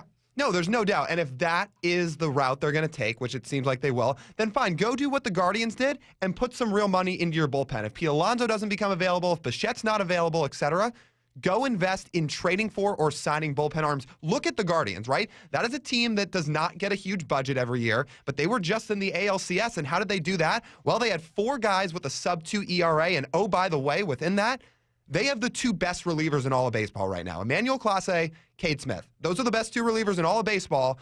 And that is a bullpen that the Guardians have significantly invested in. And now went and added a 5th guy in Paul Sewald. How much less than the Mariners did the Guardians spend last year? I know the answer to this question. Off the top of your head? Yeah. Oh, I looked at it. What do you think we do all day? Other than it's $42.5 million just looking at Spar. It's not just that they're the same. It's significantly less money. $2.5 million less. And they just spent 10% of their total payroll on Paul Sewald. Send Naylor away and don't sit here and tell me you can't do it for what the Mariners are have. You can. Or if you look at it, it's harder. Yeah. But of course it can be done. Cleveland was a better team last year. Baltimore spent $4 million more than Cleveland did. They were a better team. Milwaukee spent $5 million more than that. They were a better team. Kansas City spent $8 million more than that. They were a better team than the Mariners. Minnesota spent less. They were a better team. Then you've got the White Sox, and then Colorado. We don't have to worry about those. And then finally you get to Seattle. Guys, it is possible. It would be better if you spent an additional $50 million and brought in some real free agents from the outside, signed Alex Bregman, and just stopped the rest of this conversation. But this throwing up your hands and saying, well, there's nothing that can possibly be done. They don't have enough money. It's cockamamie. It is defeatist. And it honestly, it's just not true. The proposition you laid out was to fix the Mariners' weaknesses. The other frustrating thing about all this is we haven't even seen, as Lyle mentioned, the Guardians know what they're good at, and they double down on their strength. True. We haven't even seen the Mariners do that this offseason. Their idea of it is signing Shintaro Fujinami to a minor league deal, who, look, has big stuff, and maybe he's one of these second rider bucket guys that works out. I would have been happy with that, too. Not to go too deeply into Fujinara, but you know what? I would have been perfectly happy if they did that this offseason. Sure. If they had spent all of their money on relief pitching this offseason. Which they need so bad. They need it desperately. I mean, you can make a pretty good case that the biggest problem last year's team had was actually the bullpen. That when things really went awry for them with the Angels and stuff around the middle of the season and then again late, it's our bullpen. You had one really good arm last year in Andres Munoz, who I truthfully think was a little overworked by the end. And I'll be interested to see what he looks like in 2025. And we'll see what Brash looks like. And we'll see if Santos can actually pitch and if Kowar can return. A lot of question marks there. But that's the idea of the Mariners have been so good at developing bullpen arms that let's say this works out, right? Let's say Brash gets back to normal. Santos pitches like the Santos in Chicago. Munoz stays good. Troy Taylor keeps developing and is good. Fine, then add to that. Add more significant bullpen pieces that when you run out your A bullpen on certain nights, you've still got a plethora of dudes back there on different nights to throw in there, and then you've got a bullpen that's just lethal. Yeah, to TJ's point, lean into your strength. 206 says, is Wayne Brady going to have to cut a Mitch? I don't know. Maybe. Hopefully not. Hopefully you can trade a Mitch before you have to cut one. Anyway, that's just an idea. Again, you can read it, sort of the whole thing, and go through it, and then attack me for whatever it is you think I'm saying at SeattleSports.com. But the point is, yes, the money is frustrating. But no, it shouldn't be the end of the conversation where you throw up your hands and say, oh, well, I guess that we're not really a competitive baseball team because we're only spending $140 million. Lots of teams spend less than that, and they're more competitive and better designed than this Mariner team has been. It's up to the baseball operations group and everyone else who works there to make sure that you're as competitive as you can be for the budget that you've got. Get it together. Don't look like trash. Trash Takes. It's a bunch of trash. Oh, gosh. I thought it was trash. On Brock and Salk. That's a terrible take. All right, well, but maybe you think that's the trashiest take of the day. Maybe you think, shut up, Salk, and spend $50 more million. That might be the trash take of the week, and I'll own it if it is. But as a person who gives trash take after trash take here on this radio station, it is up to me to become the trash master. And so usually Brock and Maura and Lyle put together their trash take of the week, and I get to choose. No Brock, no Maura today. So TJ's got one, as does Noah, which is going to be great. Lyle, as the regular here, though, you're going to get to start. Give me your trash take of the week. All right. I mean, the obvious one, this isn't the one I'm going to use, but the obvious one would be the one voter that did not vote for Ichiro Suzuki, which your ballot should be revoked and your voting rights. But we don't know revoked. Who that is, so we can't get after that person. No. The other one that we do know who made this take, this was a little over a week ago because this was during Notre Dame's semifinal game in the college football playoff, but Colin Cowherd took it upon himself while that game is going on to tweet out, and I quote, "You see Riley Leonard. I see Josh Allen." No, you don't. If you see that, you're seeing ghosts like Sam Darnold did. No, you don't see Josh Allen and Riley Leonard. Riley Leonard can't throw the ball 80 yards downfield, let alone barely 40. I don't know what you're watching, Colin, but no, you do not see Josh Allen and Riley Leonard. All right. That's an interesting one. That's a good start to trash takes because that was pretty bad. And I love Colin, but that was not a very good day. That's pretty bad. That's not one of his best. All right, TJ, let's turn it over to you. Your trash take of the week was? Well, this take didn't happen within the last week, but it came into full circle this last week. So Lyle and I were down at winter meetings, and we got to sit in on the scrum of Joe Wolf, Roki Sasaki's agent, tell the media what Roki was looking for. And we have the cut here on exactly what Joe Wolf said about the idea of what Roki Sasaki would consider when picking a team. Hold on, I think I have this cut here. Right. It's in the Brock and Salk file. I got it here. Which one? I got two Joe Wolf cuts. Here we go. Here's Joe Wolf. Given what he's been through. Is the other one better? Yeah, the other one's better. Let me play the other one. Here you go. Given what he's been through and not having an enjoyable experience with the media, beneficial for him to be in a smaller market. But I really don't know how he looks at it yet because I haven't had a chance to really sit down and discuss it with him in great detail. So he bails himself out there at the end by saying, I don't know, but he suggested it at the start, so we're going to roll with that. Roki Sasaki signs with the Dodgers in the last week, and it seems like he's really enjoying the big market spotlight. He was courtside at a Laker game 2 weeks ago. Does someone who doesn't like the spotlight and is more reserved into a smaller market, like, yep, I'm going to go hang out with LeBron? I was about to say, TJ, he wasn't just courtside at a Laker game. He was talking it up and chopping it up with LeBron before the game. They were chatting it up, and LeBron welcomed him to L.A. He's sitting courtside. He looks like he's thrilled to be there. Yeah, Roki, I'm not getting the sense you were interested in playing in Seattle or Cleveland or a small market, San Diego. Doesn't feel that way. Okay, that's definitely a trash take from Joe Wolf. Noah on the board today. Noah, what do you got for a trash take this week? So MLB Network came out with their top 10 shortstops list yesterday. Okay. I will go from reverse order, starting at 10. We go Trey Turner, Willy Adames, Ellie De La Cruz, Carlos Correa, Dansby Swanson, Mookie Betts, Bobby Witt Jr., Francisco Lindor, Corey Seager, Gunnar Henderson. Bobby Witt was He was where? He was 4. Bobby Witt was 4. Does Mookie Betts play shortstop? Kind of. When? When they played some last year. Like occasionally when they Well, that's bad. I mean, Gunnar number 1. Gunnar number 1. Dansby Swanson 6 honestly is the most egregious to me. I mean, but I think Bobby Witt one's pretty tough. Bobby Witt should be number 1. What is Bobby worse at than the players in front of him? Nothing. Right. Listen, I can listen to an argument on Gunnar being at 1, but the fact Bobby's 4? No, he's not 4. Bobby Witt had a 171 OPS plus last year, and he's not the number 1 shortstop. What was Gunnar's? I think 159. I mean, that's pretty good. It's still good, but 171. And Bobby's a better defender, too. The only reason Bobby Witt did not win the MVP this year is because Aaron Judge had another unprecedented season. Wow. Exactly. Some legitimate baseball dorkdom here. All right. So those are your 3 trash takes of the week. By the way, you guys are much better at this than Maura and Brock. I mean, those 3 were excellent. All 3 are bad. Lyle? I'm trying to look through here. TJ, I can't go with Joel Wolf. It's a bad take. You're right. The worst part of his take was I haven't talked to him about it yet, which is clearly the most absurd thing I've ever heard. Maybe he was like, he might prefer a small market, but ultimately LA was sort of the place to be and it won out. But the idea that he hadn't even bothered to discuss with his client where he might want to go is so egregiously stupid. And the fact that you didn't make fun of that, I'm sorry, I'm going to take points off like Tony Reale might. So unfortunately, that one's not the winner. Good trash take. Not trashy enough. I'm sorry. Thanks for playing. They tried real hard to avoid the tampering allegations. I got to tell you, with that press conference. And you think you'd talk to him before doing a 40-minute presser with 150 baseball reporters at the meetings. Lyle, I thought you were going to win this.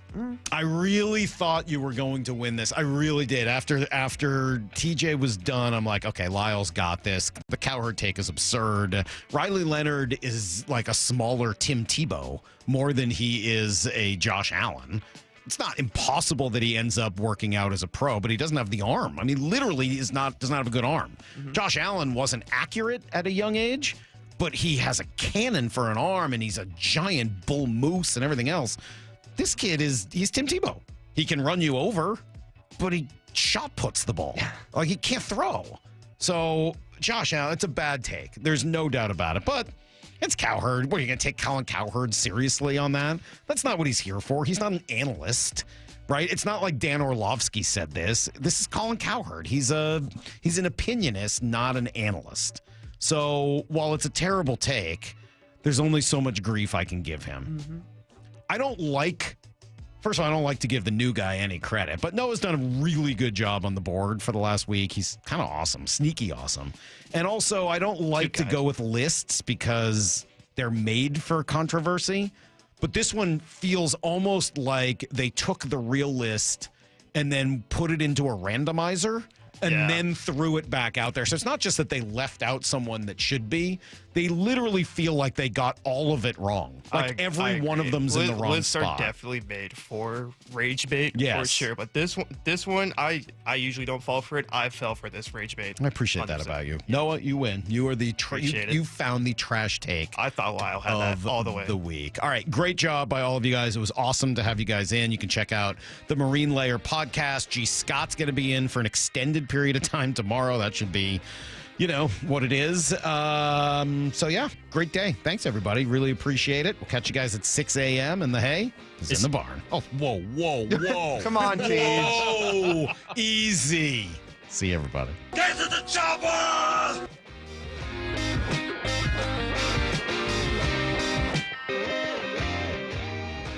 Seattle Sports, your home for Bump and Stacy. Talking Ichiro Suzuki with the voice of the Mariners, Rick Riz. He had the most unbelievable ability to put the bat on the ball. If he put the ball in play, which he did a million times, Ichiro had a chance to be safe. Now, if he wanted to, as you know, he could hit the ball out of the ballpark. He could win the home run derby. But his game was to hit the ball the other way, put the ball on the ground, get to first base, steal second, and score runs. And he did that as well as anybody in the history of the game of baseball. Streaming live on the Seattle Sports app.